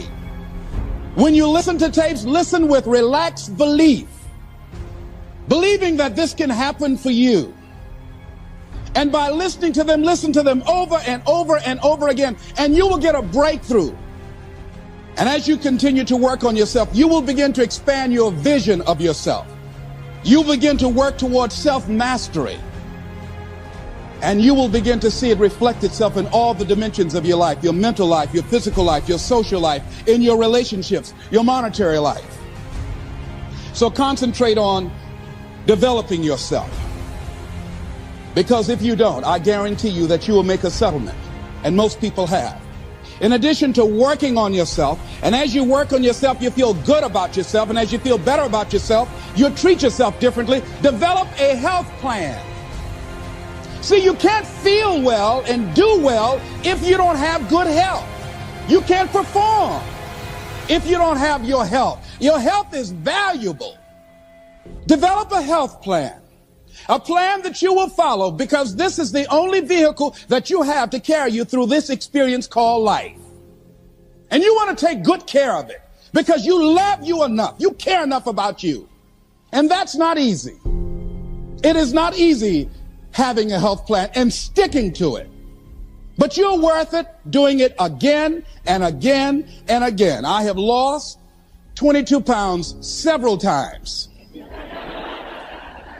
Next thing is, as you take care of yourself, the next key is keys to motivation, to self-motivation. You want to live life with energy and passion. You want to make a conscious effort to be lively.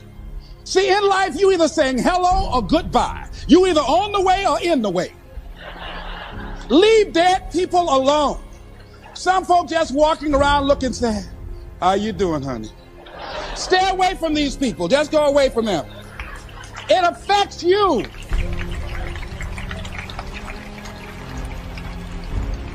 You want to smile. You want to be happy. You got a lot to be thankful for. But you watch some of the faces around you every day.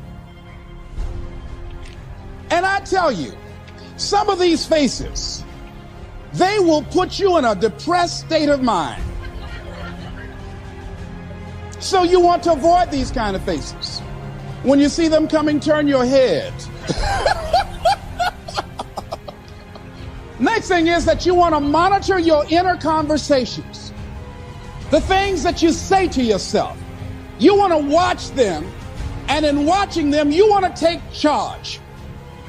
You don't really need to read anything. Forget all that. That's that inner conversation. Oh, you don't need to worry about trying to go into your own business. Forget that. You can't do that. What if you lose everything you've got? That inner conversation that stops you from doing the things you want to do less, don't do that. The next thing that is a key to self-motivation is that you've got to ask yourself, what do I want out of life? What do you want out of life? What do you want out of a job? What do you want out of a career? What do you want out of a relationship? What do you want? What gives you your life? How will you know when you got it? What will make you happy? You need to know. You need to start asking yourself some questions. What do I? Don't be vague. Oh, I just want to be happy. That's too vague. What will make you happy? How will you know when you got it? Zero in on it. Be exact. Be specific. And as you do that, that will stimulate that superconscious mind or the reticular activating system of your mind that will begin to find those things, to identify with it. And once you begin to determine that which you want, take the time to write it down. Don't just think about it. Write it down. That is a subjective process that engages the subconscious mind. Write it down. Once you write it down, read it 3 times a day, morning, noon, and night. Why is that important? Because what it will do, it will cause you to focus. It will cause you to concentrate. When that other conversation is going on telling you what you cannot do, telling you all of the impossibilities and all of the obstacles, your concentrating will begin to create a larger vision within yourself, and you start looking for and seeing some new opportunities. You start creating some openings for yourself. As you begin to read that every day, day in and day out, that will make you focus. That will discipline your thinking. And you'll get all kind of creative ideas. As I talk to you right now, being involved in this immersion process, you're going to create some openings for yourself. You're going to get some ideas. You're going to feel your adrenaline flowing, and you're going to think about something, some idea you had. You say, I want to go back and I'm going to look at that again from a different vantage point, not from the level of the problem of the obstacles that I encountered, but from a higher vantage point.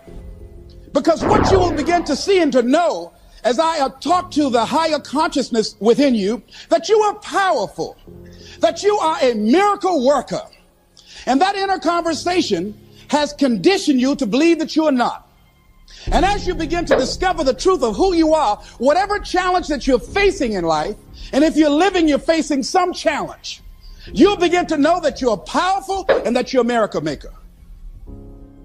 So as you begin to write down exactly what it is that you want, read it every day. The next thing is, see yourself there. How will you feel once you get there? What will the experience be like for you? What will be different? What kind of person do you have to become in order to get there? Visualize yourself there, living the experience. You want to see yourself beyond your circumstances. You got a challenge, see yourself beyond your challenge. See yourself with the challenge already resolved. And knowing that all is well, seeing yourself in control and in charge of your destiny, being healthy and happy. The next thing is, it is important in the area of motivating yourself, it's important to know why you're doing it. Because that mind will say, why bother?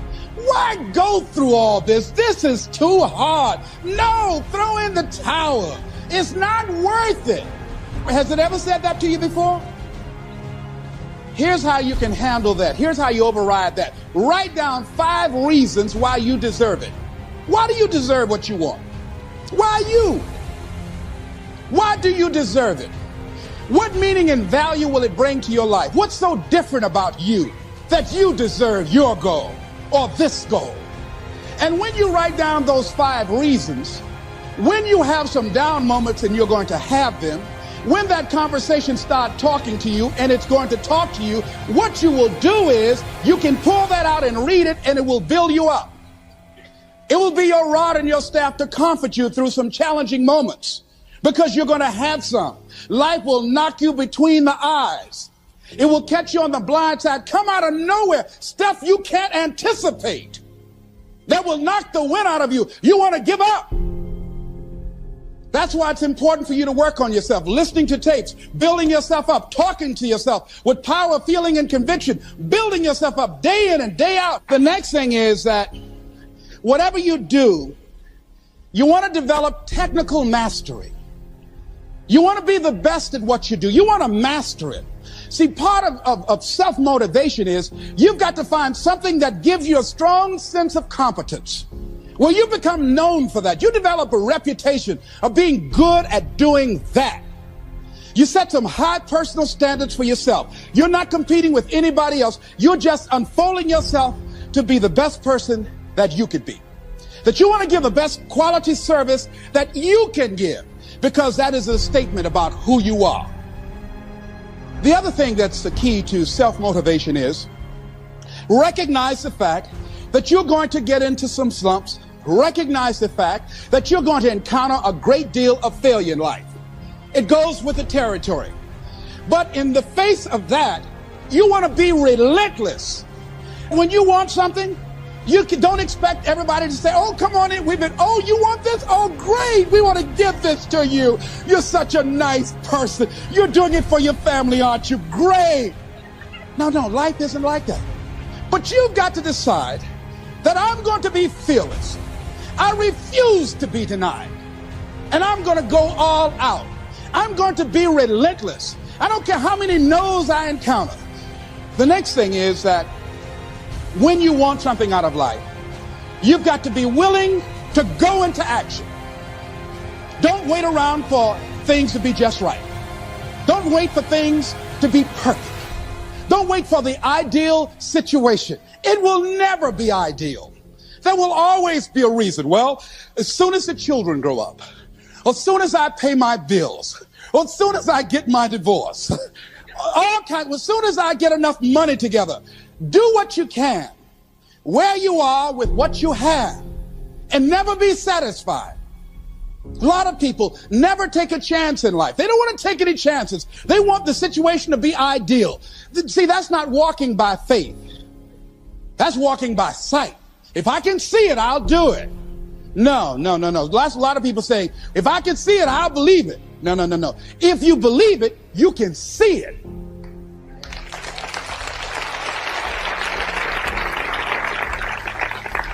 And don't be disturbed because no one else can see it. That's not unusual. That is ordinary. But because you want some different kind of results in your life, you've got to be willing to be unreasonable. If you want unreasonable results in your life, you've got to be willing to be unreasonable. Part of being unreasonable, you don't judge according to appearances. Part of being unreasonable, you can see it because you believe it. That's part of being unreasonable. Part of being unreasonable, you're like Paul, who said, you must have the faith to call forth those things that be not as though they were. That's part of being unreasonable. Most people won't do that. One of the keys to self-motivation that empowers you is that you want to find a cause larger than yourself. Find something that you can contribute to. Find something that you can make a difference because you can. Part of what feeds your larger vision, part of what gives you a reason for being, part of what gives you your life is being able to give something back. Say, I can't afford to give anything. You can't afford not to give. Give your time. Give your talent. If it's nothing, just to go over and lick envelopes. I don't know exactly what I'm going to do, but I'm going over there. It's part of my tithing in the universe. Once you develop that special sense of mission, and that's what you develop when you're part of a larger cause than yourself, it drives you. You don't need an alarm clock to get up in the morning. You have special power. You'll go places and folk will like to be around you. They will know there's something different about you. When you go in, they'll say, hey, that's somebody important. I want to know who you are. I just want to be near you. that energy that you have, that consciousness that you will embody, will affect everybody around you. You must be willing to do the things today others won't do, in order to have the things tomorrow others won't have. That's why the book of life said the road to life is straight and narrow, and few there be that find it, because few there be that are willing to do the things today others won't do, in order to have the things tomorrow others won't have. What are the things that others won't do? Number one, make discipline a major force in your life. How many of you know if you'd have been more disciplined, you'd be further along to reach your goals right now? Socrates said the undisciplined life is an insane life. The road to life is straight and narrow, because few there be that are willing to discipline themselves. Here's something else that most people won't do. Make it okay to fail. A lot of people, 85% of people, allow their fear of failure to outweigh their desire to succeed. Repeat after me, please. Anything that's worth doing is worth doing badly. Yeah, see, anything that's worth doing is worth doing right, as we have been taught, if you know how to do it. But if you don't know how to do it, it's worth doing badly until you get it right. I bet you, and I wasn't there, I bet you that when Bishop T.D. Jakes first stood up to preach, when he gave his trial sermon, he did not have the command, he did not have the mastery, he did not have the confidence, he did not have the depth, he did not have the capacity to translate and milk scripture like he did last night when he first started out. Now write this down. You don't have to be great to get started, but you have to get started to be great. The first time I stood up to speak, I stood up and my mind sat down. I looked at the audience and I panicked. I had to introduce a play at school. We're about to start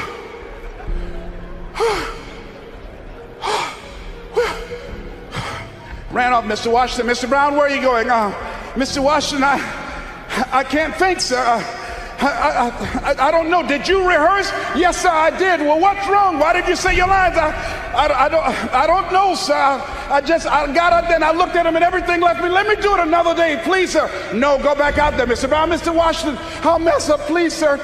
Don't send me out there now. I'll mess up. Mr. Brown, if you run now, you will always be running. Anything that's worth doing is worth doing badly until you get it right. Why are you moving like that? I got to go to the bathroom, sir. Mr. Brown, go back out there. Yes, sir.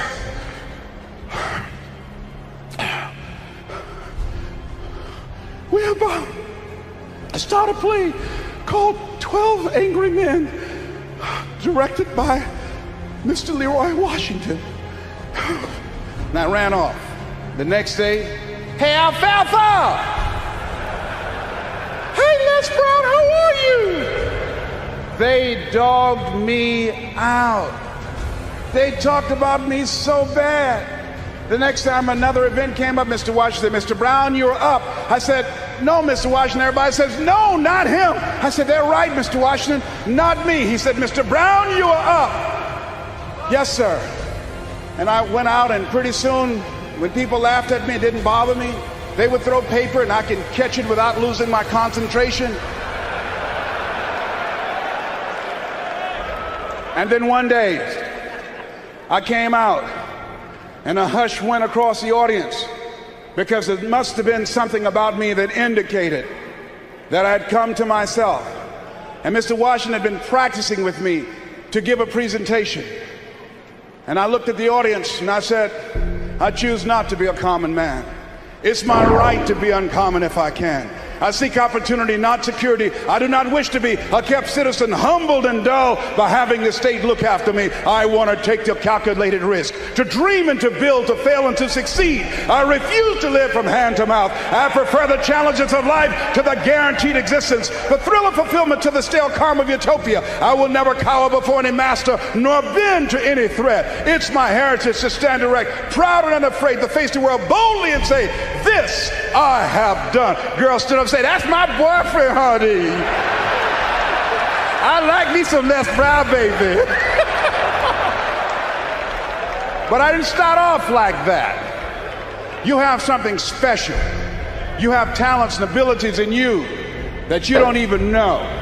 So how do we begin to create wealth? Let me give you some ideas. Number one, write this down, knowledge. What knowledge that you have in this economy, part of what we need, that people are willing to pay you for that. Next is talent. What talent? Dion's talent is playing football. I didn't have that as a talent. My talent is talking. To me, my definition of success is doing what you love to do and find somebody to pay you to do it. So I find people to pay me to talk. I talk. I brought a game to this country called Beard Whist that I invented. And that's how I talk. I shoot pool. I signify. I make you tear up your cards, break your cue stick, because I talk a lot of trash. I'll throw you off. You've never been to Boston, I'll take you there. So I learned how to signify and talk trash, all right? So I make a living talking trash to AT&T. I make more in 1 hour than 90% of the American public earn working for a whole year, doing what I love to do. That I've developed my talent. You want to master your talent. Find out what it is that you love to do. I love to talk. Scripture is another key that says to us of what we need to do to begin to develop ourselves. Luke 12:34, where your treasure is, there will your heart be also. So what do you love to do? And then explore ways in which you can earn a living doing that. Cooking, writing, painting, working with numbers, working with people. The other thing is, not only must you have knowledge, talent, some skill, but the other thing that's important, faith to act on whatever your dream is. See, if you don't believe in yourself, how many people you know that have a lot of talent, a lot of abilities, but they don't believe in themselves? Raise your hands. See, that faith is very important. So the faith to act on those dreams, those desires. Here's scripture that I like very much. Proverbs 16th chapter, 3rd verse. Commit thy works unto the Lord, and thy thoughts shall be established. Commit means to carry into action deliberately. Commit means to make it happen no matter what. Commitment. There's a difference between next time you have bacon and eggs. The chicken was involved. The pig was committed. He had to give it all up. That's going to take a minute to sink in. No, all right? See, when you make a commitment, I'm going to become wealthy. When you make it important, when you decide I'm going to do it no matter what, life changes for you. See, most people don't keep their commitments to their commitments. That's why they lead lives of poverty, lives of misery, lives of unhappiness. Socrates said the uncommitted life isn't worth living. So part of what you must do, whatever commitment, whatever covenant you make with God while you're here, to go back to be a better father, to go back to make a difference in the community, to go back to change your life, to decide not to ever to use drugs or alcohol again, to decide that you're going to begin to recreate yourself, that you're going to be reborn to a new state of consciousness. Whatever commitment that you make, keep your commitment to your commitment. No matter what. If it's hard, then do it hard. But keep your commitment to your commitment. And then it says thy works. See, now most people look at that, commit thy works. Most people look at activity that one engages in to achieve a predetermined objective. But works, commit thy works, it pluralizes. There's an S there. Learn this from Bishop. You got to watch these things in Scripture. Just can't go on the surface. There's an S. Didn't say commit thy work. whatever task, whatever talent, whatever skill, whatever knowledge you have, and begin to make money doing that, making a difference, impacting people's lives. But commit thy work. So there's two kinds of work. There's external work, activity that you're engaged in, and there is internal work. Now, why is that important? Pharisees said to Jesus, when shall the kingdom of God come? The kingdom of God coming not by observation. They shall say, it's neither lo there, lo here. Behold, the kingdom of God within you. It's within you. Seek ye first the kingdom, and all these things will be added unto you. Wealth, good relationship, peace of mind, good health, better community, whatever you want to desire. A more powerful ministry. So the work is internal as well as external. So therefore, number one is, first step is you got to live your calling. You got to decide what is it you love. Second thing is you've got to work on yourself. Write this down under work on yourself. You don't get in life what you want, you get in life what you are. You have a ministry and you have 300 people, that's a reflection of you. You have 2,000, that's a reflection of you. You have a job, you're generating $1,200 a year, or $2,000, or $500,000, whatever you earn, whatever you're producing in your life is a reflection of you. That's why it says, judge a tree by the fruit it bears. I can look at what you're producing and I can tell you a lot about who you are. And if you look at people who are living below their potential and sinning, and sin in the Aramaic language means falling short of the mark. I asked the question earlier, how many of you have goals? You raise your hands. How many of you know if you had your life to live over again, you can do more than what you've done? The majority of us raise our hands. Then that was an indication, that was testimony to reflect the fact that you operating below your potential. That's a sin. Herein my Father glorified, that ye bear much fruit. Didn't just say fruit, much fruit. See, when you leave here, you've got to make a commitment to be more fruitful, to be more productive, to make greater impact. So what will allow you to do that? You got to spend time working on yourself. In order to write this down, in order to do something you've never done, you've got to be someone you've never been. In order to do something you've never done, you've got to be someone you've never been. That's why Scripture says you must be born again. You've got to die as you are now. You've got to be willing to give up who you are now for what you can become. Certain things will no longer fit into your life. There's no place for it. In order to do something you've never done, you've got to be someone you've never been. So you've got to spend serious time reading, writing your goals down, reading scripture, anchoring yourself spiritually to handle the storms of life, because they're going to come. So every day you have to sell yourself and get out of your mind those old thoughts, that old belief system. Every day you've got to sell yourself on that it's possible. That you got to put a new mind in you. You got to get out of your mind. You got to begin to restructure your thinking. Every day you've got to begin to recondition your mind. See, many of us go through life making choices, thinking it's our choices, and it's not. See, let me share something with you. The easiest thing I've ever done was to earn $1 million. The most difficult thing I've ever done was to believe it could happen to me. That was the most difficult part, to believe that given my circumstances, if my birth parents came down this aisle right now, I would not know either one if my daddy came up here or my mother came up here. Given the fact that I was born in an abandoned building on a floor, being labeled educable, mentally retarded, not having any college training, I used to feel all my life that people who had college degrees were more intelligent than me. I remember going to see the late Dr. Norman Vincent Peale, the author of the book, The Power of Positive Thinking. And I used to look at him up on stage and I said, I could do that. I would love to talk to people. I love to talk to people. And I said, I could do that. But then when I started going back to my car, my mental conditioning activated itself. And it said, Les Brown, you can't do that. You don't have a college education. Les Brown, you can't do that. You don't have the training. You've never worked for a major corporation.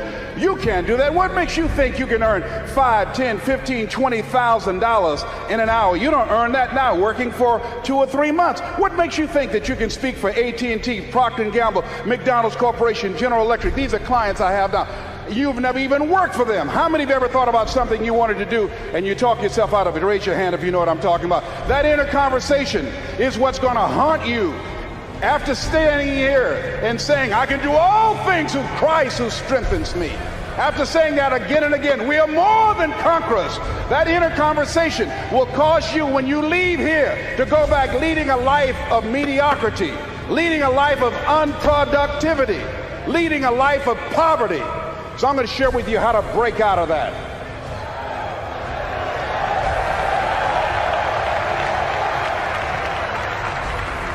I want to share with you how to reach your goals. I think the Bible's greatest motivational book ever been written. Now I want you to repeat after me, please. We got to recondition our minds first. Let us say together, good things are supposed to happen to me. Yeah, write that down. I want you to say that to yourself every day. See, we live in a world where we believe that bad things are supposed to happen to us. I remember at a point in my life, Bishop, when things are going good for me, and I said, this is too good to be true. Something is bound to happen. Guess what? It did. Thou shalt decree a thing that shall be established unto you and shall accomplish that whereunto it has been sent. Watch your words. Watch what you say about yourself, about your affairs. Be conscious of that on a daily basis. Why? Because your words are powerful. In the beginning was the Word. Life and death is in the tongue. Watch what you say. Never say I'm broke. Say I'm overcoming a cash flow problem.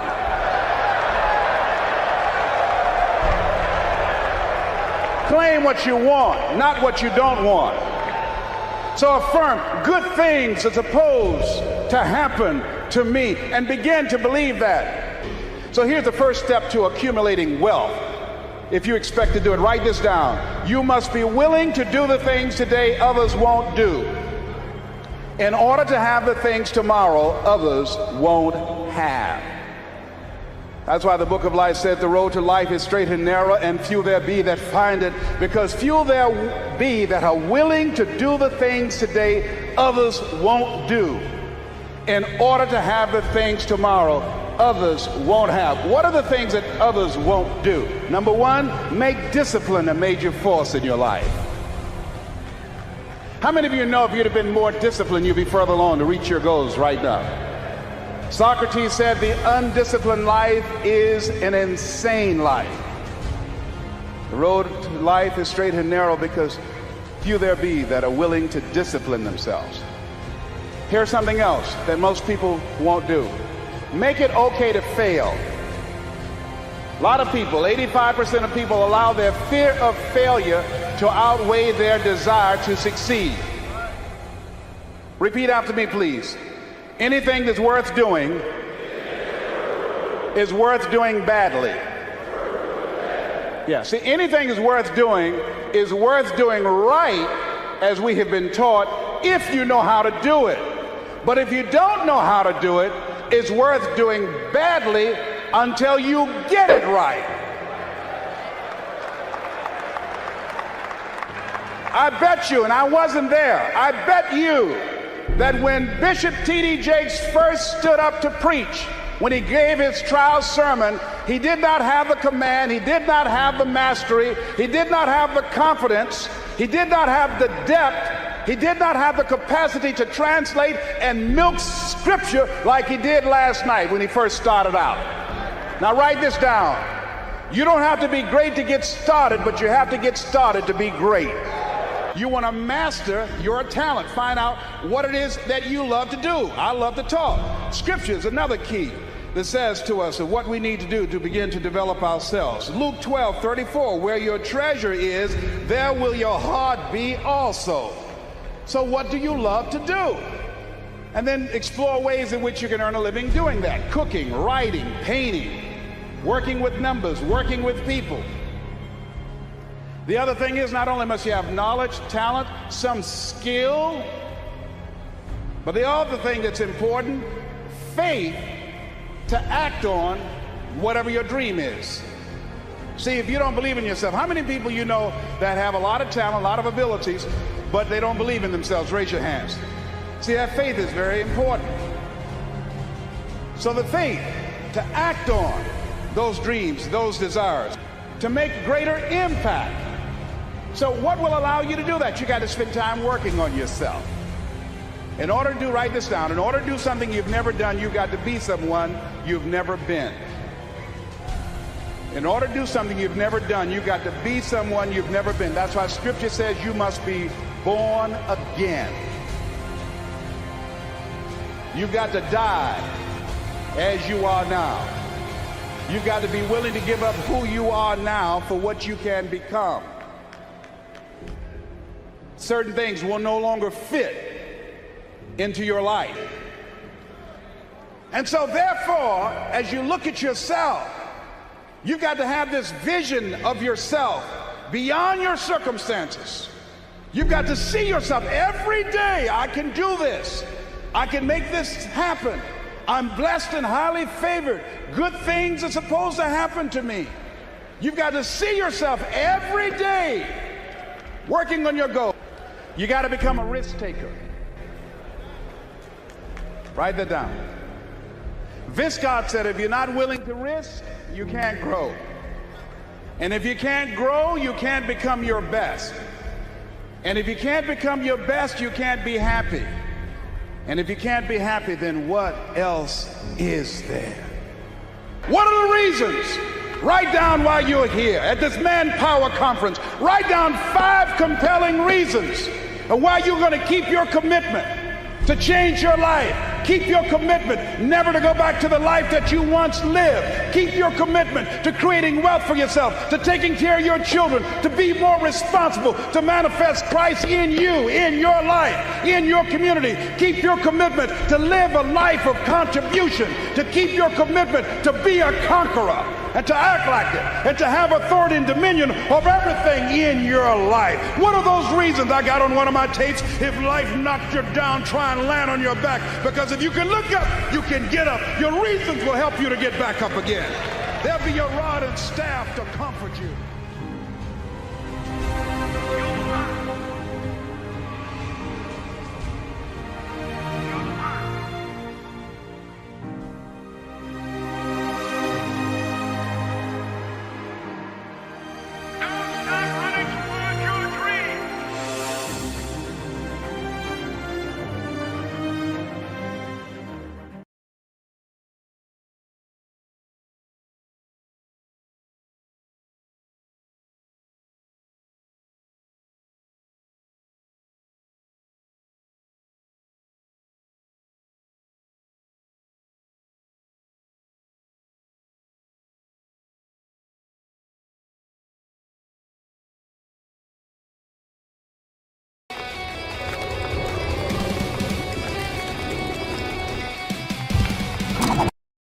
It ain't about being beast mode. It's about life and death mode. Life is always giving you a test, trying to give you a way out, trying to give you an excuse not to show up. You gotta have the mentality to show up every fucking day of your life, no matter what life throws at you. It's our responsibility to show up to the Coliseum of life, prepared for fucking battle. I don't care what you're going through, what life's throwing at you. It's your responsibility to find your new 100%. A part of being a beast is the hunts. It's the hunt that they're excited about. They like to see the gazelles run. Then boom, they take off. Because real lions like to hunt. They love the process just as much as they love the prize. And some of y'all just want to score. You don't like the process. You're not in love with the process. Everybody want to be a beast. Until it's time to do what beasts do. You are a beast. Let others talk about how good you are, how strong you are, how fast you are, how smart you are, how successful you are. That's when you know you're a shark, when others are talking about you. It's about putting it on the line. It's about pushing yourself and giving it 110% of everything you got. I know sometimes people say they're lying, but you can't be a lion if you don't understand the rules of the jungle. Keep your commitment never to go back to the life that you once lived. Keep your commitment to creating wealth for yourself, to taking care of your children, to be more responsible. Keep your commitment to live a life of contribution, to keep your commitment to be a conqueror and to act like it and to have authority and dominion of everything in your life. One of those reasons I got on one of my tapes, if life knocked you down, try and land on your back, because if you can look up, you can get up. Your reasons will help you to get back up again. You're going to face no and rejection every day, but if you're hungry enough, the world will make a place for you. You're afraid of fucking effort. We're all being tested. And that road to success is a bumpy ass road. Do you think you have the mindset now? Beast mode.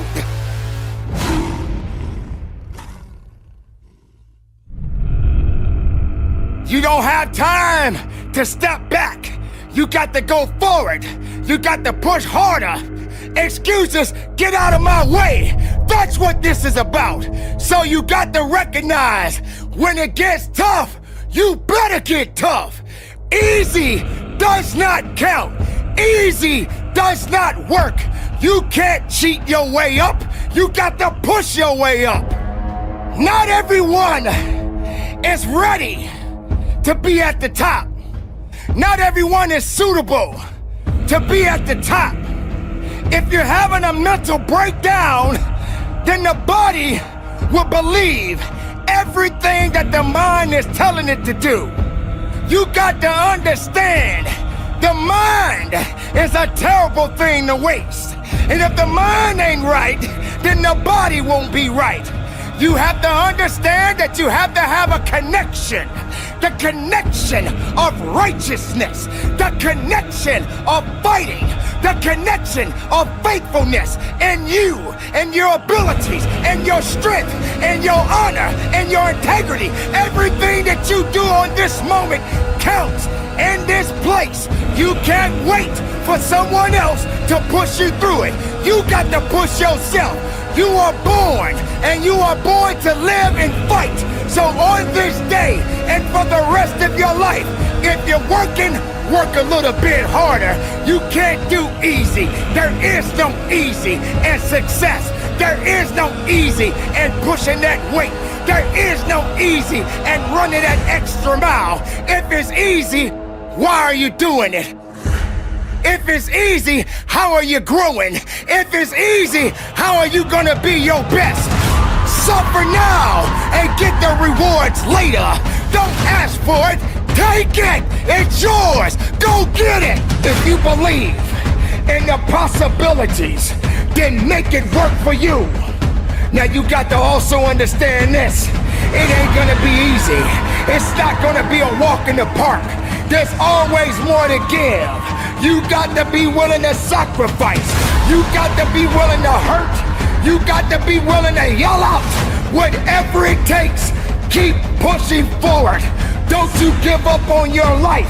Don't you give up on those reps. Don't you give up on giving it what it takes to get the most of yourself.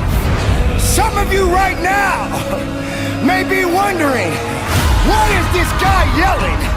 I'm not yelling, I'm making noise. I'm making noise to scare away your excuses. I'm sounding off because maybe that weakness doesn't understand the power that you possess. I know for myself, if I got to shout it out, I'm gonna shout it out. I'm not gonna let things hold me down. I'm not gonna let people tell me I don't count. I'm not gonna let this place of business tell me I have no business. Yes, the voice, the power, the passion, the love, everything that I have inside, I give it to you. I give it to the listener. I give it to the weightlifter. I give it to the marathon runner. I give it to the swimmer. I give it to the Zumba dancer. It doesn't matter who you are, where you come from. When the time comes, you must recognize that you got to be better. You got to be tougher. You got to be stronger, because nothing that did not create you cannot break you. Be the best of yourself. Be the strongest of the strongest. Don't let anything or anyone hold you back, because you have it. It's all in you. Possess it, love it, live it, give it all you got. And from the bottom of my heart, be productive, stay strong in it, no excuses, and conduct your business. When that alarm clock goes off at 4 or 5 in the morning, your mind says no. You just say, it's just what we do. It's what we do now. Because to get to where you want to go, the amount of pain involved, I'm not saying physical, I'm not saying you got to break yourself off. The amount of mental pain of how many times you're going to have to do something that you don't want to do to get to where you want to go. When I was 297 pounds and I was fat as hell trying to be a Navy SEAL, the scariest thing in the world to me, even to this day, was that could have been the rest of my life. I thought then I was trying hard. That's the scariest thing in the world. I thought then, 297 pound, working for Ecolab, spraying for cockroaches, making $1,000 a month. I thought that was me at my 100% potential. Come to find out, a few years later, I wasn't anywhere near that. 106 pounds less, graduated Navy SEAL training, went on to do all these other things. Looking back on that, that was me trying hard. That's why people gotta understand, what is in us, we have no idea until we start trying hard. And I mean really trying hard, where you're obsessed with, hey, this is my new norm. My new norm is that, wow, this isn't always fun. It's not always meant to be fun. And that's when you know you're trying hard. Is that, and so people listening to us that maybe are at 20% or 30%, you know, about, yeah, I'm going hard, I'm going max, and yet they're not seeing the results. Like, how do they actually shake themselves out of that? We're all in a battle with our own brains. That's all life. That's all life is. It's the most powerful thing in the world, is your own brain. It can work for you or against you. And as opposed to focusing on all those bad things that happened, all the things you didn't have, the people that called you names, all the stuff in Brazil again, and you start thinking, wait a second, I just visualized this, and now I can take it to the next level, because the visualization got you through the SEAL training. It did, and I was able to visualize the end. So when I was 297, and I was all fat and out of shape, and I couldn't run a quarter mile, and I was drinking milkshakes and eating boxes of donuts, I visualized, man, how would it feel? For a brief moment, so there was 22 guys that graduated. I watched this segment on TV about these guys going through Navy SEAL training. And I couldn't even, I wasn't a great swimmer, I was afraid of the water, all this crap, man.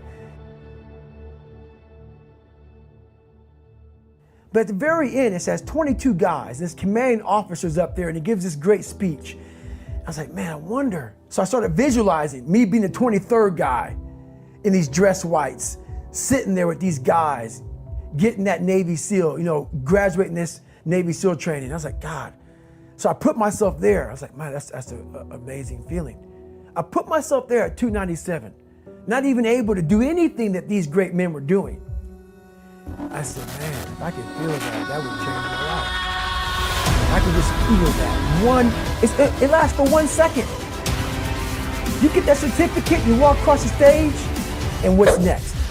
But I didn't know that then. My mind wasn't, I thought I'd live in that moment forever. So I said, wow, man, if I could just feel like that. If I could feel like that. And what was that feeling you wanted so bad? Respect? No, victory. I wanted to win. Not like beat somebody else. It wasn't about that. I just wanted to go the distance. Everything in my life, when something got hard, I quit. If it was reading, that's where, I wasn't great at reading, I wasn't great at writing, so I just quit. I couldn't catch on as fast as you. I had to work harder than you, so I quit. I wasn't great at things, so I quit. I'm not good at this. Like, man, if I could just go that distance, that extra mile, to just go, just to finish. I want to finish. I want to feel victory. And victory for me wasn't winning, it was just finishing. So I said, you know what? If I could feel like these guys feel, it would change my life. But what I realized, the best feeling I had was when I was by myself trying to lose this weight. I had to lose it in literally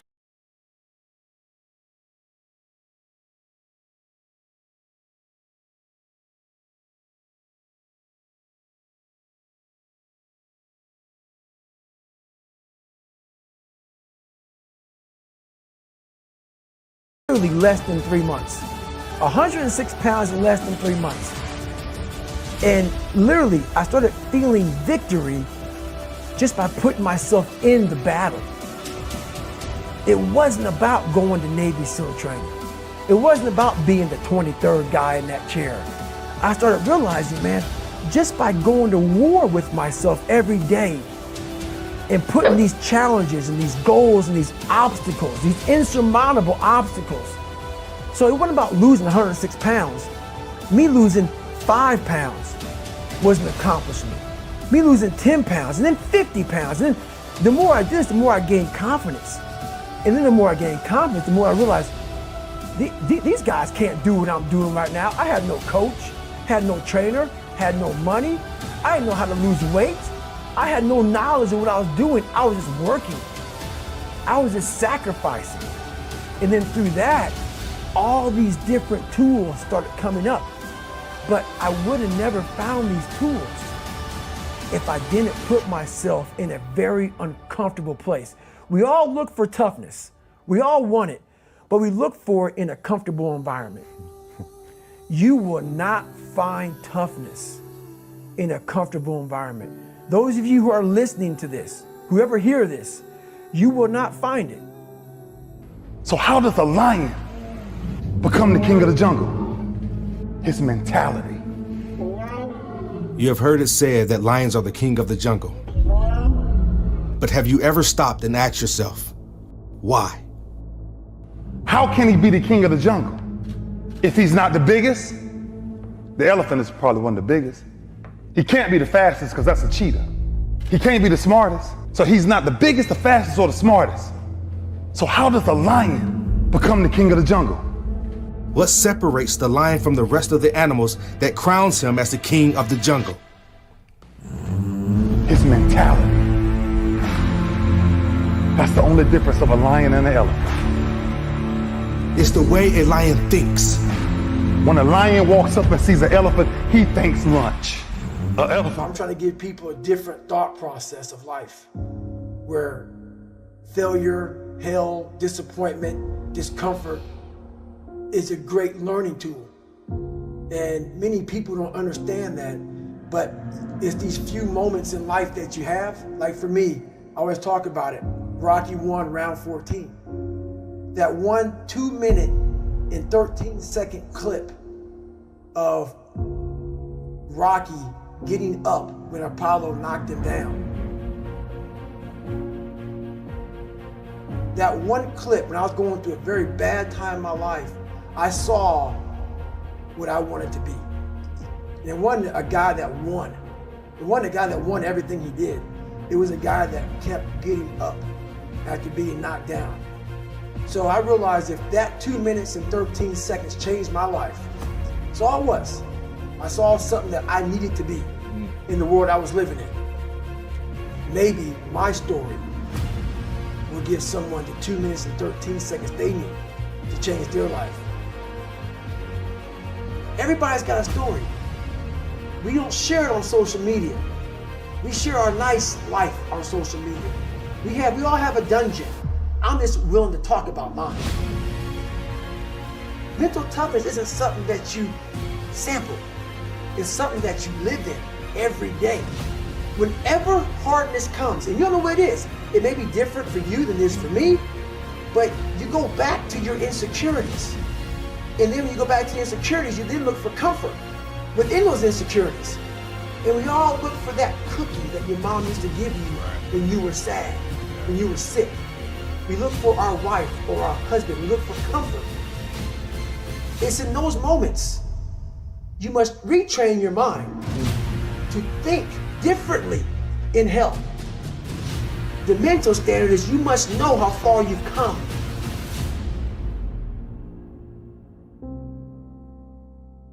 I walk in a room now and I know the hours and years and decades I put into David Goggins. That's something, it's not on the wall. It's not a trophy on the wall. It's not a medal around your neck. I don't care how you perceive David Goggins, because through my journey, I figured out the one piece I was missing. I thought it was cars. I thought it was women. I thought it was money. I thought it was everything. The one piece I was missing was me having the courage to face myself. Where I got my work ethic from was the hours I had to spend learning this. When you sit down and you're not smart, and you have a disability, and you still want to be at the top of your class, I didn't want to just get by.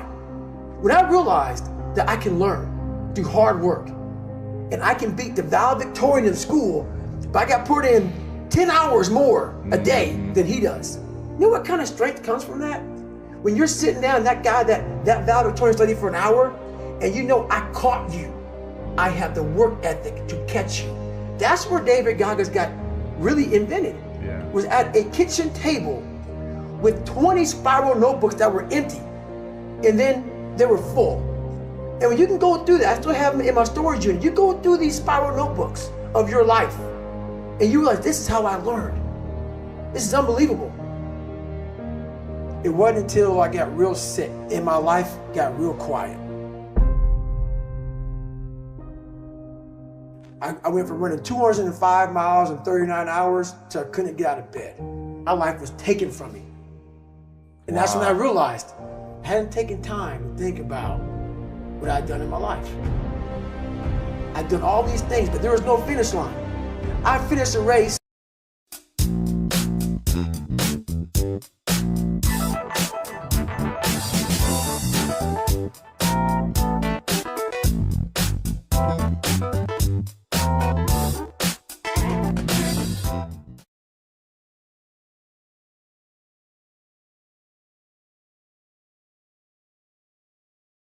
Anyone can make a career out of music, but first you need a great distributor. With Ditto Music, you can try the best, free for 30 days. Simply create an account, choose as many platforms as you like, and start releasing your music hassle-free. So sign up for the Ditto 30-day free trial right now and start sharing your music with the world.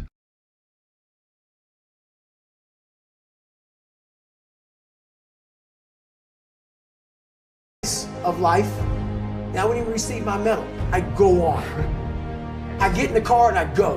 When I started figuring out life, that I was leaving so much in the tank. Once I realized, my God, man, I was this dumb, fat kid being bullied, and now I'm a 180-pound person who lost 106 pounds in less than 3 months. Learn to read, learn to do this, learn to do that. I was like, I need more. I was fueling my mind with everything. And I never took time to say, my God, you came from this hell, and you're here. I had come 8,000 miles from where I started. But if you never know that, you're still in the $7 a month place. So it's that quiet place. It's that place by yourself. It's those hours and years and decades by yourself in the grip of life.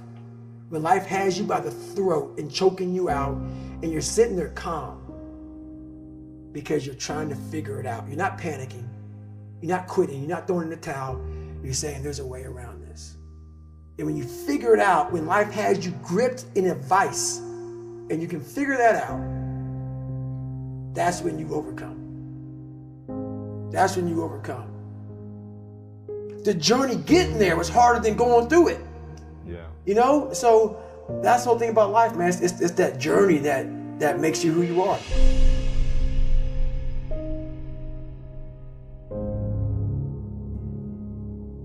When you have fallen, when you have made a mistake, the worst thing you can do is criticize yourself. At the end of the day, life can be very painful. We can experience loss and worry and the insomnia of reoccurring heartbreak and hardships. It is inevitable. It is self-compassion that gives us the power to face our failures, to face our fears, to face our insecurities, to face what we don't like about ourselves and come out on top. When you're down, find a way to get up. I've been there. I go through it like anybody else. But I have a job to do in this world, and so do you. The real challenge of growth, mentally, emotionally, and spiritually, comes when you get knocked down.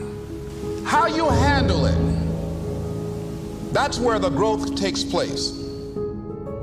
Evaluate where you are. Look at it, assess yourself. Assess yourself and assess the situation. What brought you there? What role did you play? All of us are self-made, but only the successful will admit it. If you want to begin to move, you've got to clear your mind of all the unnecessary luggage and baggage that's weighing us down. I'm telling you from personal experience, I know what my life was like when I put in 55. I know what it was like when I didn't try. I know what my life was like when I didn't care. I know what my life was like when I didn't have any dreams or any goals, like I didn't want anything. I know what my life was like. Now I'm putting in 120, baby. You put in 120. Not only does it affect your life, it affects your family's life. It affects your friend's life. It affects your community's life. Are you hearing what I'm telling you? I'm challenging you. I'm challenging you to get from where you are. I'm challenging you to stop settling. I'm challenging you. I'm challenging you. I'm challenging you to stop accepting the life that was given to you. I'm challenging you to give 120%. Are you hearing me? Trying is not good enough. Trying is not going to get you there. We need potential. We need application. We need dedication. We need motivation. We need discipline. We need to understand that work must be applied. And even when you don't want to do it, find a way to do it anyway. I'm coming back, and I'll be stronger and better because of it. You have got to make a declaration that this is what you stand for. If you are going to win the fight for your future, then you are going to have to master self-compassion. Face the conflict, embrace rather than avoid challenges. And you don't give up on yourself. Do not give up on yourself. When you find yourself criticizing yourself negatively, comparing yourself to others, try to find inspiration in their successes and strengths instead of feeling threatened. You're standing up for your dreams. You're standing up for peace of mind. You're standing up for health. You want it, and you're going to go all out to have it. Elephant, thanks, Ron. The animal kingdom respects the lion more than any other animal in the jungle. You see, lions hunt during storms, and they do most of their hunting at night. They hunt during storms because the noise and the wind makes it hard for prey to see and hear them. That's the lion's mentality. And it's all mentality. Lions walk around fearlessly, and they are in charge of their own destiny. I'm going to need you to tap into your lion mentality and conquer your territory. You do not have to be the biggest. You do not have to be the smartest. You do not have to be the fastest. But you must adopt the mindset of a lion. Have the love for your grit. Have the love with every rep that you push out. It is up to you to get the most of everything that you work so hard for. What is the lion's mentality? Fearless courage, bravery, leadership, never willing to surrender, and will fight until death. Do you have a lion's mentality? Are you prepared to work? Are you prepared to dig? You got to fight. You got to push. You got to give everything you have. All you need is the power, the strength, and the tenacity to give it everything you got.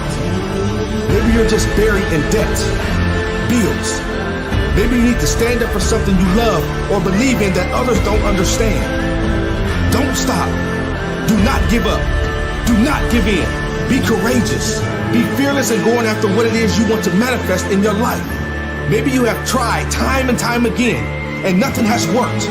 Maybe you have become discouraged because you have been on the hunt for your goals for years with no rewards. Let me share something with you. Lions only hunt 2 hours a day and sleep the other 16 to 20 hours.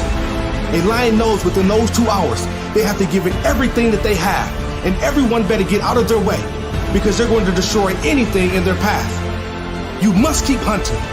You must keep fighting. There's no guarantee that anything will pay off today. But if you keep going, There are possibilities. The only guarantee is failure if you quit. The guarantee of missing out on your next opportunity and creating the life that you claim you want for yourself. It ain't gonna be easy. It's not gonna be a walk in the park. There's always more to give. You got to be willing to sacrifice. You got to be willing to hurt. You got to be willing to yell out whatever it takes. Keep pushing forward. Don't you give up on your life. Be brave. The lion is brave. Lions are ready to face danger and pain, and they go in 100%. Lions cannot afford to second guess their ability because it could cost them their life. How different would your life be if you were as brave as the lion? What could you accomplish? What would you attempt? What if you decided to believe in yourself and the gifts that you possess? How far could you go? How far could you climb if you just believed in your abilities? What sets you apart from the pack? Once an obstacle confronts you, you're gonna kick it down. You're gonna overcome. You're gonna rise. If you trust yourself, it will come to you at the right time in which you need it. I have too much to accomplish to be satisfied with where I am right now. Prey doesn't lie there waiting to be eaten. Prey runs, jumps, and does whatever it is necessary to survive the unbreakable bravery of a lion. The lion doesn't stop fighting because if prey puts up a fight. How would your life change if you continue to fight in the face of adversity? What dreams would you accomplish? What barriers could you break down if you kept fighting, even though life is putting up a fight? You are responsible for your results. You know what's best for you, and only you know what it requires to live the life you want to live. You are enough and you have what you need to succeed. You are enough. You're equipped for greatness. You're powerful beyond your greatest imagination. This is the now, and I want to see you working. I want you to dig. I want you to feel it. I want you to struggle. I want you to hurt. I want you to bleed. I want you to fight, because this is that time. Show the world and show up and show out. You got to understand that it takes grit, passion, and determination to get to the level of where you want to be. Beyond the sky, there's a great big universe. Now what are you gonna do about it? Be brave. Never surrender. Only you know which path to take in each moment of your life. You must approach the path with bravery. Never surrender. Lions never surrender because they have heart. Lions are the king of the jungle, and they cannot show any signs of weakness. Lions do not make excuses. They execute. And no matter how outnumbered they are, they're willing to die for their dignity. Do you have what it takes to keep going? Do you have what it takes to go that extra mile? Do that extra push-up? Run that extra lap? Lift that extra weight? What if you don't surrender? They may be smarter than you. They may be faster than you. They may be bigger than you. But because you have the mentality of a lion, you will win. You will not be dethroned. You will not be defeated. You will not be detached from your purpose. You will have everything you want because there's a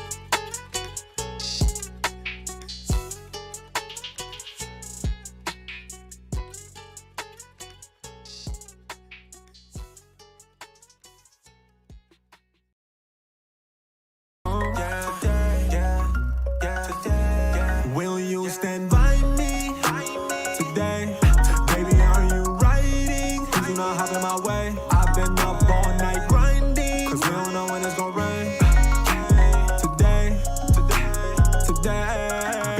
Baby, come and roll with me. Come and chase all these goals with me. I really just be tryna roll and pace. Plenty bitches don't fold on me. Baby, do not try controlling me. Waiting on you, just come today. Baby, come and roll with me. Baby girl, come and roll with me. Knocking it out of the park. I don't play about you, cause I love everything that you do in the past. They was playing with me. Rip my heart out of my chest, betrayed them before you was banging on me. Now I don't care about I ain't see it coming, that crazy to me.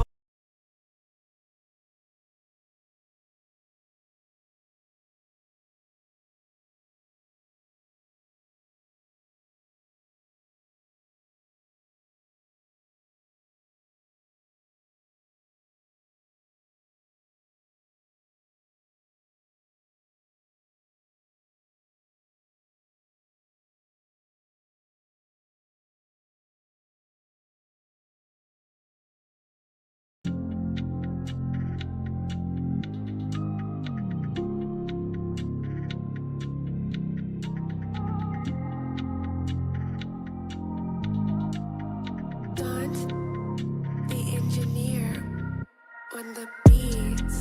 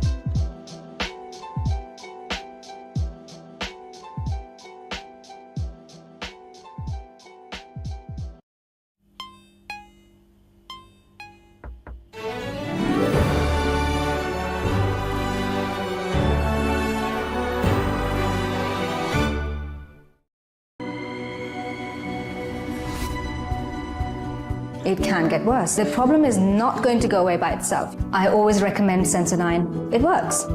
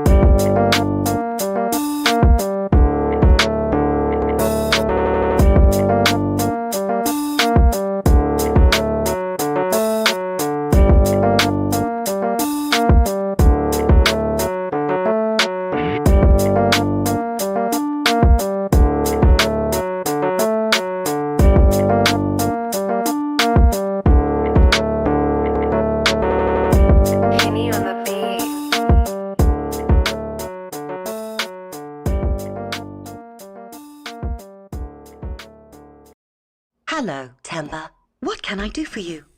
Weather report, stock prices, shopping list. Lights on, lights off. What does this can have that I don't? Red Bull gives you wings. Seeking more career opportunities and room to breathe? The Northern Territory with its incredible lifestyle is the answer. Join our Northern Territory jobs community today and let NT employers find you. Sign up today at jobs.theterritory.com.au.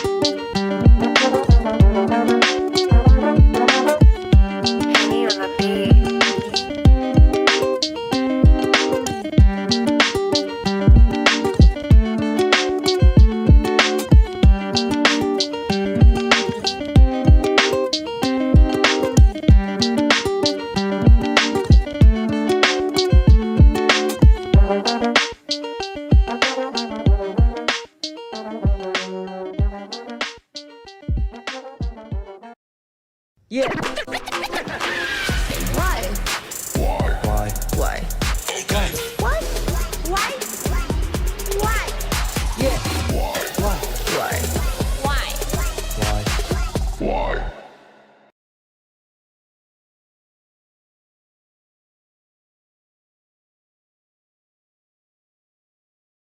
I'm a legend, that's what they call me. Cause I'm stronger than the Million Man Army. Everybody here knows my name. I'm a wanted man.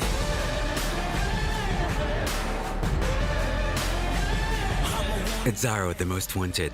And now, the new Wanted Eau de Parfum by Zaro.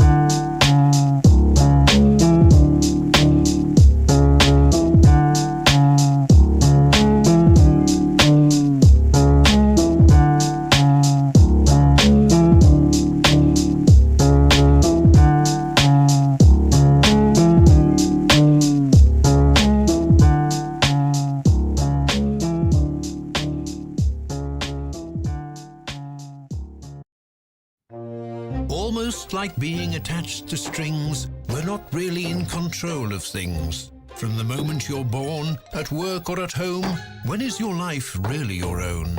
Because of this, people looking to grow, not everyone, just the ones in the know, trust the powers of a special drink, which frees the mind, we like to think.